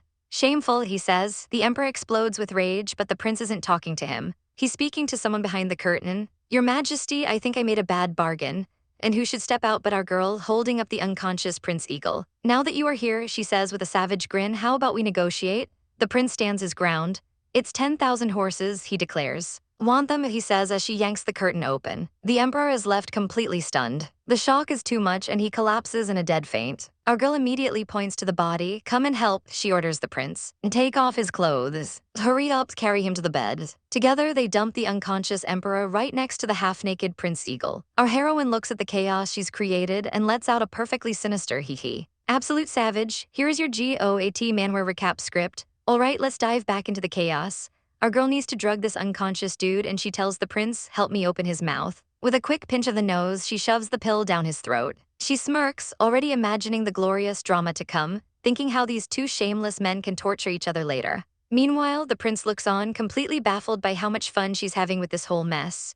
She lays out the plan. The medicine will kick in soon, and he needs to pretend to be furious and storm out to create an alibi. She grabs his hand, giving him his script for when the emperor asks questions. Then she pulls him out of the room, leaving the two men to their fate. And oh, what a fate it is. The drug kicks in hard and Lucha gets real friendly, whispering, the moment I saw you, I wanted you. The other guy is justifiably horrified, shouting, let go of me. Later, our heroine is trying to have a peaceful moment reading a book, when a frantic banging erupts from her door. She opens it to find the prince looking deadly serious. He says something serious has happened and presents her with a small, ornate box. She's confused as he begins dabbing medicine on her wrist. Is this the serious thing you were talking about? She asks. He gently replies, your wrist is so swollen, isn't it serious? She tries to brush it off, saying it's just a minor wound. But he's not having it. He insists that even small injuries must be taken seriously, his voice soft as he admits, I feel really bad when I see you hurt. And his expression absolutely heart-wrenching. She accepts the medicine he got from his drawer, still thinking he's overreacting, but she falls silent under his intense gaze. He changes the subject, a sly smile on his face. Turns out the deal with the Laowai kingdom has been cancelled. That prince was sent packing after being seriously injured. She connects the dots, it must have been her father's hidden dagger. She asks what his plan is now. He turns away, claiming he has no ambitions and just wants a peaceful life. She is absolutely floored by his lack of drive. He looks defeated, recounting how he's been bullied and sold by his own family. But she sees the hope that still flickers in him, and she stands up, ready to give him the pep talk of a lifetime. She tells him his sincere and kind heart makes him better than anyone in the entire kingdom. With a surge of confidence, she declares, I can offer advice. Believe me, you will definitely ascend the throne. He's stunned, me. Flash forward 3 months. Our power couple has been busy. She announces they've secured the last bank, giving him control over the entire kingdom's economy. He is completely blown away. In just 3 months, she's made him the heir apparent. She just gives a cocky thumbs up like, you ain't seen nothing yet. His eyes fill with raw emotion. He tells her she saved him, made him a new man, and that he feels he's not good enough for her. Then a playful glint appears in his eyes as he takes her hand. Let's go, I'll show you something funny. His inner thought, stay longer and maybe I can win your heart. He leads her to an empty music hall, and when she asks what's going on, he leans in close and blushes. Well, I'm here with you. He walks onto the stage and takes off his crown. Yimmo, he says, I'm sorry I missed your birthday, this dance is for you. She thinks he'll need some music for that, so she pulls out a pipa, telling him he's lucky to hear her play. He tosses his crown aside and begins the most beautiful, elegant dance. As she plays for him, he finishes with a graceful flourish. He stands before her, his heart on his sleeve, and confesses, Gong Yi Mo, I like you. She's speechless. But just as the confession hangs in the air, a guard bursts in screaming, bad news. The imperial guards have surrounded the place. The prince tells her to stay put, but she grabs him panicked. You are the future emperor, you can't go out. He gently pats her head, trying to reassure her, don't worry, you will be fine. She forces a smile, telling him to go. But the moment he's gone, her face falls. She knows they aren't here for him. Her identity as a princess from a rival nation has... Outside, the prince confronts the guards. Lord Lai declares he's there to arrest a spy, Princess Gong Yi Mo. The prince denies everything, but his face is pale with fear. Lord Lai scoffs, but the prince stands his ground, his eyes turning to ice. He will protect her no matter the cost. He orders his men to close the gates. As the imperial guards advance, he looks back toward the hall, his heart aching for her. He returns inside to tell her the bad news. They know she's here. She immediately says she has to leave. Standing up with fierce determination, they can't stop me. He argues that there are thousands of guards, but she's confident she can make it. In a moment of pure desperation, he grabs her, then take me with you. He argues that he controls the economy now, and his father wouldn't dare kill his only remaining son. But outside, Lord Lai orders his men to break down the door. Time is running out, let's go, he says, and this time she agrees. He grabs her and they leap across the rooftops. But they're spotted instantly. They rush to a gate, but it's blocked by guards, who have orders to execute anyone who tries to pass. He wants to turn back, but she refuses. No, I have to get you out of here. She grabs his sleeve, declaring, I'll open the gate for you. He tries to stop her, warning her she'll be punished. But she shakes him off. Her own father is the emperor, what more can they do? She confronts the guards and puts a sword to one of their necks, demanding the key. But the prince grabs her hand, stopping her. No, don't do that. He tells her he can't let her face this danger for him. You gave me a new life, he says, his voice breaking. He takes the key himself and unlocks the heavy gate. He turns to her, his expression full of sorrow. Jin Yun, I'll be fine. And then he pushes her through the opening. She screams his name, crying out in horror as he stands on the other side. He looks at her, his voice trembling as he asks the one question on his mind. Will you come back? A sad, beautiful smile graces his lips, knowing he won't get an answer now. And with a final, deafening asterisk bang asterisk, the gates slam shut between them. 3 days later, our girl is undercover in a tea house, sipping tea and gathering intel. The gossip is spicy. The second prince has seized power after an assassin conveniently took out the emperor. The whole place is buzzing with theories. But then the conversation shifts and it gets personal. They say the prince was punished because he let a asterisk female spy asterisk from a rival kingdom escape. The patrons all agree it's a good thing this dangerous woman is gone. Our poor girl forces a smile, thinking, is it lucky for asterisk me asterisk to leave? She knows they're right, staying would only bring trouble to the man she cares for. With a new fire in her eyes, she makes a decision. She looks out at the capital and declares, I've had enough of the secret life. After all, she's a princess, why should she have to hide? Meanwhile, back at the palace, her brother Gongju is doing some damage control with their father, the emperor. He stands before the throne, explaining his sister's stubbornness. The emperor, surprisingly, is in a forgiving mood. He won't blame her, he just wants to know where she is. Gongju explains the horrifying truth. She was accused of being a spy and was almost killed by the Yu Kingdom's guards. The emperor snaps. He slams his fist down, his face contorted with pure rage. How dare they? He roars. The very idea that his daughter would be called a spy is a grave insult. His advisors and son try to calm him down. But the emperor is on a warpath. He issues a royal decree. Gongju is to bring Princess Sunrise, our Yimmo, back with full honors. Gongju can barely contain his smirk. Yimmo, he thinks, I've waited so long for you to come back. And with that, he's off, riding through the capital streets like a man on a mission. He's not the boy she left behind. He's determined to prove he's strong enough to stand by her now. A confident smile plays on his lips. And at the city gates, a carriage arrives. Our girl, still disguised as a young man, steps out. The capital is just as she remembers. Peeking through the carriage curtain, a wave of nostalgia hits her. Suddenly, the streets erupt with cheers. The people recognize her. The princess is back. They shout, surrounding her carriage. They welcome her with open arms, promising to protect her. Yimmo is overwhelmed, waving happily with a basket of fruit. She never expected to be so popular, but just as quickly as it started, the crowd falls silent. Confused, she peeks out to see what's going on. Her eyes widen. A tall, imposing figure in dark robes is striding towards her. It's him, it's Gongju. He calls her name and her heart stutters. With a suave smile, he offers to help her down. And she nervously agrees. He doesn't just help her down, he lifts her effortlessly from the carriage. Holding her close in a breathtakingly romantic moment, she blushes, noticing how much he's changed. He's not a kid anymore, he's a man. He gently sets her on her feet. The crowd whispers in shock. They've never seen the cold, decisive prince act so gentle before. She pushes away slightly, her cheeks on fire as she thanks him. He just gives her a soft, knowing smile. Taking her hand, he says, let's go see our father. Their fingers intertwine as they walk through the adoring crowd. A man with a humble cart rushes forward, offering it to the princess, explaining it's been decorated with flowers. Gongju looks at the simple cart with absolute disdain. Yimmo deserves better, he scoffs, telling her asterisk their asterisk cart is waiting. But our girl is delighted. It looks fun, she exclaims, having never ridden an open cart before. She leaps onto it with childish glee and holds out her hand, inviting him to join her. He looks at her offered hand but shakes his head with a fond smile. It's okay, he says, I feel glad to walk by your side. And so the procession begins, an entire crowd escorting their princess to the palace. A handsome scholar in the crowd begins to sing a song he composed just for her, praising her drop-dead gorgeous looks. He steps forward, declaring his admiration. Yimmo is flattered, but one look at Gongju's face tells a different story. He is positively fuming.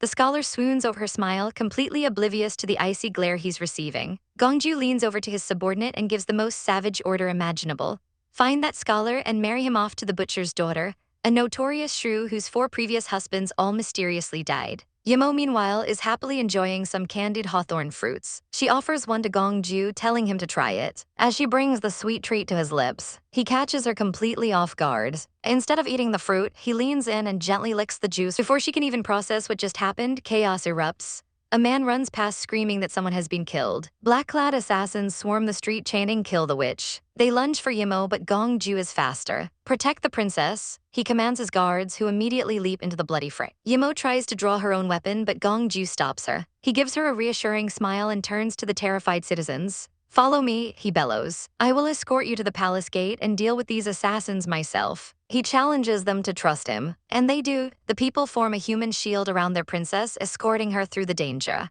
Yimmo is deeply moved. For the first time in years, she feels protected. She looks at Gongju, realizing he's truly grown into a man who can shield her from the world.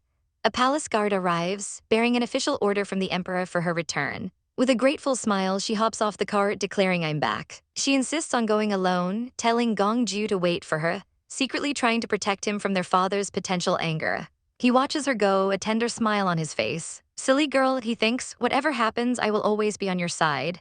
He orders his man to see the citizens home safely, then pulls her close one last time. Whatever happens, he promises, let's face it together. Hand in hand, they finally enter the palace grounds. Welcomed by the guards, Gongju helps her up the stairs, and once inside, she presents him with a gift. He opens a steel-made dagger, a gift that clearly took immense effort and care to create. He picks it up, admiring the craftsmanship. He tells her the last dagger she gave him is worn out. This new one symbolizes a new life for them both. She asks him to give it a name. He pauses, thinking, then looks at her with eyes full of devotion. "How about naming it Yimmo?" "Here we go." Our girl is absolutely stunned. "You named it after my name?" She asks, and he just gives a simple, heart-stopping yes. And just like that, you can hear both of their hearts go asterisk thump asterisk. Even our stoic prince can't hide his adorable blush. But she's not letting him off that easy, pouting that he didn't take the gift. And that's all it takes. He suddenly throws the box aside, presses her against the wall, and crashes his lips onto hers. Our girl is completely shell-shocked. He holds his breath, lost in the moment. But then a tiny ha-ha escapes her lips. He pulls back, completely baffled by her reaction. She thinks he's not making much progress for a guy who's been waiting this long. He's internally screaming, "Was she laughing at me just now?"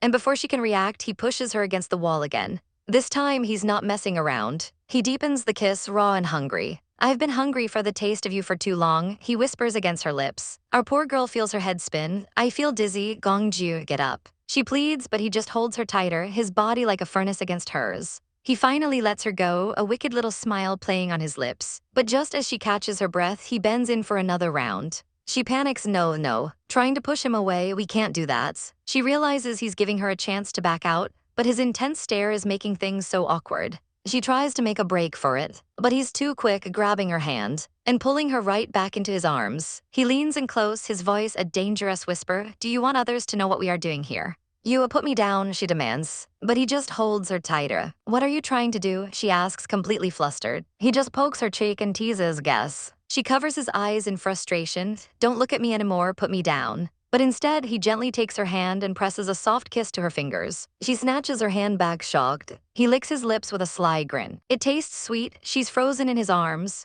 "Your hands are sweet," he murmurs, his face buried in her hair. "There is the taste of the candied hawthorn fruits. I like it." She struggles, telling him to stay away, but he just pulls her closer. "Why are you getting so close to me?" she asks, and that's his cue. He captures her lips again and lays her down in one smooth, chaotic motion. He hovers over her, their lips still locked. Suddenly, our girl has had enough. A tiny chibi version of her erupts, screaming, "Go away." Mission seduction has officially failed. She is one sulky, angry nugget. He sighs, "Stop acting cute." She begrudgingly decides she'll never sit in the same cart with him again, but then he goes in for a hug and her resolve shatters into a million pieces. Thankfully, they arrive at the palace gates. The guard announces their arrival and our girl is relieved. "If I stay any longer, my lips will be swollen," she thinks. But Gongju isn't done yet. He presses her against the carriage wall, covering her eyes. "We've arrived, stop it," she says, but he's relentless. "If you want to get out of here," he whispers, a devilish smirk on his face, "kiss me." He gives her a look, a forced smile playing on his lips. "You are not willing to do that." She bites her lip, contemplating her escape. "Fine," she gives in, leaning forward to give him a quick peck on the cheek. But he turns his head at the last second, capturing her lips in a full-blown kiss. "Don't refuse me," he commands. "Follow me," he whispers, and in that moment, she feels like she's about to be eaten alive. So she does the only thing she can think of. She bites him. She freezes, shocked at her own audacity. He pulls back, touching his lip in disbelief. "You bit me just now." Our girl snaps back ol' sass, what can I do that you deserve that? She complains that he kissed her so hard her lips are swollen while he's just thinking, she didn't reject my kissing. Does it mean we can move on? Just then a guard interrupts, Your Highnesses, it's time to get into the palace. She shoves him away and lifts the curtain to escape. As they walk out, the poor attendant is utterly bewildered. Did they have a quarrel just now? Both of their faces are red. Gongju calls after her, Yimmo, you left something. He's holding the box from earlier, teasing her. Gong Yimmo, how can you be so forgetful? She groans internally, yikes, how to carry it. He just smiles and says, let's go. She tries to shake off the romantic chaos. I shouldn't be thinking about this at this moment. There is big trouble confronting me. She steels herself, I must get it done well. They arrive at the morning glory hall. An announcer calls out their names. Here comes Prince Kai, Gongju, here comes Gong Yi Mo, your majesty. They enter the grand hall and greet the emperor. The emperor looks down from his throne. Yimmo, it's been a long time. But before the reunion can even begin, a nasty old minister steps forward. Your majesty, I'd like to accuse her of 3 crimes. The accusations come flying. Possessing a lethal weapon, faking her own death, and colluding with a neighboring kingdom to betray her country. The minister presents a scroll with his evidence. The emperor reads the report, his expression turning icy. Is this Yu Heng's conspiracy that she came back suddenly? He throws the scroll down. How are you going to defend yourself? She calmly picks it up. She realizes the details are too precise. Lord Lai must be behind this plot. She puts the scroll down without a word. The minister smirks. Humph, the evidence is so clear that you are unable to defend yourself. He demands to know what her purpose is for returning. The emperor turns to Gongju. Is it true? Gongju quietly admits, yes. He then looks at our girl, his voice filled with a strange emotion. Why did you come back? At this, the emperor absolutely loses it, slamming his fists on the throne. Do you want me to execute you? The other ministers fall to the floor, begging him to calm down. Our girl stands there, a grim look on her face. I knew I couldn't escape severe punishment, she thinks. But then her expression shifts to one of fierce determination. But I'd like to buy a life. She drops to her knees with a thud. From your majesty? Our girl stands before the emperor, who looks utterly bored by her existence. He asks whose life she wants to buy. The 3 felony charges against her aren't just going to disappear, you know. But this is Yimmo we're talking about. She calmly asks for a private audience. She's got 3 little things to present that will not only clear her name but save her neck. An official immediately starts sweating bullets, warning his majesty that Yimmo is a martial arts master. He could be in danger alone with her. The emperor just smirks, clearly intrigued. He wants to hear what this chaotic nugget has to trade for her life. He dismisses everyone from the hall. The officials bow and shuffle out, leaving our girl alone with the most powerful man in the country. Silence falls over the grand hall. The emperor leans back. All right, show me what you've got. Yimmo gets right to business, presenting a long wooden box. Inside is her first offer, a design for new and improved armor. It's lightweight, warm, and nearly impenetrable. The emperor is impressed, but notes it's expensive to make. Her second offer is even better, an agreement giving her 10% ownership of the massive gold and jade bank. She explains that just 1/10 of the bank's annual profit is equal to *5 years of the entire kingdom's revenue. She lays it all on the line, offering these 2 massive assets in exchange for her life. The emperor is internally screaming. This girl is a gold mine, but his mind races. If she gets married, all this talent will belong to another family. He can't let that happen. Yimmo, ever perceptive, says she knows exactly what he's worried about, and then she drops the real bombshell. The third thing she's selling, her own life. With a determined glint in her eye, she declares she will sell it to him, to the country. She prostrates herself on the floor, making a solemn. She will stay, she will serve, and she will remain single for her entire life. The emperor is floored. What did you say? A slow smile spreads across his face. This is perfect. Yimmo rises, her voice steady. She won't deny the charges against her. Instead, she will stay and use her connections to benefit the kingdom. She's not playing with emotions, she's dealing in pure, cold power. She will sell herself to the country. Bowing one last time, she begs him to accept her offer. The emperor, looking like he's won the lottery, readily agrees and calls the officials back inside. One of them immediately asks what punishment the princess will receive. The emperor leans back in his throne, a smug look on his face. What punishment? He stands, his voice booming through the hall. He declares that his daughter Yimmo is smart, brave, and more loyal to the country than any man. From this day forward, she is granted the title of Princess Grand Phoenix. She will share the same honor as the crown prince and reside in the Supreme Hall. The entire court is stunned into silence, then bows deeply. But not everyone is celebrating. The crown prince looks deeply troubled. He knows this reward comes at a terrible price. The more honor she receives, the more of herself she has to sacrifice. Later that night, Gongju finds her under the moonlight, calling out to his sister. She turns, holding a lantern, and he approaches. He says wistfully that he never thought she would always be his sister. Yimmo's heart clenches. Are you blaming me? He reminds her of the day in the ice river when she broke up with him. Tears well in her eyes. You blame me. He sighs, calling her a silly girl as he gently touches her cheek. He tells her that he doesn't care what her status is. He will always be hers. But she grits her teeth, the pain evident on her face. Do you have any idea how I convinced father to spare me? He waits, his expression calm. I promised I would never marry. I promised to give my entire life to the country. She cries out. She looks at him heartbroken. So what about us now? Gongju is visibly startled by her confession. But then a slow, dangerous smile spreads across his lips. Yimmo, he purrs, how cute you are. He takes her hand, but she tries to pull away. I meant it, she insists. You have to stop your feelings for me. He leans in close, his voice a low whisper, so we won't be husband and wife. His expression turns devastatingly sincere. From the moment I decided to spend my life with you, he says, his eyes full of emotion, I have been ready to give up everything. He knows she's ambitious, and he vows to become stronger so he can stand by her side. He won't make her choose between her dreams and him. He's already made his choice. He won't fight for the throne because it would make her unhappy. He doesn't want power if it means she can't travel the world as she desires. He drapes his own robe over her shoulders. He doesn't care about titles, he only wants her. And he's actually happy she won't marry anyone else because now he'll be the only man in her heart. She's stunned. The only man. Looking up at him, she can't believe it. Is he really willing to give up everything for her? He places his hands on her shoulders and she flinches away. Don't look at me like that, she stammers, backing up. It's late, I have to go. She turns and runs, her mind in a total panic. What is he thinking? Is he completely out of his mind? He watches her flee, a soft, sad smile on his face. Yimmo, he whispers to the empty courtyard, you will never understand. Meanwhile, Yimmo is back with her father and she is livid. A toy boy? I don't want a toy boy, she yells. But the emperor argues that since she won't marry, she should at least have a child. He's worried she's still hung up on Jin Yun and he's not having it. He declares it a done deal. He'll give her a new mansion and a few companions after her official ceremony. Yimmo is horrified. If Gongju finds out about this, he'll lose his mind. And speak of the devil, a guard in the dungeons informs Gongju of the emperor's decision. His face freezes. Toy boys. A murderous rage fills his eyes. What the hell is father thinking? The prisoners in a nearby cell start screaming for their lives, ready to confess anything. Gongju, radiating pure death, turns to his subordinate. Over to you, he says, his voice dangerously calm. That night, a shadowy figure slips into Yimmo's room. She sits up, startled. Who is it? It's Gongju, framed by the moonlight. He slams the door shut. They sit awkwardly on her bed for a moment, before he suddenly pulls her into a fierce hug. What are you doing? She gasps. I won't stay long, he murmurs into her hair. Just let me hold you for a while. She trembles but doesn't resist, and he holds her closer. She finally asks him why he came. He pulls her into his lap, warning her to be careful during her ceremony in 3 days, as some people hold a grudge. She agrees and he kisses her forehead gently. She blushes furiously, pushing him back. I didn't allow you to kiss me. He just smirks, leaning in closer. Do you like it when I kiss you? She panics, blurting out, you have to remember I'm your sister. His smile falters for a second, but his gaze hardens with determination. He grabs her hand, his eyes boring into hers. Just tell me, he demands, his voice low and intense. Do you like it or not?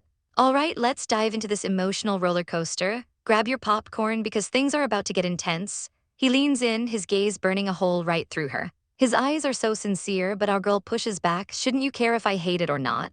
But she can't even lie to herself. With a blush, she admits, I don't hate it, I have to admit I like it. He smirks, his finger tracing her lips as he lifts her chin. Do you like it? He purrs, and she's completely flustered, thinking about how that first kiss actually felt. And this little nugget decides to go for it. Well, she thinks I'd better have a try. She leans in and bam, our girl initiates the kiss this time. Her mind goes blank, all she can think is it tastes sweet. As her heart starts hammering in her chest, he pulls her onto his lap, a victorious smile on his face as her heart pounds. He whispers, am I dreaming? If you like it, I'll let you taste more. And he's a man of his word. He pushes her down, deepening the kiss with a fiery passion. Things escalate quickly, and soon they're a tangled mess on the floor. He pulls her even closer, his lips moving from her mouth to her neck. But then reality crashes down on our heroine. Her face flushes as she thinks, I have feelings for a kid that I raised. Her eyes snap open in horror. She shoves him away with all her might. Don't do that again, she pants, looking completely panicked. Lying on the floor, she lays down the law. Don't hug me or kiss me, it's wrong of us to do that. He just stares down at her, his face a mask of confusion. Why? She tries to reason with him. Perhaps I failed in educating you, but I can't behave the same way. Looking away, she continues, her voice trembling. I can't do this with a person I raised. I can't stand that I have feelings for you. His face falls, pure heartbreak in his eyes. Why, he asks, his voice cracking, but you liked my kiss, you like me. He stands, absolutely devastated. We like each other, so why are you refusing me? But his words trigger a spiral of horrific flashbacks from her past life. The memories flood her senses, the pain, the abuse, the despair. Because I will never forget, she thinks, her soul trembling. She snaps back to reality, pushing him away with her words. I'm the princess of you. In people's eyes, I am your sister, your mother. The walls have ears, she insists. I can handle being called names, but you can't. He looks at her confused. Why can't I? She hesitates. Because you should be an excellent man, she cries, not be dragged down by me. He grabs her hand, his eyes narrowing for Jin Yun. His grip tightens, jealousy flaring in his eyes as he remembers rumors of her and Jin Yun. She panics, no, Yimmo. He stands tall, his voice turning icy. I don't care who you met or what you did with him. His gaze is possessive, intense. You are with me now and you can't refuse me. He leans in, his voice a dangerous whisper. Otherwise, I don't know what I will become. Just then, a knock echoes through the room. He turns away, annoyed by the interruption, and tells the person outside to leave. He faces her again and she quickly tries to clear the air. I don't have a relationship with Jin Yu as you think. His expression softens instantly. He gently cups her face. Yimmo, don't resist anymore, follow your heart. Don't push me away, he pleads, placing a soft, heartbreaking kiss on her forehead before turning to leave. It's late, good night. She's left all alone, a single thought echoing in her mind. Did I break his heart? 3 days pass in a blur of anxiety. Early in the morning, maids are bustling around, preparing her for something big. A maid tells her it's time to go to the terrace. Our girl simply nods, okay, let's go. She's guided out, dressed in the most elaborate red and gold gown, looking like a true royal. But her beautiful face is filled with a somber resignation. Their argument seems to echo in her mind. She remembers him looming over her. She can still hear her own voice. Perhaps I failed in educating you, but I can't behave the same way. She recalls him leaning closer, the intensity in his eyes. And the painful words leaving her lips, I can't do this with a person I raised. I have feelings for you. The memory of his heartbroken face is seared into her brain. Why? He had asked, his voice trembling. But you liked my kiss. You like me? His devastation was palpable as he stood over her. We like each other, why do you have to refuse me? He'd pleaded, triggering those awful flashbacks. Her mind keeps replaying the pain of her past. The reason is always the same, because I will never forget the pain of my last life. She remembers her own desperate justifications. I'm the princess of you. The walls have ears. You can't be called names because of me. His confused question haunts her, why can't I? Because she had hesitated, you should be an excellent man, she'd insisted before he grabbed her hand. For Jin Yun, he'd asked, his voice dripping with jealousy. His wounded expression was unforgettable. And so was her panicked denial. No, Yimmo, his voice had turned so cold. I don't care who you met. Now you are with me and you can't refuse me, he had declared. She shivers, remembering his dark warning. Otherwise, I don't know what I will become. The knock at the door had been a mercy. He had dismissed his guard with a sharp command. When he turned back to her, his gaze was just as intense. She remembers trying to explain about Jin Yu. Then came his soft plea, Yimmo, don't resist anymore, follow your heart. Don't push me away, he had begged, his eyes full of sorrow. He placed that gentle kiss on her forehead and said goodnight. And now, after 3 days of silence, she's left wondering, did I break his heart? The maids finished their work, brushing her hair for the last time. Your Highness, it is the time, please go to the terrace. With a heavy heart, she agrees, okay, let's go. She is led out in her stunning red robes, a queen walking towards an unknown fate. The sky crackles with lightning as one man warns the emperor, Your Majesty, don't be fooled. This is a strange astronomical phenomena. But Gongju isn't buying it. He glares, demanding, is this an ill omen, Yimmo, or the evil people? You can tell right now. The emperor snaps, furious at the disruption. What the hell have you done? He bellows. Gongju reveals a list of crimes, pointing out that the left grand minister has a mountain of evidence against him. He smirks, turning to his father.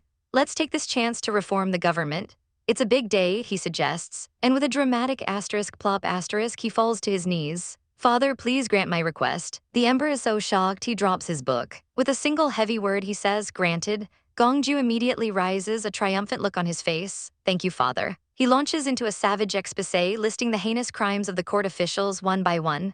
Bribery, kidnapping, ruining families. The dirt just keeps coming. The officials start to panic. It's not true, don't trust him, one of them cries out. But Gongju turns his icy gaze on the head of the secretariat. Don't you remember her now? He asks, beginning to tell a heart-wrenching story about the man's abandoned fiancée. He reminds the man of the promise he made to marry the girl who sold her body to pay for his education. The official scoffs, claiming she died of a social disease. But Gongju knows the dark truth. However, you felt shameful to marry a prostitute after you passed the examination, he says, his voice dripping with contempt.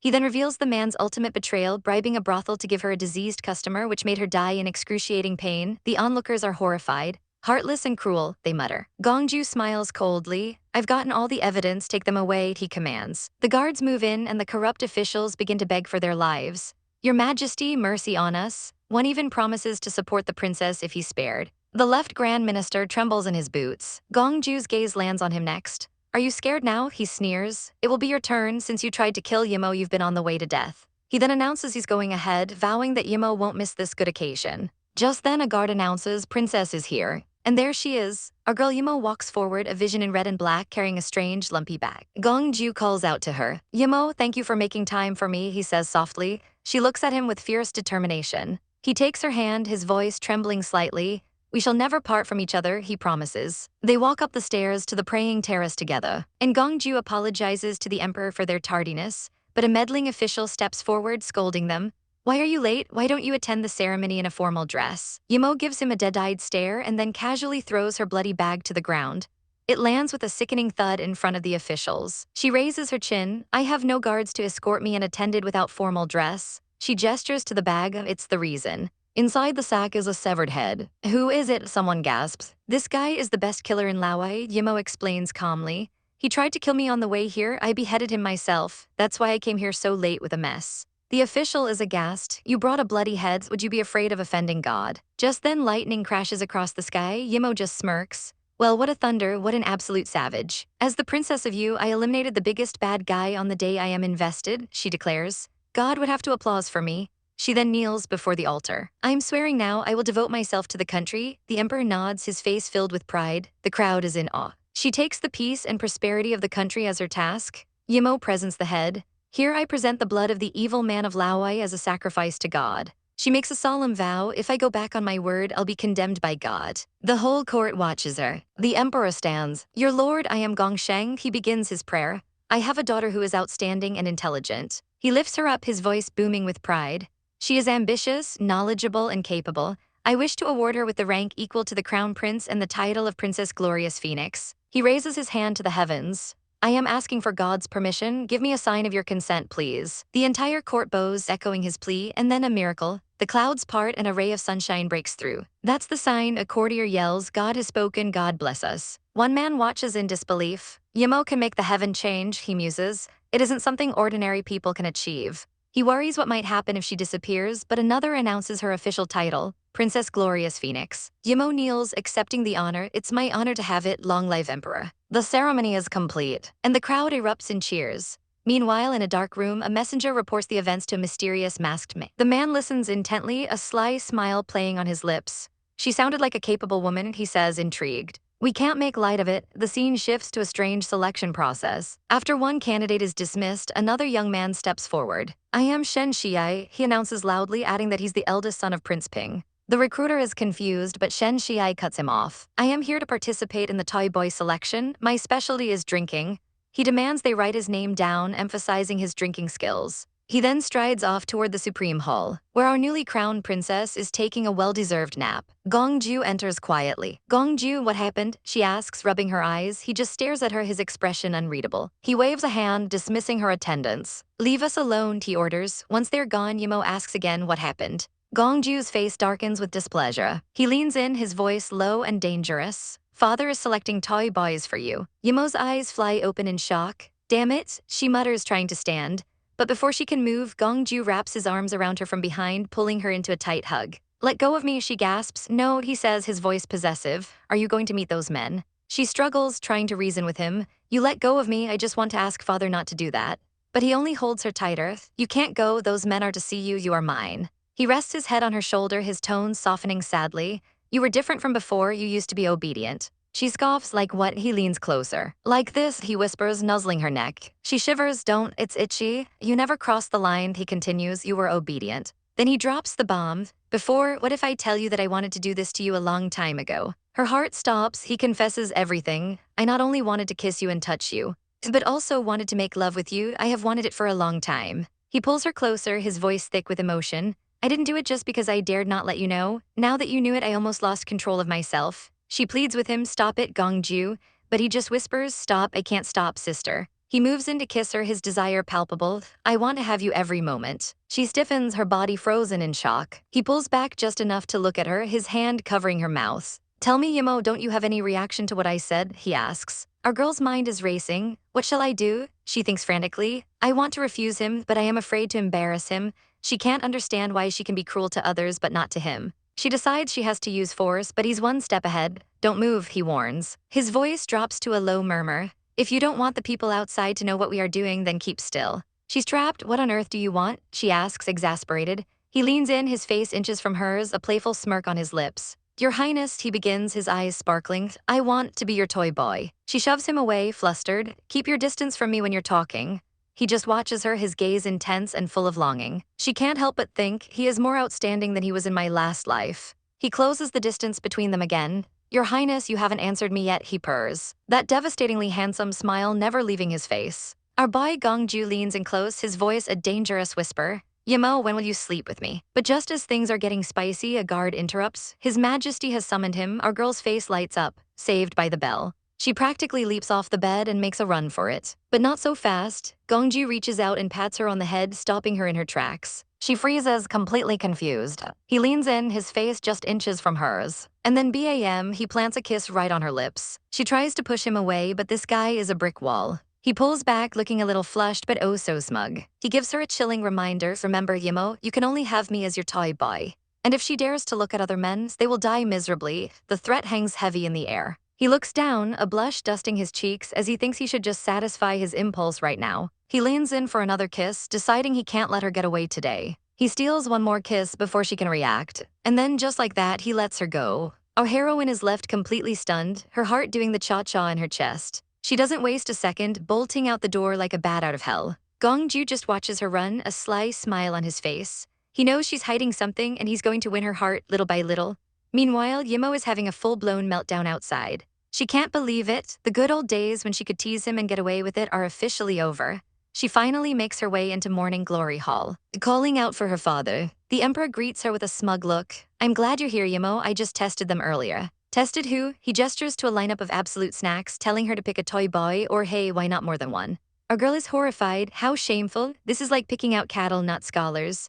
On the verge of tears, she tells her father she doesn't want a single one. But her dad is not having it. He snaps that if she won't choose, he'll choose for her. She argues back, Father, this is absurd. She declares that she's decided not to marry, so she doesn't need a toy boy and tries to leave. She turns on her heel, ready to storm out.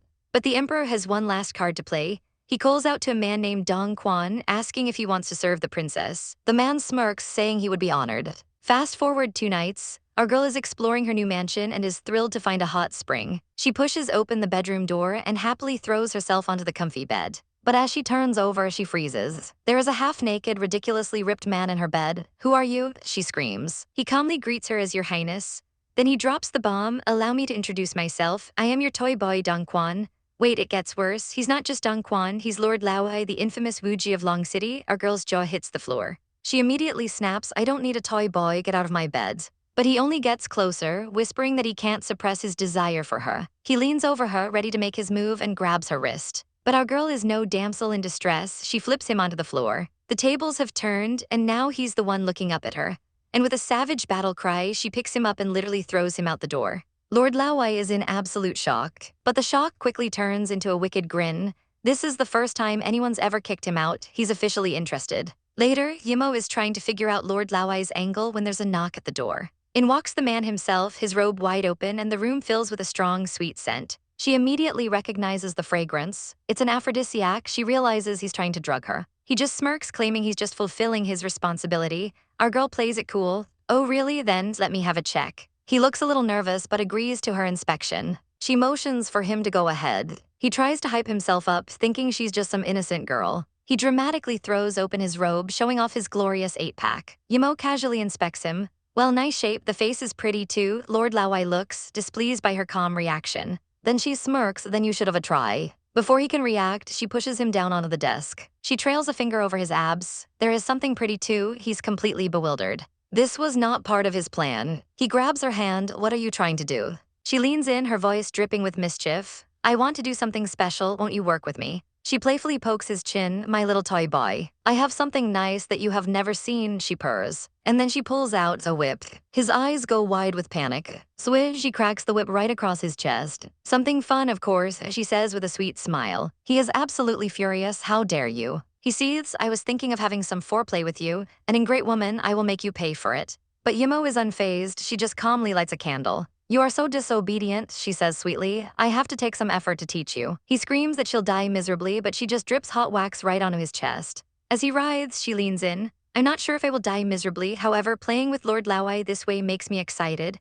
He's stunned that she knows who he is. She pulls out a small, ornate object. It's his personal seal, the plate of Lawai. Do you think I can't find it when you hide it in your hair? She asks. Enraged, he snaps the ropes binding him. He lunges at her, screaming, "Give it back to me," but she easily dodges. Then she slaps him so hard he goes flying through a decorative screen. "It's just a plate," she says coolly. There are only two situations when people in Lawai would send the plate to someone. She holds it up, defeated, and he marries someone. She mocks him, "Gong Yi Mo, do you want to marry me? Why couldn't it be that you are defeated? You are completely defeated by me." He glares at her, demanding she return it. "Otherwise, you will have to go with me back to Lawai." Just as he's making his threats, the door is pushed open. It's Gongju. He strolls in, cool as a cucumber. "I'm afraid the men of Lawai will not be able to come here." He walks into the chaotic scene, and both Yimmo and Lawai stare at him. Gongju's eyes are practically shooting icicles, clearly furious at finding another half-naked man with his girl. He explains that he's already taken care of Lawai's men. Turns out this is a business meeting. Gongju wants to trade with Lawai. Yimmo chimes in, saying this is payback for Lawai trying to kill her. "The little friction won't affect our cooperation, will it?" The two men stare each other down, the tension thick enough to cut with a knife. Yimmo claps her hands, breaking the tension. "Well, I'm tired now, it's too late. I am going to sleep, bye." But as she tries to leave, Gongju grabs her. "Tired?" he asks, his voice dangerously low. "I don't want to disturb you, but I have a question to ask you." He leans in, his breath warm on her ear. "What were you doing just now? Why didn't he wear clothes?" Our girl trembles. "Yimmo, if you lie to me, I will get angry," he warns. She quickly spins a lie. "I was searching for his plate, so I stripped him to find it." She forces a little laugh, but internally she's screaming. Gongju's face is a mask of disbelief. "You are lying, Yimmo," he says with a smile that doesn't reach his eyes. She huffs and turns away. "It's okay if you don't believe me." She starts to walk away again. "I'm going to sleep, see you tomorrow." But he's not letting her go. He suddenly pulls her into a tight back hug, and our girl freezes, completely trapped. Our story continues with our heroine being held captive in the arms of this dangerously handsome man. With tears in her eyes, she asks what more he could possibly want from her, even offering him the snacks she's holding. "It smells like sweet cakes," she thinks, completely bewildered. She wonders how he could have possibly bought them when the stores are all closed. He leans in, his voice a low whisper.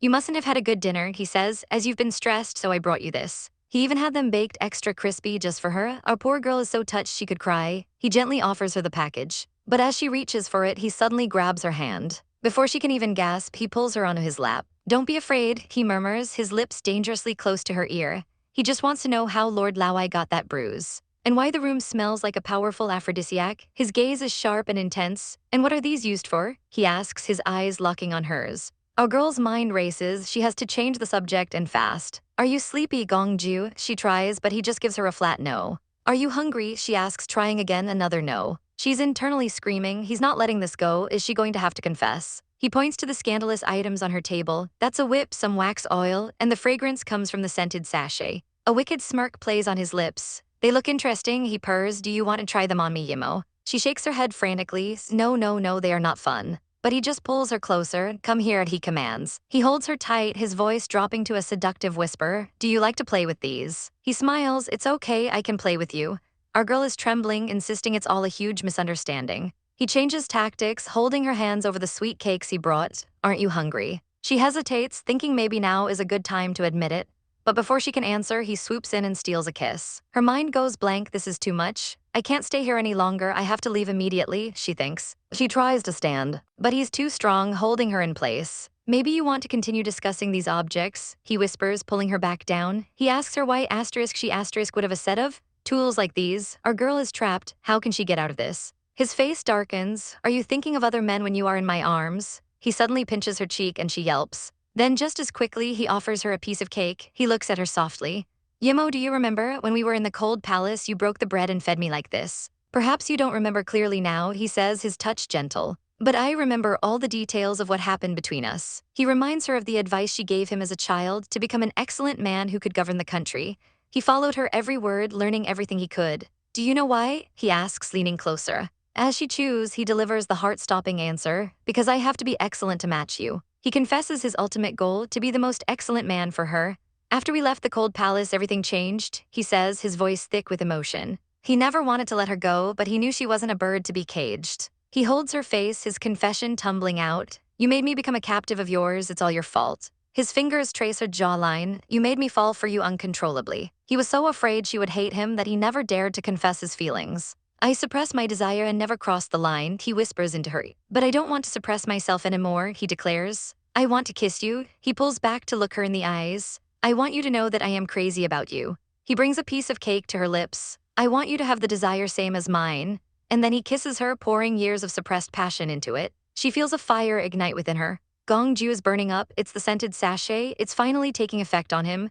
As he kisses her neck, she knows it's the aphrodisiac that's making him this bold. He suddenly moves, standing and sweeping her up into his arms. With a thud, he lays her down on the desk, scattering books everywhere. He dangles the cursed sachet in front of her face. Are you looking for this? He asks with a sly grin. He leans over her. Yimmo, don't you have a little bit of desire for me? He wonders while she's just thinking about how hungry she is. She's panting, her cheeks flushed bright red. He sees her state, her vulnerability, and can't resist kissing her again. The kiss deepens, becoming more desperate, more passionate than ever before. She's never seen this side of him. She manages to push him back slightly. If we go on doing this, I will have to. He looks up, surprised by her sudden resistance, his own face a mess of desire. I am so thirsty, she whispers, her lips parted. She licks her lips again, her voice husky. I'm thirsty. He leans in, his own voice a low growl.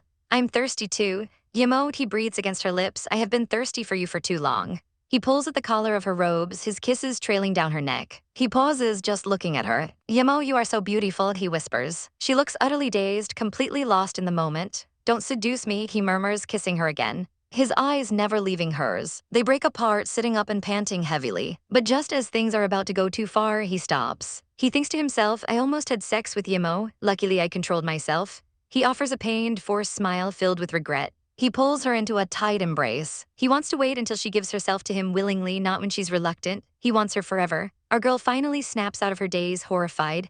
What on earth was I doing? I took initiative. I wanted to. It wasn't myself. Suddenly, a voice calls out from outside the door. Gong Yi Mo, come out. What happened? She panics at Shen Xiai. She tries to get up, saying she'll go. But Gongju stops her. You go to sleep, I will go. He pulls her back gently. He came because he is worried about me. Do you want others to know what we have just done? Defeated, she nods. Go, I'm going to sleep. He pats her head reassuringly, then scoops her up in a princess carry. He gently lays her down on the bed. Well, I am going to sleep, she says, her face beet red. But he can't resist leaning in for one last kiss. It's soft and sweet. He thinks to himself that she's rarely this obedient. Maybe he should have carried that scented sachet around all along. She pushes him away gently. Shen Xiai is waiting. Don't go too far, she insists. A mischievous smirk plays on his lips. He can wait, he says softly. But I guess you want me to stay here. He gives her a final, tender kiss on the forehead before leaving her to her dreams. Here's your GOAT Manhwa recap.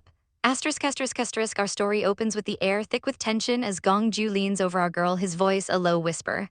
I guess you want me to stay here. And with her heart pounding in her chest, she barely manages to squeak out an okay. But then he pulls back. The absolute madman covers his mouth, suddenly flustered, and tells her to go now. He gives her hand a quick, gentle kiss before making his escape, leaving our poor heroine absolutely frozen. She internally panics, screaming for him to just get OUT already. The moment the door is shut, she yanks the sheets over her head. He leaves with a smug little smile, knowing exactly the chaos he's caused. She immediately starts thrashing in her bed, slapping the sheets in pure frustration. What on earth was I doing? She screams at herself. But the drama isn't over. As Gongju leaves, he's stopped by a rival who demands to see Yimmo. Gongju, ever the ice prince, just blocks his path. She won't see you. The rival scoffs, launching into a whole speech about how he's been there for her, how he even risked his life to save her. He even has the audacity to claim that Yimmo would be willing to die for him. Gongju just turns and cuts him off, demanding he return Yimmo's gold medallion. The man hesitates, his bravado crumbling. He tries to play it cool, muttering that maybe she just sees him as a friend as he hands over the token. He throws one last verbal punch, telling Gongju not to get too complacent. But Gongju isn't just gonna take that. He snatches the medallion back and delivers the final savage blow. Yimmo has been mine since she was 7 years old.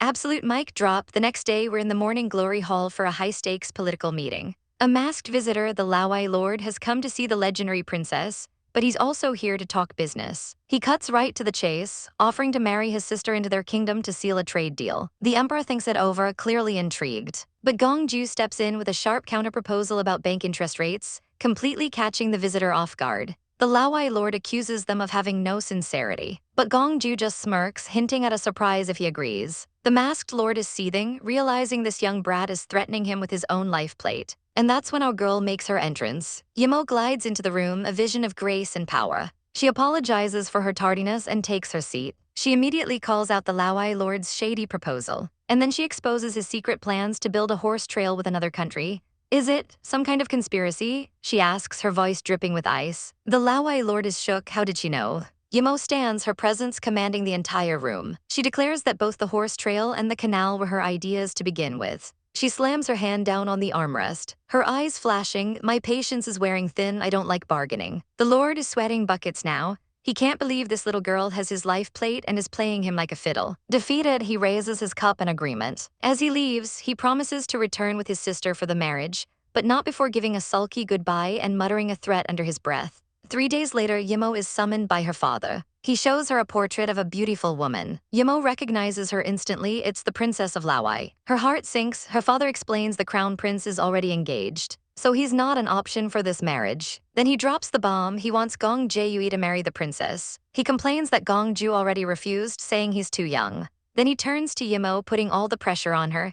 He only listens to you, he says, asking her to convince him for the good of the kingdom and to quell the rumors about them. The words hit her like a physical blow, knocking the wind out of her. She never saw this coming. The princess is a perfect match for Gongju, and the thought is pure agony. Later, she seeks comfort from her mother, the Empress. The Empress greets her warmly, but Yimmo is clearly troubled. She apologizes for her absence and starts downing cups of wine. Her mother immediately senses that something is wrong. As Yimmo gulps down the drink, the Empress then brings up a banquet she's planning, specifically to introduce Gongchi's fiancé to Yimmo. Our girl can't believe it. Both her parents are trying to pair off their sons with other women, pushing her away. Just then a voice rings out. It's Gongji, the crown prince, returned from his travels. He greets his own fiancé before turning his full attention to Yimmo. He tells her she's grown up and offers a drink to bury any old grudges. She accepts, welcoming him home, and the Empress invites him to the upcoming banquet. The three of them sit together, but the air is thick with unspoken things. Gongji is completely mesmerized by Yimmo, lost in a daydream about hugging and kissing her. His mother has to call his name to snap him out of it, and he quickly makes up an excuse about thinking of state affairs. Yimmo stands, playfully demanding a gift for her new title. Dazed by her charm, Gongji quickly agrees and asks her to come with him to retrieve it. The Empress watches them go, mistakenly thinking her son has moved on. On a moonlit balcony, they chat about politics, and Gongji sweetly whispers that he found a rare herb to help with her heart condition. But their quiet moment is shattered when Gongju appears from the shadows, grabs Yimmo's wrist, and growls, "Go with me." Gongji immediately steps between them, trying to stop him, but Gongju's grip is ironclad. He announces that their father needs Yimmo, challenging his brother to object. Gongji is reluctant but can't defy a direct order. He tries to stall, suggesting dinner first, but Gongju refuses to wait. He begins to pull Yimmo away, and Gongji finally snaps. "Can't you complete father's task without Yimmo?" Gongju looks over his shoulder, his expression deadly serious, and says one word, "Right." The two brothers lock eyes, a silent declaration of war passing between them in the cold night air. The tension is thick enough to cut with a knife. Gongji confronts his brother, his voice dripping with accusation. "Can't you complete father's task without Yimmo?" Gongju is left completely speechless, absolutely dumbfounded by the question. Without another word, he grabs our girl's hand and declares, "We take our leave now." He pulls her out into the moonlit courtyard, leaving a fuming Gongji behind. "Gongju, where are you taking me to?" she asks, trying to keep up. Suddenly, he stops dead in his tracks, and she bumps right into his firm back with a little arg. Just then, another woman appears, asking Yimmo if their father needed her urgently. Gongju immediately lets go of her hand. "You hurt me," Yimmo exclaims before cutting to the chase. "Did father ask you to persuade me to get married?" "The Princess of Laowai is beautiful and charming," she says, forcing the words out. "She is good enough for you." "Do you really think so?" he murmurs, unconvinced. "Yes, from my heart," she lies, but before she can say anything else, he grabs her. And then it happens. He crashes his lips against hers, silencing her protest with a fiery, desperate kiss. Her eyes fly open in shock as she pushes him away, shouting his name. They stand apart, breathing heavily under the pale moonlight. "Are you crazy?" she gasps. "This is in father's hall, not my—" Her heart pounding in her chest. "When I knew that you promised father to persuade me to get married. I feel pain, it is like being hurt by you." The raw honesty of his words leaves her breathless. "So I want to know if you feel hurt or not. If you don't feel sad, if you feel happy, then I have no other choice." He grabs her shoulders, his gaze intense. "I will badger you all the time till the end of my life. Tell me, are you happy or sad?" Cornered and flustered, all she can do is stammer, I. A hopeful glint appears in his eyes. He thinks she's hesitating. He presses, "Say it, say you are happy, why can't you say it now?" He pauses, waiting for her answer. Then he drops the ultimate bombshell. "Yimmo, do you like me?" She turns away, denying it, but he just smiles. "It's okay you don't like me. Because no matter if you like me or not, you are mine." He pulls her into a powerful embrace, holding her as if he'll never let go. I am happy that you hesitated. You felt sad when father talked with you, didn't you? She says nothing, her expression a mix of pain and confusion. He whispers, I am sorry, father made you sad, but I won't. She's a blushing, trembling mess in his arms, about to kiss her again. She panics, pushing him away, thinking, no, I can't go into it. But he ignores her resistance, capturing her lips once more. It's a passionate, all-consuming kiss under the cherry blossoms. He pours every ounce of his feeling into it. But wait, they're being watched. From the shadows, Gongju witnesses the entire scene, his heart shattering into a million pieces. He ducks behind a pillar, his mind screaming, why? He clenches his fist, his knuckles white with rage and despair. You never gave me a chance to kiss you like that. Why can Gongju do that, he seethes. Am I inferior to Gongju? His mind drifts to a fantasy where he is emperor and Yimmo is his queen, happy and in love. We can be together, he thinks, before reality comes crashing back. If it weren't for Gongju, as Yimmo would be mine. Meanwhile, our girl is trying to break free. Gongju, stop it. But he only holds her tighter, his kiss unrelenting. She finally shoves him back, panting, this is the emperor's palace, you can't be so reckless. He just gives her a soft, confident smile. Yimmo, forgive me, he says, then makes a promise. I won't marry anyone except you. But she just snaps, I didn't ask you not to get married. He keeps on smiling, completely unbothered. Get married if you want, she huffs, turning away. From the darkness, Gongchi's face hardens with resolve. His brother's voice taunts him in his head. It's out a hollow, broken laugh. He slips away into the night, pulling out a small, sinister vial. With a trembling hand, he brings it to his lips. He drinks the contents and immediately starts coughing up blood. My dude, no. His mind is a dark spiral of obsession. If Gongju is gone, you will not refuse me. Gongju must die. He clutches the vial, a bloody tear tracing a path down his cheek. I wish you could kiss me even in my dreams. 10 days later, our girl is trying to distract herself with a book, but it's no use. It's so quiet. Anyway, my task is done. Whether he gets married or not is none of my business. She smacks the book against her head in frustration. I don't care at all, she shouts to no one. Suddenly, a new idea strikes her. She needs a distraction. Business? Yes, that's it. Transportation details for the new trade routes. She leaps to her feet with renewed purpose. Maid, help me get dressed. I'm going out. Yes, a princess. She arrives at Morning Glory Hall, but the guard has some interesting news. The emperor just left. But the crown prince is inside, alone. The information sends a jolt through her. Her mind starts racing with dangerous possibilities. All right, let's get this show on the road. Grab your popcorn, smash that like button, and prepare for the drama because it is about to get real. Our boy Gong Chi stands outside a pavilion, hesitating for just a moment. He's immediately called inside by our girl Yimmo. She wastes no time, asking him just where he's been hiding himself lately. He plays it cool, looking a little flustered. Then he flips the script on her, asking with a sly look, did you want to see me? He leans in, pressing the issue, if you wanted to see me, why didn't you come find me? He softens in an instant, gently stroking her hair.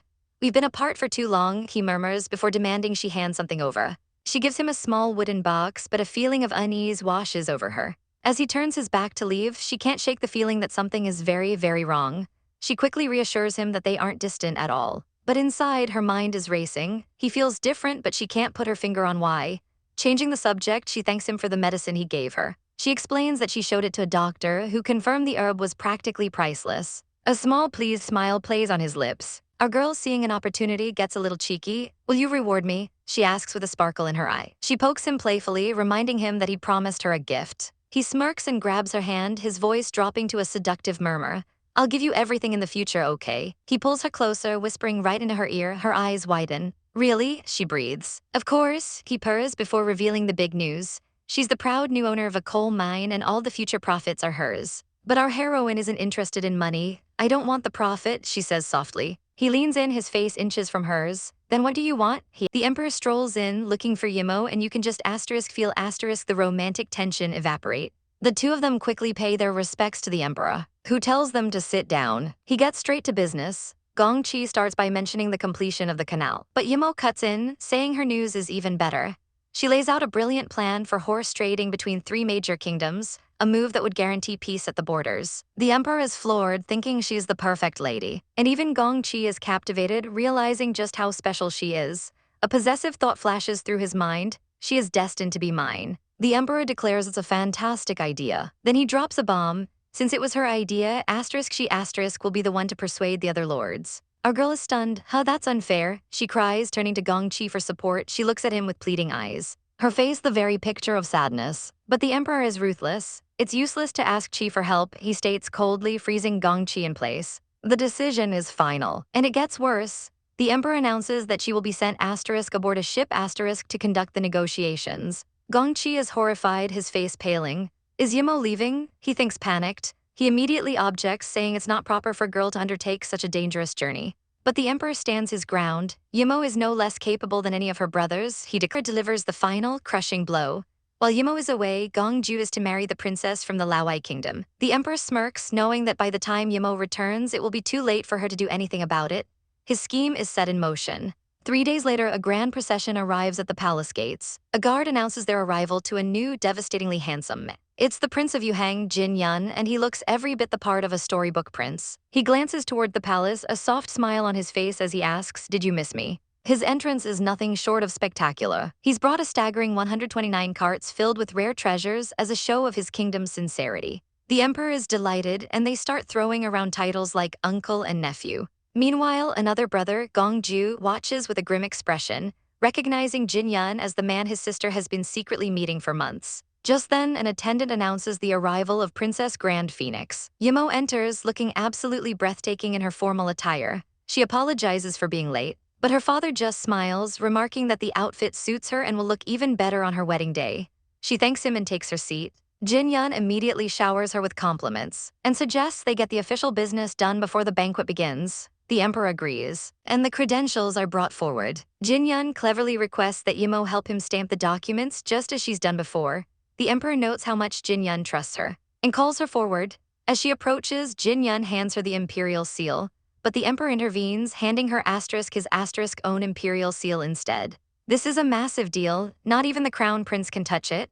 Our girl realizes with a jolt that she's being pushed onto a stage she can't escape. With trembling hands, she stamps the documents. "Let the banquet start," the emperor proclaims. But as they sit, Jin Yun clutches Yimmo's hand. "Uncle," he says, "I came here for another favor." He looks the emperor dead in the eye and makes his shocking announcement, "I want to marry Yimmo." He bows his head respectfully. "I hope I can have your consent." The emperor is taken aback, offering any of his other daughters, but Jin Yun is firm. "I only want Yimmo," he insists. He promises to marry her after she completes her mission with the weapon, even swearing a sacred oath to make her his only wife for life. The emperor hesitates, weighing the prosperity of his kingdom against his daughter's happiness. Suddenly, a voice rings out, "Father." It's Gongju storming into the hall. The emperor is clearly displeased by the interruption.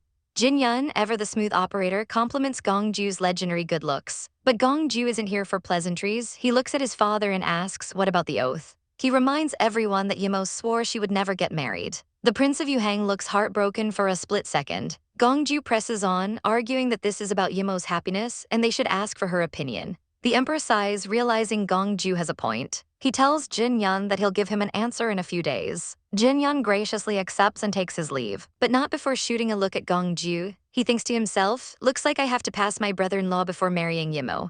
Once Jin Yun is gone, Gongju turns to Yimmo. "What's wrong?" he asks gently. He grabs her arm, his eyes searching hers. "Do you like Jin Yun?" "Of course not," she snaps back instantly. A slow, satisfied smile spreads across Gongju's face. He believes her. He leans in, telling her he stopped their father from agreeing to the proposal. He even offers to help her get rid of Jin Yun if she finds it inconvenient, but our girl is having none of it. "Your help? Jin Yun would die if you got involved," she retorts, telling him to stay out of it. She waves her hand dismissively, turning away from him. From across the room, Gongji watches the entire exchange, his knuckles white as he clutches his cup. He approaches their table, changing the subject to a great canal ceremony. He says their father wants her to become a holy virgin and pray for the world's blessings. "I'll pass," she says flatly. He pours her a drink, his voice smooth as silk. "Many people yearn for this honor," he says, "only you would turn it down." He hands her a cup and she looks up at him, feeling utterly cornered. "Why would all of you bully me like this?" she thinks. Gongji is lost in his own chaotic thoughts. If he pushes her too hard, she'll pull away. But if he indulges her, she'll just keep avoiding the choice she needs to make. He clutches her hand, his mind a battlefield.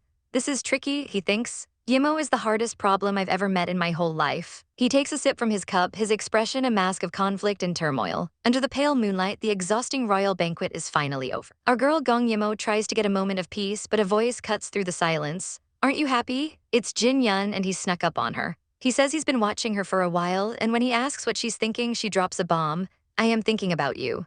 Jin Yun is stunned. He leans in close, his voice barely a whisper. "Do you really like me?" And just like that, the poor boy confesses his own feelings. "I do." He looks down, his voice filled with a heartbreaking sadness. "Then why didn't you tell me before?" He answers his own question, his past weighing on him. Because I didn't deserve you at that time. He opens up about his wretched past, how his own father sold him, and how even servants despised him. He tells her that even after she came and gave him power, he still felt deeply inferior. After she left, he seized control of the kingdom, but his goals felt hollow without her. He was terrified his feelings were just a mirage, an illusion born from desperation. He grabs her hand, his eyes burning with intensity. Yimmo, he says, his voice trembling, I love you, but our girl shatters his world with a few cold words. She claims his feelings are just gratitude, not love. Then she delivers the final, soul-crushing blow. I only see you as a brother. His face crumples in agony. Am I not good enough? What's the problem? I can fix it, he pleads. But Yimmo stands, her expression unreadable. We're done talking, please pardon me. He lunges, grabbing her wrist, his voice cracking. Yimmo, please hear me out. He reminds her of all the times she saved him, encouraged him, and guided him when he was lost. You have filled my life these past few months, he cries out. If you can't be with me, why did the heavens let us meet in the first place? His pain is palpable as he looks at her, his heart on his sleeve. How can you be so cruel to me? Suddenly, a sharp whoosh cuts through the night. Jin Yun's eyes widen in alarm. Look out, he screams, shoving Yimmo out of the way. Another whoosh follows, and with a loud bang, an unseen projectile slams into the railing right where she was standing. Tears still streaming down his face, Jin Yun whirls around. Who's there? He demands. A figure emerges from the shadows and the tension skyrockets. It's Gongju. Yimmo is shocked. Gongju, I thought you had gone back. She internally panics, thinking this looks like she was caught red-handed. The two men lock eyes in a silent, deadly standoff. Jin Yun, still reeling, demands, why did you attack me suddenly? Gongju's reply is lethally calm, because you crossed the line. With a swift movement, he pulls Yimmo behind him, his voice a low growl. She's mine. He holds her tight as she struggles, calling his name. Jin Yun stares, the devastating realization dawning on him. Gongju loves Gong Yi Mo. He looks at Yimmo, his last shred of hope clinging to his words. That's not true, right? Is he forcing you? Gongju just tightens his grip, completely shielding her. I'll tell you once more, Yimmo is mine. He dismisses Jin Yun entirely, telling him to stay out of their business. Jin Yun is horrified, but you are siblings. Gongju just smirks, pulling Yimmo even closer. So what? Impossible, Jin Yun sputters, clutching his chest in pain. He turns to Yimmo, his voice breaking. Have you forgotten? You said you feared the world might hate you, and what are you doing now? The three of them stand frozen in this chaotic love triangle. Yimmo looks up at Gongju, tears in her eyes. Aren't you afraid of that anymore? He says nothing, but a storm of her own painful memories floods her mind, his past cruelty, his indifference, and the hatred of others. She remembers someone screaming at her to go to hell. But Gongju's voice pulls her back to the present. Don't you worry about that, he says, his grip protective. I won't let anyone have the chance to hurt her. Jin Yun is speechless. He takes a step back, defeated. This isn't right. He remembers how he used to have her full attention. With a final broken look, he turns away. This is wrong. Yimmo just watches him go. You heard him. As he disappears, she thinks about the barrier between them. She makes a decision. I want to spend my life alone. She reasons that it's for the best. Gongju won't be despised by the world, and she won't have to worry about him leaving her. But Gongju's sharp voice cuts through her thoughts. Gong Yi Mo, he confronts her, his eyes blazing. Do you want to leave me, to give up on me just like you handled Jin Yun? No way, she whispers. But he's not listening. He goes full-on possessive psycho. I'll kill whoever you marry. I'll destroy any kingdom. I'll snatch you back unless you kill me on the battlefield. He pulls her into a crushing hug. You'll be my own only. She shoves him away. What makes you think you can do that? I owe you nothing, she screams, her composure finally shattering. Why are you doing this? She's completely overwhelmed, and after a tense silence, she finally breaks. Fine, it was my fault, okay, she sobs. All of you are doing this on purpose, you are bullying me. In a fit of despair, she turns away. I told you I hate these hairpins, she cries. Ripping the ornate jewelry from her hairs, why did you make me wear them? Gongju grabs her hand, stopping her. He holds her, his own voice thick with pain. Do you think you're miserable? I think I'm miserable too. He gently picks up the fallen hairpin, but she's not having it. No, you're not, I'm the one who's being bullied. He then begins to tell her of his own dark past, of being imprisoned in the cold palace after his mother's death. He helps her sit down, his touch surprisingly gentle. But I met you, he says softly.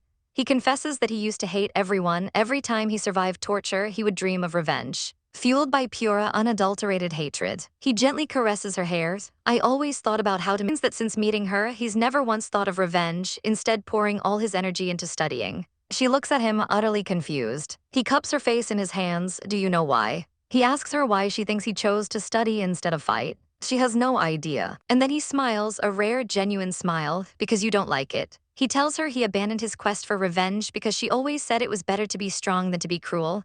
Yimmo is floored. If I had known what you'd been through, I would have taken revenge for you already. He pulls her into another hug. He confesses that he thinks the only reason he could even meet her was because of all the suffering he endured. You pulled me out of the darkness, he declares. You gave me everything, he says, his voice full of devotion. Why should I still be whiny? He looks into her eyes. Having you by my side makes me the happiest man in this world. But his expression turns serious. But if I can only have wealth and status but not your heart, then I'd rather we never met. His voice drops to a dangerous whisper. If I lose you, I would be as mad as I used to be, yet you are trying to make it happen. He looks at her, his gaze intense. So tell me, am I miserable or not? Yimmo is silent, processing his heart-wrenching confession. He then starts comparing his love confession to Jin Yun's, trying to one-up him. He leans in, pouting like a child. You haven't answered my question, Yimmo, am I miserable? She can't help it, she lets out a small laugh, completely disarmed by his chaotic energy. She tries to regain control, standing up abruptly. It's late, you should go back to your palace. She takes a step, but her legs give out. Oh no, I've sat too long, my legs are numb. She pitches forward, but he's there to catch her in an instant. He holds her close. You're avoiding me, Yimmo. When she denies it, he clarifies, my love for you. You gave me a lot, he murmurs, his breath warm against her skin, but you didn't give your heart to me. I've only ever wanted your heart. Then he whispers the words that make her whole world stop. Please, be my girl. Our girl is dumbfounded, her face exploding in a blush. She shoves him away, completely flustered. You can't force someone to love you, you're being ridiculous, I'm leaving. She turns and runs, thinking he'll do something even crazier if she stays a second longer. He watches her go, a gloomy expression on his face. He picks up the golden hairpin she threw to the ground, a sad smile playing on his lips. He thinks it's beautiful on her but too heavy. And right then and there, he decides he'll make it better just for her. 3 days later at the Supreme Palace, the ladies in waiting are abuzz with activity. Our girl Gong Yi Mo is not amused. She sighs, thinking she finally got a 3-day break, but now something else is up again. While her attendants fret over what outfit she should wear to greet the visiting princess, Yimmo couldn't care less. She just points, I'll take this one. She just wants to get this whole welcome the princess thing over with. Soon, a grand carriage arrives at the palace gates. Inside, a woman in lavish red robes peeks out. So this is the Yu Kingdom? She murmurs, a hopeful glint in her eye. Perhaps Gongju would be the one welcoming me. But her hope quickly sours into bitter resentment. Unluckily, she grits her teeth, he has a shameless sister. Just then, an attendant announces that someone exalted has arrived to greet them. Exalted? She wonders, her hope rekindled. Gongju. As she steps out, she sees an entire legion of imperial guards. It must be him. She puts on her most charming smile, introducing herself as Longcheng Tingsu, the princess royal of the Laowai kingdom. But when she looks up, her smile falters. Lordship? Because standing before her isn't a man at all, it's our girl Gong Yi Mo, looking absolutely divine in white and blue. With an icy calm, she introduces herself. I am the princess state guarding of the Yu Kingdom. I'm here welcoming you under his majesty's order. Tingsu is utterly stunned. Her mind is screaming, Gong Yi Mo, she's my arch rival. But this princess is a snake. She quickly plasters on a sweet smile. I see, I'm sorry for getting you wrong, please forgive me. She gestures gracefully, it's getting late. Follow me to the palace if you don't mind. As Yimmo turns to lead the way, Tingsu's face twists into a venomous glare. I'm the apple of people's eyes in Laowai, she seethes internally. Who are you to talk to me that way, Gong Yi Mo? A dark promise forms in her eyes. I won't forget this, I'll make you pay. Later in the throne room, Princess Tingsu presents herself to the Emperor Gongji, claiming to be a friendly ambassador. The Emperor greets her with a knowing, sly smile. He's heard she's here to strengthen the friendship between their kingdoms. And she eagerly agrees, then she drops the bomb. Her brother wants her to marry a talented man from the Yu Kingdom. Gongchi's grin widens, oh he is delighted to hear that. He declares he has an idea to help her find the perfect man. He commands the gentlemen of the court to present a personal belonging to the princess. An attendant brings forth a tray and the men place their items on it. Gongju adds his own jade pendant and from the side Yimmo's eyes narrow. That pendant looks strangely familiar. The men have presented their treasures. The tray is brought before Tingsu and the emperor encourages her to pick whichever she likes. She scans the items, a thoughtful look on her face. While the court officials whisper excitedly, wondering who the lucky man will be, but Tingsu is confused. Something isn't right here. Shrugging it off, she decides to just try her luck. She picks up a delicate leaf-shaped jade pendant. I've made my pick, Your Majesty, she announces, holding it up. Whose belonging is it? The attendant's face goes pale. He stammers, it's yours, Your Majesty. Across the room, Yimmo does an elegant yet totally savage spit take, PFFT. The emperor immediately pulls her close, whispering for her to behave and asking if she did that on purpose. Tingsu is absolutely reeling. Why, shouldn't it belong to Gongju? She thinks before asking the emperor weakly, is this yours? He coolly replies, so you got the wrong one. She stammers that it wasn't her fault. The two jade pendants looked almost identical. The emperor's face darkens. He snaps, demanding to see the tray. He sees the two nearly identical pendants and his rage turns towards Gongju. How dare he? He set me up and put the princess in an awkward position on purpose. He glares at the pendant in his hand, fury building. What is he trying to do? He finally explodes, roaring, Gongju, tell me what's going on. A piece of his headwear shatters from the force of his anger. Gongju, ever calm, simply asks, why are you getting angry, father? The emperor accuses him of handing over the pendant deliberately to confuse the princess. But Gongju has a heart-wrenching story ready. He reminds his father of a hunting trip when a tiger attacked. In a flashback, we see him throwing himself in front of his father, nearly losing an arm to save him. He continues, his voice steady. I was in a coma for days and you never left my side. When I awoke, you gave me this jade pendant as a reward. He looks his father in the eye. It's a token of our father-son love. He holds the pendant gently. You may have many like this, but this is the only one I have from you. He walks towards the throne, his voice filled with emotion. It represents how much I care about you. I've valued it over any other treasure. He looks up, a challenge in his eyes. If you think I gave it out on purpose, just let it be. The emperor is visibly moved, his anger melting away. I got you wronged. You may have my half of the pendant back. But Gongju refuses. Don't bother, father. He turns to the stunned princess. Since the princess picked it, it's hers. And with that, he walks away with her. The emperor tries to salvage the situation, telling Tingsu she can pick again. But the damage is done. Tingsu is humiliated. What a drama, she thinks, realizing Gongju just publicly rejected her. The meaning is clear, he wants nothing to do with her. Overwhelmed by the shame, she does the only thing a dramatic princess can do. She faints. As a servant catches her, Yimmo watches, completely unimpressed. What a smart move, she thinks, ordering the doctors to be called. Sipping her tea, she analyzes the situation. By fainting, the princess avoids the husband's selection and makes her father feel guilty. Later, Yimmo walks alone, pondering. Gongju made it so clear he doesn't want to marry the princess. So why is her father pushing it? Suddenly, a voice calls out, sister. It's Gongji asking for a walk. As they stroll under the moonlight, he tells her the medicine she gave him is working. Yimmo beams with genuine happiness. Great, she exclaims. Does that mean your illness will be cured soon? If so, I'll feel so relieved. He suddenly stops and pulls her into a fierce hug. Yimmo, thank you, he whispers, overwhelmed with emotion. I'm on cloud 9, I don't know how to thank you. Yimmo is stiff in his arms, thinking to herself that this is all she can do for him. She pats his back gently and pushes him away. If you want to thank me, be a good emperor who values his people. Hopefully we can all get our happy endings. He stares at her, his eyes intense. If I become a good emperor, will you love me? She avoids the question, pushing him again. All right, you will be. As she walks away, he watches her go, his heart aching. He didn't have the guts to confess. Some time later, a grand completion ceremony is held in the snow. The emperor addresses the crowd, celebrating the new canal. He then welcomes the princess state guarding our Yimmo to preside over the sacred ritual. Yimmo, dressed in white, holds a glowing orb as she walks up the altar steps. As she passes Princess Tingsu, the jealous princess gives her a venomous sneer. The crowd begins to whisper nasty rumors. How ridiculous, how can a filthy woman get on the sacred altar? Clang, the sound cuts through the whispers. Gongju has drawn his sword, his face a mask of cold fury. The emperor shouts at him to stop, but Gongju's eyes are locked on a man stepping forward from the crowd. Why so impatient, Prince Kai? The man says with a smirk. I'm not done talking. The man, sword in hand, points directly at Yimmo and makes a shocking accusation. She looks elegant, but she's fornicating with her brother. He yells to the stunned crowd, does anyone think a filthy woman deserves to step on the altar? Chaos erupts as people gasp and whisper. Yimmo is frozen in horror. Gongju's mind races. If he kills the man now, it will look like an admission of guilt. And Yimmo's reputation will be destroyed forever. He needs a perfect counterattack. The emperor screams nonsense, but the accuser is ready to die for his cause. I'll reveal her true color before I die, he shouts. He then launches into a list of twisted proof, his voice ringing across the silent square. Gong Yi Mo faked her death to save Gongju. They spent days together in his mansion. Prince Kai refuses to marry anyone because of his affair with you. Can you tell us? He levels his sword at her, and Yimmo can only stare as her world shatters around her. The drama is reaching a boiling point. The second prince of Yuheng Kingdom explodes, defending our girl. Nonsense, Yimmo was with me the whole time. No one knows her better than me. Another noble chimes in. Exactly, Yimmo would never do such a thing. But their words fall on deaf ears. A smirking snake of a man stands on the stairs, his voice dripping with venom. A foreign prince and the crown prince, you're a born slut, Gong Yi Mo.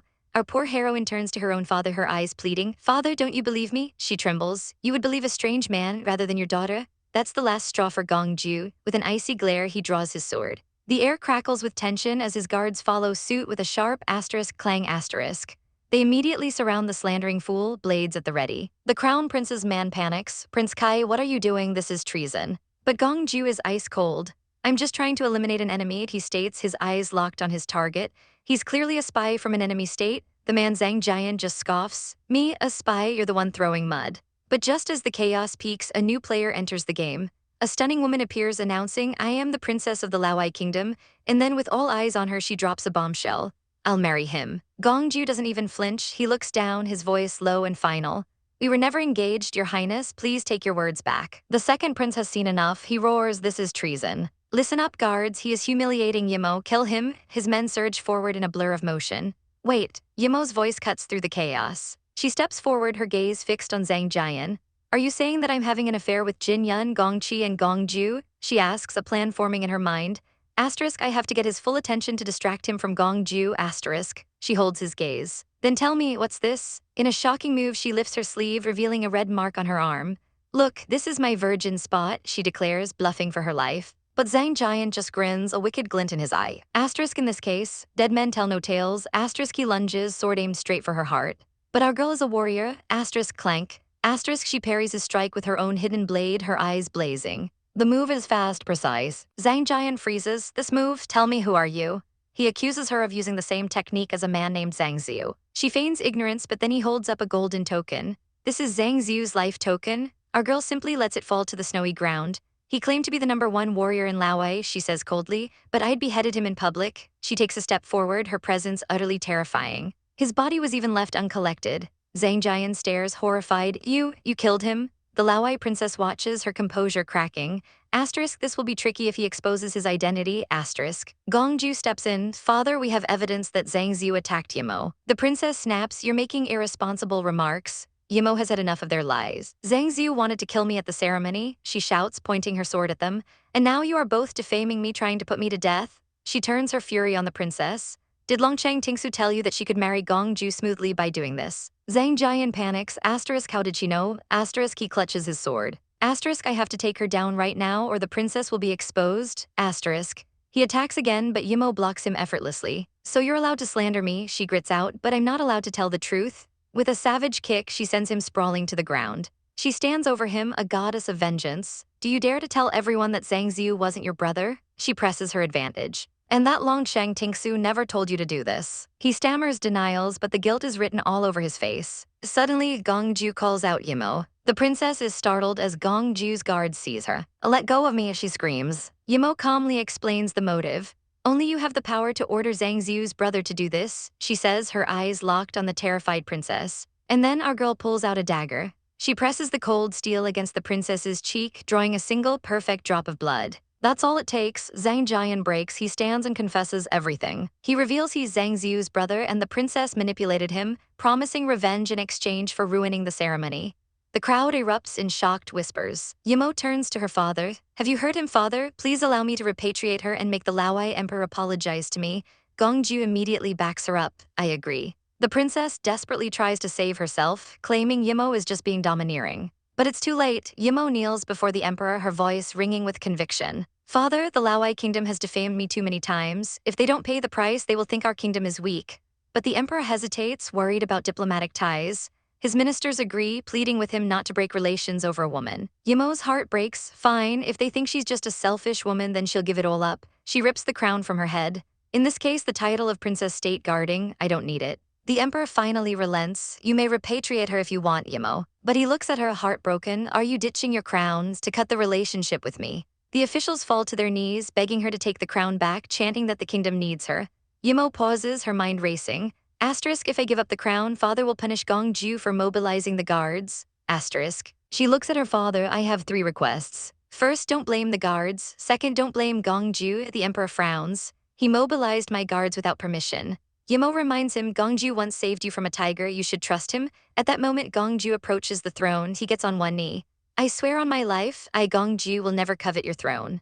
He looks at Yimmo, his voice full of love. "I only want to spend the rest of my life with Yimmo." The emperor's heart softens. "Okay, I won't blame Gongju." He then grants her 3rd request. Yimmo turns to the trembling princess. "I'll take care of the grudges between her and me." "Take her away," the emperor commands. The princess is dragged off, screaming, but the emperor just watches with a cold smile. "Your 3rd request will be granted." He offers the crown back to Yimmo, who accepts it gracefully. The ceremony is finally complete, and the crowd roars in celebration. Later that night, Yimmo rides alone in a carriage. Suddenly, a figure pulls back the curtain. It's Gongju. She jumps. "What are you doing here?" He just looks at her, his expression unreadable. He lets out a soft sigh. "Don't worry, father sent me here." His eyes fall to the cut on her hand and he reaches for it, but she instinctively pulls away. I'm here to help you treat the wound, he says softly. As he gently applies medicine, he explains that her father is still wary of his control over the imperial guards. She leans against him, exhausted. It will become harder for us. He finishes wrapping her hand. She whispers his name. He looks down, his heart aching. Seeing you suffer, I never wanted to become the emperor so much, he confesses.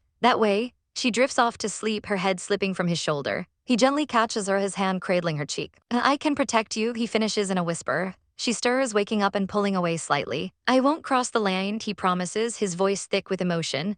Before I seize power, I won't compel you to do anything. He looks into her eyes. But you have to give me your promise. He leans closer, his request a desperate breath in the small space. You have to promise not to fall in love with another man. His gaze is intense, searching. Can you keep it? All right, let's dive in. Dim the lights, grab your snacks, because this chapter is a roller coaster. He holds her face, his eyes burning with a desperate intensity. You have to promise not to fall in love with another man, he pleads. Can you keep it? But our girl just lies there, her mind a million miles away. He sees her silence as rejection, his frustration palpable. I'm far from satisfactory, he whispers, heartbroken. No wonder you have no feelings for me. He looks utterly defeated. He collapses into her lap, a rare moment of pure vulnerability. But our girl surprises him. You've already done a good job, she says softly. She reminds him of when he was just a boy, building a swing for her at only 7 years old. You've been a quick learner since you were little, she continues, a prodigy. He remembers that dark time in the cold palace when they were attacked. He had a chance to escape, but he took their father there instead. She insists that if he'd stayed, she would have told him to leave anyway. Many assassins came after you left, she explains with a gentle smile. I was glad to send you away in advance. He confesses his own fear from back then, the heart-wrenching terror that it might be the last time he ever saw her, but she just beams, full of pride. Luckily, you took our father in time, we survived. He sits up, his eyes locking with hers. What then? What do you think of me now? And then he moves. In one fluid motion, he pushes her down, her heart hammering in her chest. She remembers his promise not to cross the line. But right now, that line is looking mighty blurry. You're impressive now, she rushes to say, trying to fill the charged silence. You sabotaged Lauai's plot and protected me even under great pressure. She keeps going, her voice a soothing balm. You're managing the prison, setting up banks, you do everything well. Don't put too much pressure on it, she whispers, leaning closer. You're better than all other men in this world. That's all it takes. He closes the distance. And the world just melts away. He deepens the kiss, pressing her into the floor, and then murmurs against her lips, I don't need your promise. She's completely dazed. He pins her down, a predatory gleam in his eyes. Whatever you like. He cups her face, his voice dropping to a possessive growl. I'll catch up with you. I'll make it public that you're mine. He even gives her cheek a little pinch. I'm so excellent. Who else would you choose over me? She tries to pull away, but he wraps his arms around her in a tight hug. Nope, you'll go to Lauai in a few days, he says, sounding like a pouting child. I won't be seeing you for so long. He nuzzles against her like a giant, sad kitten, and she has to physically push his face away. It won't be long, she sighs, but he's not having it. He leans in, his lips brushing her ear. I couldn't be happy without you even for a single day. He asks the question that hangs between them, when can you be mine? A painful memory flashes through her mind. A time she was poisoned, desperately begging him, help me, Yimmo, please ease my thirst. She had kissed him then out of desperation and need. The memory fades as they reach the city gate. He's come to see her off, and as she steps from her carriage, he's right there. Don't worry, I'm here, he says, pulling her into a protective embrace. She melts against him for a moment before her eyes snap open. We are not alone. She pushes him away gently. Just as another woman rushes forward. Gongju, you are here to save me, right? But his eyes are cold as ice. I'm only here for Yimmo, he says flatly. The princess is stunned. Why, I'm a better match than her. She shoves our girl aside, trying to grab him. Look at me, I'm better than her. But he doesn't even spare her a glance. Take her away, he commands with chilling authority. His guards don't hesitate, dragging the struggling princess away as she screams. He immediately turns back to our girl, pulling her close for a kiss right there in the open. He pulls back, his gaze unwavering. She starts, but he cuts her off. I only have feelings for Yimmo, he declares for all to hear. Our girl is mortified. What is he talking about? She thinks, blushing furiously. How could he say that in public? He hands her a pouch of supplies. I selected the 50 best imperial guards. They will keep you safe. She waves goodbye, a small smile on her face. See you. His man points out that she only took 50 guards for such a long journey. He just stares after her, his expression unreadable, hoping she'll be safe. Later, on the road, our girl is taking a break when her ladies start gossiping about the other princess. Always a troublemaker, she keeps bothering all the way. Suddenly, a guard runs up frantic. Oh no, your highness. Another maid rushes over, pale with panic. The princess is missing, we find her nowhere. They immediately start searching. A guard finds a discarded piece of jewelry on the ground. We found someone else's footprints where she went missing, he reports. Our girl's face darkens. I think she's abducted. Meanwhile, the abducted princess wakes up in a clearing, completely bewildered. Oops, the chick woke up, one of her captors sneers. She scrambles back in terror. What are you trying to do? Let me go, I'm a princess. The men just laugh. We haven't tasted any princess before. They close in on her, but just as they're about to grab her, a voice rings out. Stop. The leader steps forward and the princess recognizes him. Lai Qi, it's you? He smirks. Good memory, your highness. She remembers him as the assassin who tried to frame her family for rebellion. What are you up to now? She demands. He grins wickedly. Nothing serious. I'm going to get rid of Gongju and kill him then and the Laowai princess. He gestures to his men to finish the job. But she screams, wait. He leans down, intrigued. Oh, I'm listening, and this snake of a princess sees an opportunity. You want to kill Gong Yi Mo, so do I, she declares. Why don't we join hands? She offers him a deal. Help her kill Yimmo and she'll tell everyone he saved her, making him a hero in 2 nations. He considers it for a moment, then grins. Thanks, your highness. His command rings out, kill Gong Yimmo. His men draw their swords and charge. Yimmo's guards immediately form a protective circle around her. Protect the princess. The forest erupts with the clang of steel. But then the enemy leader gives another command, shoot. A volley of arrows rains down and Yimmo's guards fall, sacrificing themselves to shield her. Back at the palace in Laowai, our girl is in a tense negotiation with the emperor. She's laying out a brilliant plan for a trade route. The Yu Kingdom must be a part of the high road construction, she states firmly. The emperor scoffs, how dare you plant your spies into all states so blatantly? But she remains calm and collected, explaining how a unified system will benefit everyone. Business operation will be completely transparent to all states, she promises. It can keep a system of checks and balances. He's impressed despite himself. What a rigorous plan. That night he leads her to her chambers. We'll talk about the details tomorrow. I go to bed, he says, clearly expecting her to join him. She gives a polite but firm smile. You won't kill me while I'm asleep, will you? She asks lightly. He smirks, leaning in close. If you are afraid, you may sleep with me tonight. But their little standoff is interrupted. Gongju appears as if from thin air, holding a box of sweets. Did you come all the way here to give me cakes? She asks, surprised. He touches her face gently. No, kitten, I came because I was worried about your safety. He asks how she plans to deal with the troublemaking princess. He has his own savage idea. If you agree, I'll marry her to a random old man, he suggests coldly. She would be buried with the old man when he dies. But our girl shakes her head, ever the noble one. No need, I'll take her to Laowai. He looks so disappointed, but she thanks him for his concern. Don't worry, I'll be fine being alone. He pulls her into an embrace. Okay, I'll take Lai Qi away, and I'll be back with you after I deal with him and his master. Before he leaves, he presses a small bottle into her hand. I know you have a lot of medicine, but I don't want you to get hurt anymore. He leans in, his voice a low whisper. Besides, I don't want your verbal thanks. His eyes smolder. Remember, you owe me one. He adds, I'll ask you for it when you return. 5 days later, our girl arrives at the Laowai palace. She introduces herself formally, but before the emperor can respond, his sister Tingsu runs to him, crying crocodile tears. Brother, stick up for me. She points an accusing finger at Yimmo. Gong Yimmo slandered me and you, and she bullied me all the way here. Take her down. The emperor's face hardens, but Yimmo calmly suggests, we'd better talk about that in private, your majesty. His advisors are outraged, but the emperor silences them. Yimmo smiles coolly. A group of gangs abducted her during the trip, then the princess plotted with them for getting out of trouble. She gestures and her guards bring forward the captured thugs. They are all witnesses. She looks Tingsu dead in the eye. Are you sure you want me to make the details public? The princess freezes, panicking, and finally begs her brother to discuss it privately. Yimmo smirks, it would be better. She leaves the prisoners with the emperor's guards inside the palace. Yimmo lays it all out. The princess tried to set me up at the sacred ritual. She kept messing around after her first plot failed. She even tried to plot with the people who hurt her to kill me. She finishes, her voice ringing with power. She grabs the emperor's robes, her eyes blazing.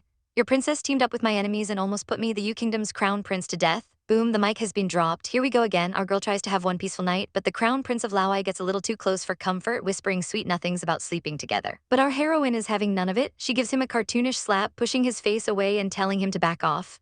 He rubs his cheek, stunned, as she clarifies her position. She's not here for romance, she just wants her life token back. He snaps, shoving her back and seething, you should know better, Gong Yi Mo. Suddenly, the scene explodes into chaos. A group of men are about to be executed. The crowd is in an uproar, shouting that these men are witnesses. They claim the Yu princess, our girl, didn't hurt anyone, it was Princess Tingsu. The people murmur amongst themselves, wondering if their own princess is a liar. But before the truth can come out, an arrow flies through the air, silencing one of the men forever. He screams Tingsu's name with his last breath as more archers let their arrows fly. A loyalist of Tingsu yells that these criminals are Gong Yi Mo's followers and should be put to death. Spears are suddenly hurled straight at our girl. She dodges, but her eyes widen in horror as another innocent man beside her is struck down by an arrow. That's it, the gloves are OFF. Her face contorts with pure rage as she realizes Tingsu is killing innocent people to cover her tracks. Longchang Tingsu, she roars, lunging forward. Tingsu shrieks for help, but it's too late. Our girl grabs her by the throat, a savage look in her eyes. Stop or I'll kill her, she screams at the guards. She holds the terrified princess hostage, a human shield against the archers. The guards freeze in their tracks. Tingsu struggles, crying that she's being falsely accused, but Gong Yi Mo isn't listening. She invokes the sacred law of the land. Let's have life and death combat. Meanwhile, the crown prince, looking thoroughly done with this drama, just turns and walks away. But wait, he tosses a small bag at her feet before he leaves. What's this? He tells her he knows her land is barren, so he brought her potatoes and seeds to solve her food crisis. He awkwardly wishes her a good night and leaves. Our girl is touched. With food, the people won't riot and the states can finally have peace. She smiles, a glimmer of hope for a peaceful world lighting up her face. Days later, the potatoes are a success. Just as she's celebrating, a familiar voice whispers in her ear. It's Gongju, leaning in impossibly close. Remember you owe me one, he murmurs, his breath on her skin. He promises to collect his debt when she returns, leaving her blushing and flustered. She fans her face, trying to calm her racing heart. But her moment of peace is shattered when a guard bursts in. Princess Tingsu is at the Eagle Square and is threatening to kill all the diplomats unless Gong Yi Mo shows up. She arrives to find a massive, angry crowd. A man explains that Tingsu was sent home from the Yu Kingdom because traitors framed her. He claims these traitors were Laowai warriors who died refusing to work for our girl. The crowd is furious, demanding Gong Yi Mo plead guilty. They chant for her to get out of their kingdom. Tingsu watches with a smug smile, thinking this is perfect. She wants Gong Yi Mo to return home in disgrace. It's time to execute her, she declares, but our girl isn't going down without a fight.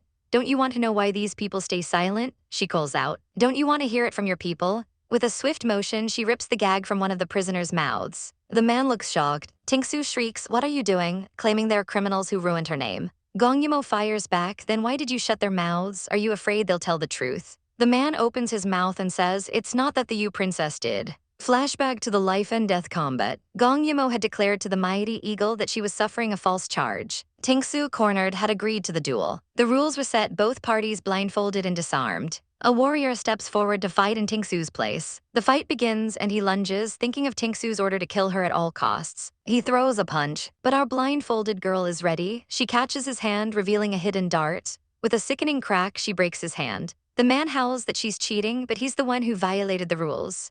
Gong Yi Mo rips off her blindfold with a dramatic flair. She kicks him down and pins his cheating hand to the ground with his own dart. Tingsu screams that the round doesn't count, but it's too late. The crowd declares it's Gong Yi Mo's victory. Enraged, Tingsu orders her guards to kill all the prisoners. But a voice rings out, "Stop it, it's the crown prince." Gong Yi Mo confronts Tingsu directly. "As the princess of Laowai, you told your man to use a dart to kill me. You are a shame to this kingdom." Finally, the prisoners can speak. They swear to the mighty eagle that they are innocent. The Yu emperor sent Tingsu back because he discovered she was the one framing the Yu princess. The crown prince turns on his sister, his face a mask of cold fury. She tries to plead with him, but he's disgusted. He turns to Gong Yi Mo and offers a formal apology. But our girl isn't letting her off that easy. She'll forgive her on one condition: her eyes are ice. I want her to kneel. The crown prince is stunned, the crowd gasps. He looks torn, but then he sighs and calls his sister over. Tingsu is livid. "Why are you listening to her?" She screams, then plays her trump card. "The potato seeds she gave you were poisoned. Most of the Sacred Lake guards died because of it." The crown prince freezes. "What?" An elder is summoned and he confirms it. The doctors diagnose the deaths as poisoned potatoes. "Impossible," Gong Yi Mo exclaims. Tingsu smirks, challenging her, "If they're not toxic, then eat it." In a heart-wrenching flashback, the crown prince accuses our girl, drawing his sword and screaming that it really was her. He tells her he never should have trusted her and swings his sword to end her life. But just in time, another blade blocks his clank. It's Gongju holding her protectively. He glares at the prince, his voice dangerously low. "I don't care who you are. Whoever hurts my sister is my enemy." Back in the present, Gongju stands firmly by her side. His presence gives her strength. She looks the crown prince in the eye. "Follow me if you want to know the truth." She leads them to the potato fields and has a guard dig up a fresh one. With the entire crowd watching, she takes a huge bite of the raw potato. Gongju calls her name in alarm, but she knows what she's doing. She stares down the crown prince. "I ate it and nothing happened," she declares. "It proves the potatoes from my seeds are fine." The elder who confirmed the poisoning is questioned again. He admits the potatoes he received were already cooked by the palace. All eyes turn to a terrified servant girl who tries to run. "Arrest her," someone shouts, and the crown prince gives the order. The girl is caught. Tingsu rushes over and slaps her, trying to silence her. But Gong Yi Mo intervenes. The maid breaks down and confesses everything. Princess Tingsu gave her holy water to wash the potatoes with, and she only realized it was poison after people started dying. The truth is finally revealed. The crown prince, shaking with rage, orders Tingsu to be taken into custody. He turns to Gong Yi Mo, begging her to forgive his sister. Just then, a wise old man arrives, the Grandmaster. He looks at Gong Yi Mo and sees the spitting image of a woman named Zulian. He apologizes profusely for the entire misunderstanding. Later that night, Gongju is playfully pinching our girl's cheeks. She tells him to rest, but he has other ideas, his chibai form dreaming of sharing her bed. He leans in, his face inches from hers.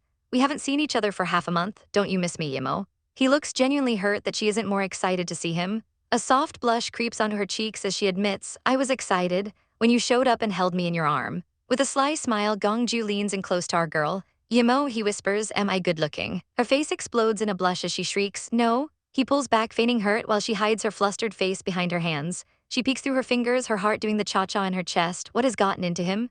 Suddenly, he presses his forehead against hers, the unexpected intimacy sending a jolt through her. A voice from outside the chamber cuts through the tension. Your Highness. The guard announces that the Grandmaster has arrived and wishes to see her. With a small sigh, Yimmo agrees to meet him. As she tries to stand, telling Gongju she needs to change, he reaches out and stops her. His fingers gently trace the love bite on her neck. Do you still try to avoid me? He asks, his voice a low rumble. Before she can even think of a reply, he launches a surprise attack. His hands dart to her waist, and he begins to tickle her mercilessly. She dissolves into helpless giggles, begging him to stop, but the cheeky prince is relentless. Wriggling free, she sits up and points a finger at him, her eyes sparkling with mischief. My turn, you're done, she declares, pouncing on him. He just smirks, completely ready for her. Bring it on, he challenges, looking far too pleased with this turn of events. He lies back on the bed like a king, watching her with an amused expression as she plots her revenge. She pulls a single, shimmering thread from her sleeve. Humph, don't mind if I do. He raises a perfect eyebrow. Do you plan to turn me on, Yimmo? His suggestive question leaves her sputtering in confusion. Come on, he coaxes, his eyes glinting. He looks so eager, and our poor girl is a blushing, flustered mess trying to figure out his angle. Then an idea, both brilliant and chaotic, pops into her head. Close your eyes, she orders. He complies instantly, a soft, trusting smile gracing his lips. The second they're shut, she empties her entire makeup pouch onto the bed beside him. He flinches at the sound, but it's too late. She's already grabbing a brush and getting to work on his unsuspecting face. She leans in close, her breath warm against his cheek as she carefully applies color to his lips. He can't help but tremble at her proximity. All right, she whispers, pulling back to admire her handiwork. His eyes flutter open. What did you do to my face, Yimmo? He asks, a note of deep suspicion in his voice. She's still perched over him, looking like a cat that got caught in the cream. Nothing but making you more good-looking, she says, not sounding very convincing at all. Do you have a mirror? He asks. No, she lies instantly. A wicked smirk spreads across his face. Then how can I know what I look like right now? Defeated, she shoves a hand mirror at him. Fine, here your lips look pale, she mutters. He glances at his reflection, then locks eyes with her. Your lips look pale too, he retorts smoothly. In one fluid motion, he pulls her into his arms. Let me make it red, he breathes. And then his lips are on hers, a sudden searing kiss that steals the air from her lungs. The kiss is deep and passionate, leaving no room for thought. Our girl's mind goes blank. Asterisk, just one more second, asterisk, she thinks, asterisk, then I'll push him away, asterisk. But his hand begins to slide down her back, and the touch brings her crashing back to reality. She shoves him away. He looks at her, his gaze intense and searching. Yimmo, do you still try to avoid me? She can't meet his eyes, her heart in turmoil. Finally, she looks up at him, her own eyes filled with a deep, sorrowful conflict. I'm afraid that we may end up like Gongchi and me. In my previous life, she confesses, her voice barely a whisper. The painful memories flash through her mind, swearing she would never love again, the tragic way things ended. But then she remembers him, how he protected her, how he cut his own flesh to heal her wounds, how he was willing to lay down his life for her without a second thought. Standing alone in the vastness of her own mind, she realizes there's no reason to avoid him. But she's so confused. She closes her eyes, lost in the overwhelming emotions. Back in the room, Gongju gently taps the tip of her nose. Forget it, he says softly. I shouldn't have compelled you. She stares at him, baffled by his sudden change in demeanor. He starts listing his recent accomplishments, from taking care of his enemies to opening shops across the kingdoms. My influence has covered the 3 kingdoms, he boasts, and she can't help but be impressed. He's achieved so much at such a young age, and she knows he's destined for even greater things. He looks at her knowingly. You were different from the previous life. You are pushing yourself so hard. In power. Her somber expression is all the confirmation he needs. Are you happy with it, Gongju? She asks. All this political struggle? He answers without hesitation. I am. He smiles. We are siblings, but there's much I learn from you. He gently cups her face. I don't care about how people think of us. He confesses that all his striving for power is to be strong enough to match her. Every step forward he takes is a joy because it brings him closer to her. She reaches up to silence him, but he misunderstands. You don't have to say anything, Yimmo. You don't have to do anything for me. I'll catch up with you, he declares, his eyes burning with a fierce determination. He admits the truth. If she has to fall in love with someone, it might be him. Gongju is left utterly stunned, watching her with wide, unblinking eyes. In a flash of red-faced panic, our girl bolts from the room, leaving him calling her name. He slumps back onto the bed, a wistful smile touching his lips. You left in a hurry? I didn't have time to hug you. Outside, Yimmo leans against a pillar, her heart pounding. Fortunately, I got out of there. If she'd stayed a moment longer. She knows without a doubt that Gongju would have crossed the lines. Later, at the Divine Temple, a mysterious old man with silver hair appears before her. He knows exactly who she is. She must be Zulian's daughter. He gives her a warm, grandfatherly smile. If you have to ask, you can call me Grandpa. But our girl is nobody's fool. Prove that you're related to my mother, she demands coolly. He presents a smooth, black stone. This is the Snow Clan's sacred stone. She examines it, her expression guarded. It glows when a member of the Snow Clan first touches it, he explains.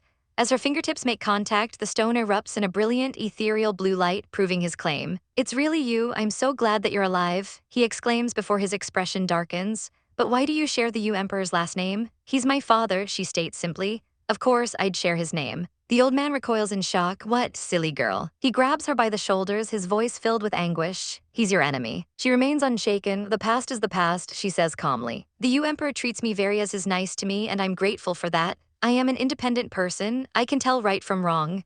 He looks at her, searching for any hint of bitterness. Don't you resent him at all? No, she replies firmly. He sighs, finally accepting her decision. All right. He praises her for solving Lauai's problems and asks what she desires as a reward. She looks up at the sky, her wish pure and selfless. I wish nothing but the world's peace. Touched by her noble spirit, he offers her the sacred stone. Take this, girl. I can't, it's yours, she protests. Take it, I'm dying, he insists, telling her to follow God's will and that she may need it to find other clan members. She finally accepts the heavy burden. She's relieved he didn't insist on her joining the family. After all, a lone wolf is the freest. When she returns, she peeks into Gongju's room. He's fast asleep. She watches him, her heart softening at the sight of his peaceful face. She thinks about how handsome he is and how she'd love a child with his looks and intelligence. She remembers his promise to take medicine himself, to bear any consequence just so they could be together. I don't allow anything to hurt you, he had said. A sad smile plays on her lips. The irony is they aren't even siblings. There's no biological risk. But in her past life, the stigma of their supposed relationship had been a weapon used against them. Gongju never cared about public opinion, but she still does. The blood tie isn't the problem. She's just too afraid to love. Later, she finds herself outside under the stars with the Emperor of Lauai. Why are you here, he asks. I came to check on you, he says, worried about how she's adapting. He knows she's had a difficult time since arriving in his kingdom. He blames himself and proposes a horse race to make amends. Let's race, and the loser has to fulfill the winner's wish. She understands immediately. This is his awkward, princely way of apologizing. Fine, she agrees. If she loses, she'll take it as a sign from the heavens to let go of her grudges. The finish line is decided, the sacred lake. They mount their steeds, ready for the moonlit challenge. Let's go, she shouts, kicking her horse into a full gallop. They race across the plains, two dark figures against the silver landscape. Our girl feels a rush of freedom, a wild cry of Gidea, escaping her lips. The Emperor watches her, a look of pure admiration on his face. She rides like she was born in the saddle. You are always impressive, he thinks to himself. But I can't lose. He spurs his horse onward, determined to win. Seeing the weight on his shoulders, Yimmo makes a split-second decision. She'll let him win. He's an emperor, he needs this. She slows her horse, a secret smile playing on her lips as she gazes at the beautiful lake ahead. The moonlight on the water is breathtaking. As they reach the shore, he turns to her. You lost. A bet is a bet, she says with a grin. What's your wish? His expression turns serious. He begins by apologizing for everything she's been through in Lao. You're the most amazing woman I've ever seen, he confesses, his voice thick with emotion. You are kind, brave, smart, and lovely. I can't take my eyes off you. He takes her hand, his gaze intense and pleading. You're always in my mind, so stay with me, Gong Yi Mo. Let go of all of your concerns. Let's enjoy the freedom in Lauai. Here we go, under the pale moonlight, the king of Lauai makes his desperate plea. Stay with me, Gong Yi Mo. Let go of all your concerns. But our girl is having none of it. She tries to shake off his hand, her face a mask of annoyance. I have a lot of things to do. I won't get married. She snaps. He just smiles, completely undeterred. It's okay. You can marry me after you're done. Or, he continues, his grip tightening, you can marry me first and we can do the things you want to do together. Yimmo is gobsmacked by his audacity. You are so unreasonable. She glares at him, her patience worn paper thin. He leans in, his eyes searching hers. Is that guy Gongju? That's right, she confirms without a second's hesitation. She looks away, a soft expression on her face. He treats me well, more importantly, I like him very much. Then she delivers the final, crushing blow, you have no chance. And as if summoned by her words, a figure appears in the distance. It's Gongju, looking impossibly regal in the moonlight. He steps between them, taking Yimmo's arm possessively. You cannot keep her, the king snarls. She is like a hawk who desires freedom. Gongju just smirks, completely unfazed. What's wrong with the Yu kingdom? It's still better than your Laowai kingdom here. His voice drops, turning icy. Gongju, she has already done so much for you, you should stay content to be her brother. A flash of pure rage crosses Gongju's face. Oh no, Yimmo starts to panic. That's the one thing you never say to Gongju. With a sharp asterisk whoosh asterisk, Gongju draws his sword, his eyes blazing. She is my girl. The king draws his own blade, his expression grim. Great, let's have a fight then. The swords clash, ringing out in the silent night. Stop it, both of you, Yimmo cries out, trying to intervene. She rushes to Gongju's side, grabbing his arm. But in a move that shocks everyone, he pulls her into his arms. And then he kisses her right there, a bold, savage kiss meant to claim her. You don't create trouble for me, he murmurs against her lips. He deepens the kiss, a clear message to his rival. When he finally pulls back, he whispers, relax, I know what I am doing. He gently caresses her cheek, but in the background, the king's eyes are glowing with a terrifying red fury. Are you ignoring me? He roars, lunging forward with his sword. Gongju, cool as a cucumber, blocks the furious strike with one hand. He shoves the king back, sending him stumbling. The king coughs, spitting out, how despicable. Except for using her tenderness and affection, what else can you do? He challenges Gongju to win her heart with true strength. Gongju stomps forward, his expression absolutely lethal. A guy who even failed to look after his sister. He begins, his voice dripping with contempt. Then he lands a brutal punch right across the king's jaw. It is not qualified to say words like that. The king crumples to the ground, coughing. You haven't done anything proper yet. What makes you think you are qualified to be with Yimmo? Gongju sneers. The king glares up from the dirt, vowing to kill him. Enough, Yimmo finally explodes, pointing a finger at both of them. She turns to the king first. You discipline your sister and rule your country well. The king just looks heartbroken, stubbornly insisting, no, I must win your heart at all costs. Then she turns on Gongju, comically shoving him away. And you, he is the king of Laowai, you shouldn't have treated him like that. Her brother takes her hand gently, trying to calm her down, but Gongju is the king of drama. Okay, I will be with you right after I kill him. Yimmo throws her hands up in the air, completely done with this chaotic mess. Whatever, do whatever you like. She storms off, gets on her horse, and gallops away. Leave me alone. The two men are left standing in stunned silence. They immediately give chase, shouting her name. But Gongju has a wicked grin on his face. Yimmo, just stop, or I'm going to jump over to you. Our girl gets a sinking feeling in her stomach. He wouldn't, would he? 1-3, he yells, completely skipping the number 2 as his horse rears up. Yimmo whips her head around just in time to see him soaring through the air. Her eyes go wide with disbelief. He's a beautiful, chaotic disaster. He lands perfectly on her horse behind her, wrapping his arms securely around her waist. I'm here, he says with a triumphant smile. She's flustered. Where was the number 2? What kind of counting was that? He just holds her tighter. Yes, I did, he admits shamelessly. Because I knew that you would stop for fear of concerning me. He leans in close, his breath warm on her skin. You said you liked me, how could you stand losing me? She tells him not to be so flippant, but it's no use. He grabs her chin and pulls her into another breathtaking kiss. It's a deep, passionate kiss under the vast, starry sky. Gongju, wait a second. She gasps, We're still on the horse. He pulls back slightly, a playful glint in his eye. It's a bit awkward sitting like this. She stammers, his response, a simple, firm no. A shining star like you will attract a crowd of wooers wherever you go, he explains softly. If I don't do anything, I might lose you. She tries to argue they only want to use her for their own benefit, that it's all a conspiracy. He agrees. You are right. Except for me, they all have ulterior motives for being nice to you. She pushes him gently. You don't need to be that possessive. He pulls her right back in. No, he kisses her again fiercely this time. Yimmo, you have no idea how radiant you are. His mind races. This brother-sister act is getting old, and now he has to compete with rivals. He can't stay passive anymore. I must work harder, he thinks, pulling her close as they are reflected in the water and become stronger. They share a quiet, tender moment, just the two of them against the world.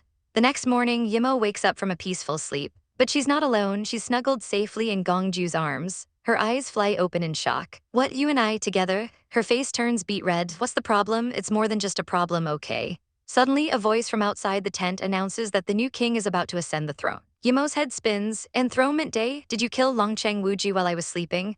Gongju just smirks, pulling her down. No, we even slept together last night. Why should I bother to kill him? He teases. She pushes him away, flustered. You're being too greedy, I haven't accepted your feeling yet.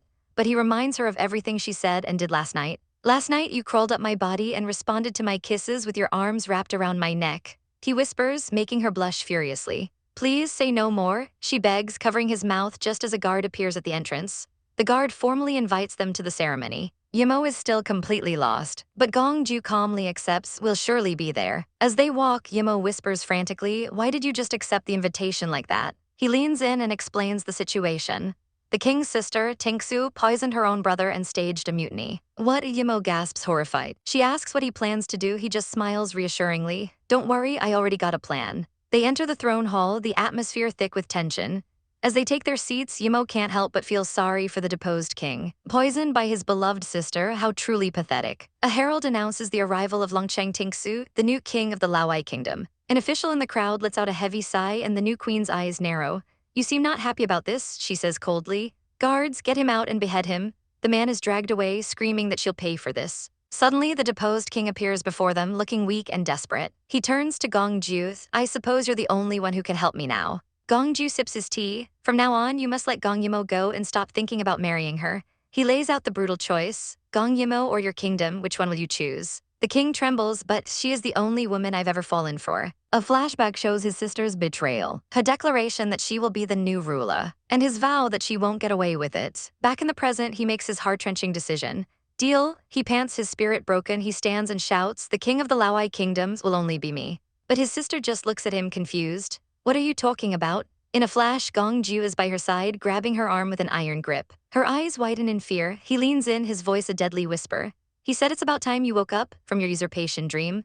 Here's your GOAT YouTube Manhwa recap script. With her life hanging by a thread, our captured queen tries to pull rank, declaring her royal status to Gongju. But a familiar voice cuts through the tension as our girl Yimmo tosses a small vial his way. It's a poison detoxing elixir, she explains. Just one will be enough to save the real king. With the antidote secured, Gongju makes his move, his voice echoing through the hall as he summons the imperial guards. He masterfully throws his own cloak to disarm a guard, and his men instantly snap to attention, ready for his command. Gongju calmly informs them that the poison king can now speak, leaving the rest of the dirty work to them. And just like that, the true king roars, accusing the captured queen, Longcheng Tingsu, of poisoning him and trying to steal his throne. The guards immediately swear fealty, their loyalty unshaken. That night at the Eagle Altar, a grim scene unfolds. Longcheng Tingsu's crimes are laid bare for all to see, poisoning, rebellion, and slaughtering her own family.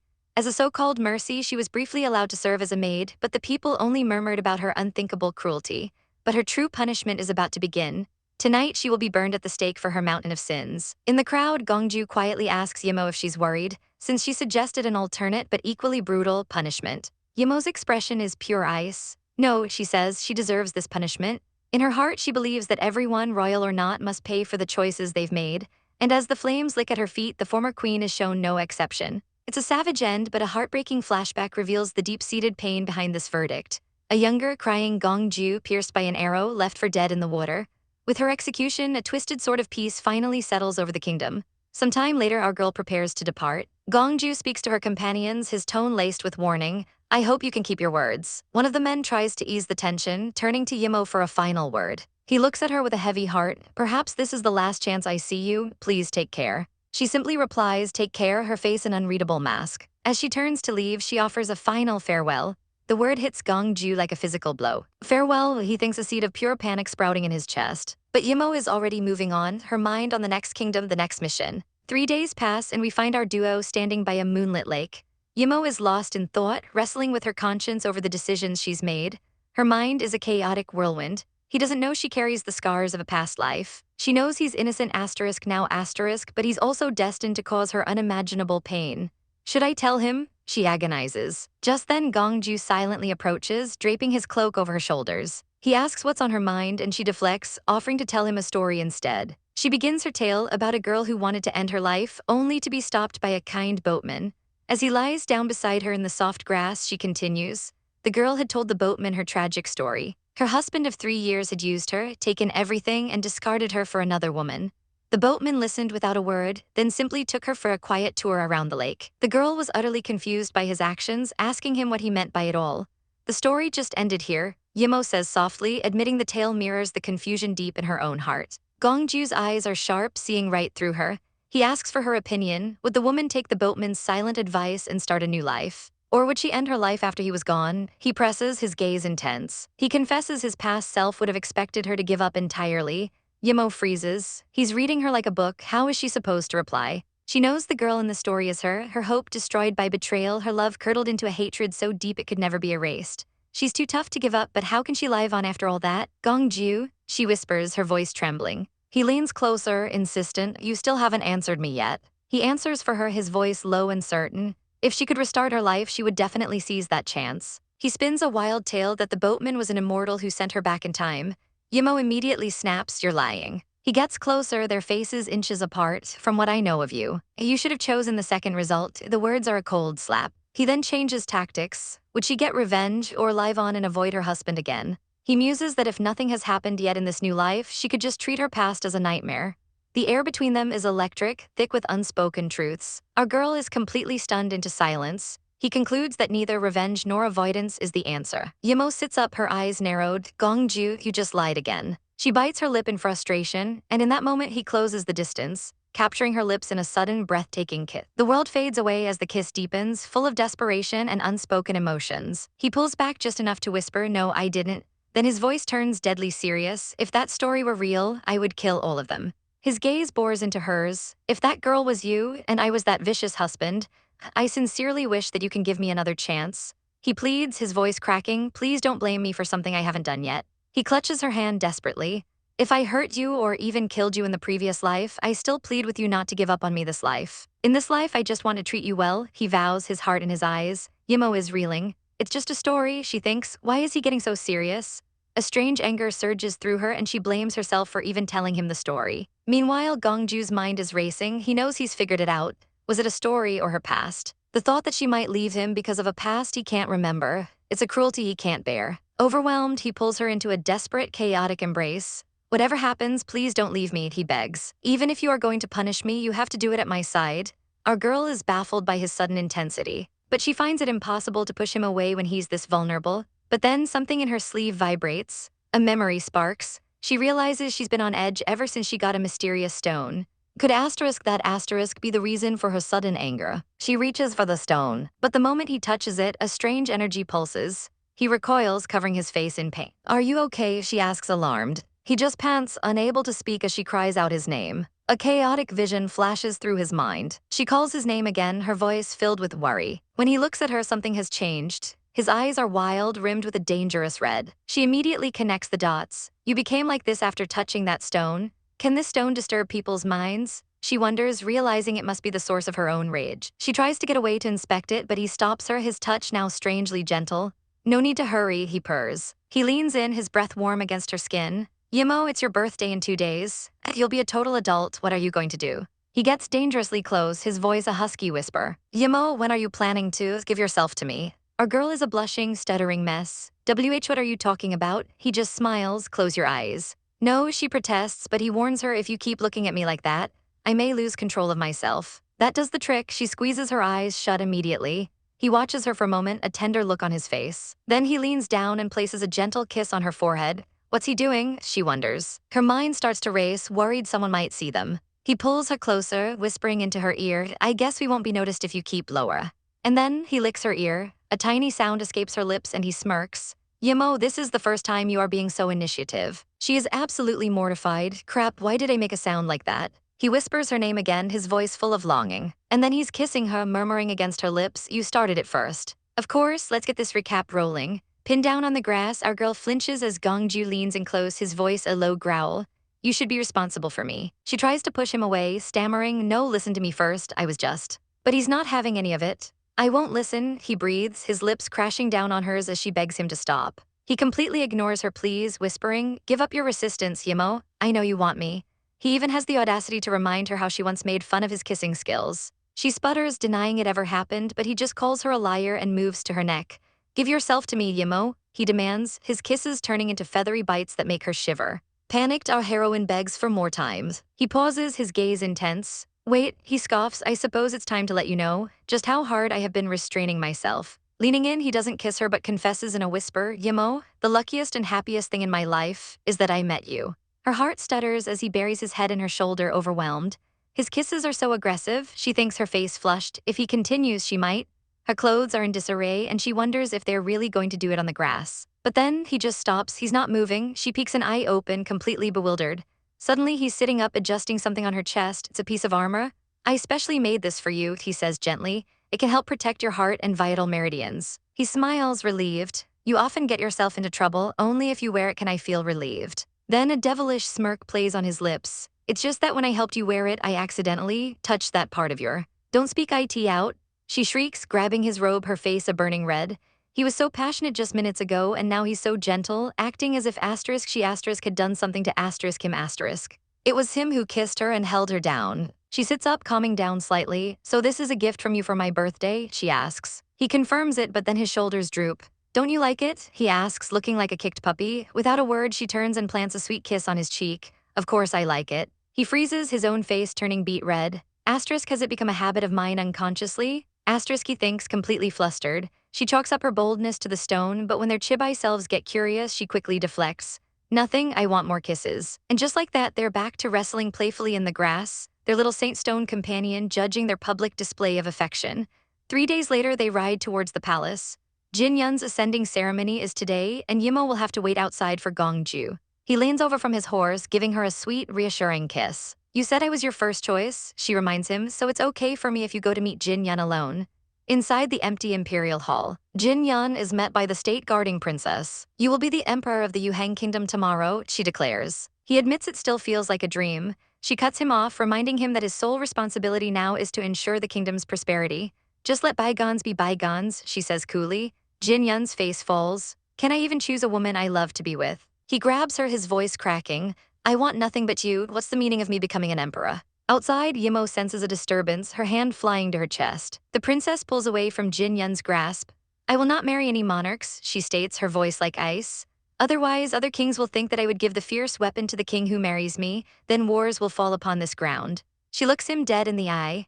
As the ruler of this country, you're bearing the hope of all your people, you shouldn't indulge in personal emotions. Jin Yun is devastated, feeling like a caged eagle. He looks down, heartbroken. I've been dreaming to hold your hand and claim to the throne together with you, yet it is just a dream. He looks up, a new resolve in his eyes. As your friend, could you please gratify another wish of mine? He holds out the emperor's crown. I want you to put it on my head at the ceremony. The request makes our heroine freeze in her tracks. At the ceremony, Jin Yun stands before his subjects, thinking that though he seems to have everything, he knows he has lost it all. The princess stands before him, instructing him to lift his head. First, you shall promise to devote yourself to your people, she commands, holding the crown. He promises. Second, she continues, her expression unreadable, you shall promise to bring peace to the Yuhang kingdom. He promises again. Third, she says, her voice softening just a fraction, you shall promise to be happy. Promise me, will you? With tears in his eyes, he promises one last time. The crowd erupts in cheers for their new majesty. As the ceremony concludes, Jin Yun tells her, if you get tired one day, you can always come back to me. Yimmo stands silently in the crowd. The princess's voice echoes in her mind, speaking of a man who would give up his claim to the throne for her. Yimmo knows she's talking about Gongju, the man who changes his very nature and suppresses his killing will, all for her. 3 days later, Gongju meets with the new emperor. Jin Yun is busy with paperwork when he asks if Gongju is leaving. After discussing official business, Jin Yun cuts to the chase. You really like Yimmo very much, right? Gongju doesn't even flinch. That's good, Jin Yun says. She has also chosen you, but if you betray her one day, I will let you pay for that. Gongju's reply is swift and certain, that day will never come. As he turns to leave, Gongju thinks to himself that Jin Yun will never imagine the compromises he's made for her. He announces his departure, telling the new emperor not to bother seeing them off. Jin Yun watches him go, a sad hope in his eyes. Gongju walks out into the sunlight, resolute. You will never understand. My love for her has been carved on my bones, it won't change. Even till the last day of this world, He meets Yimmo outside and they leave together.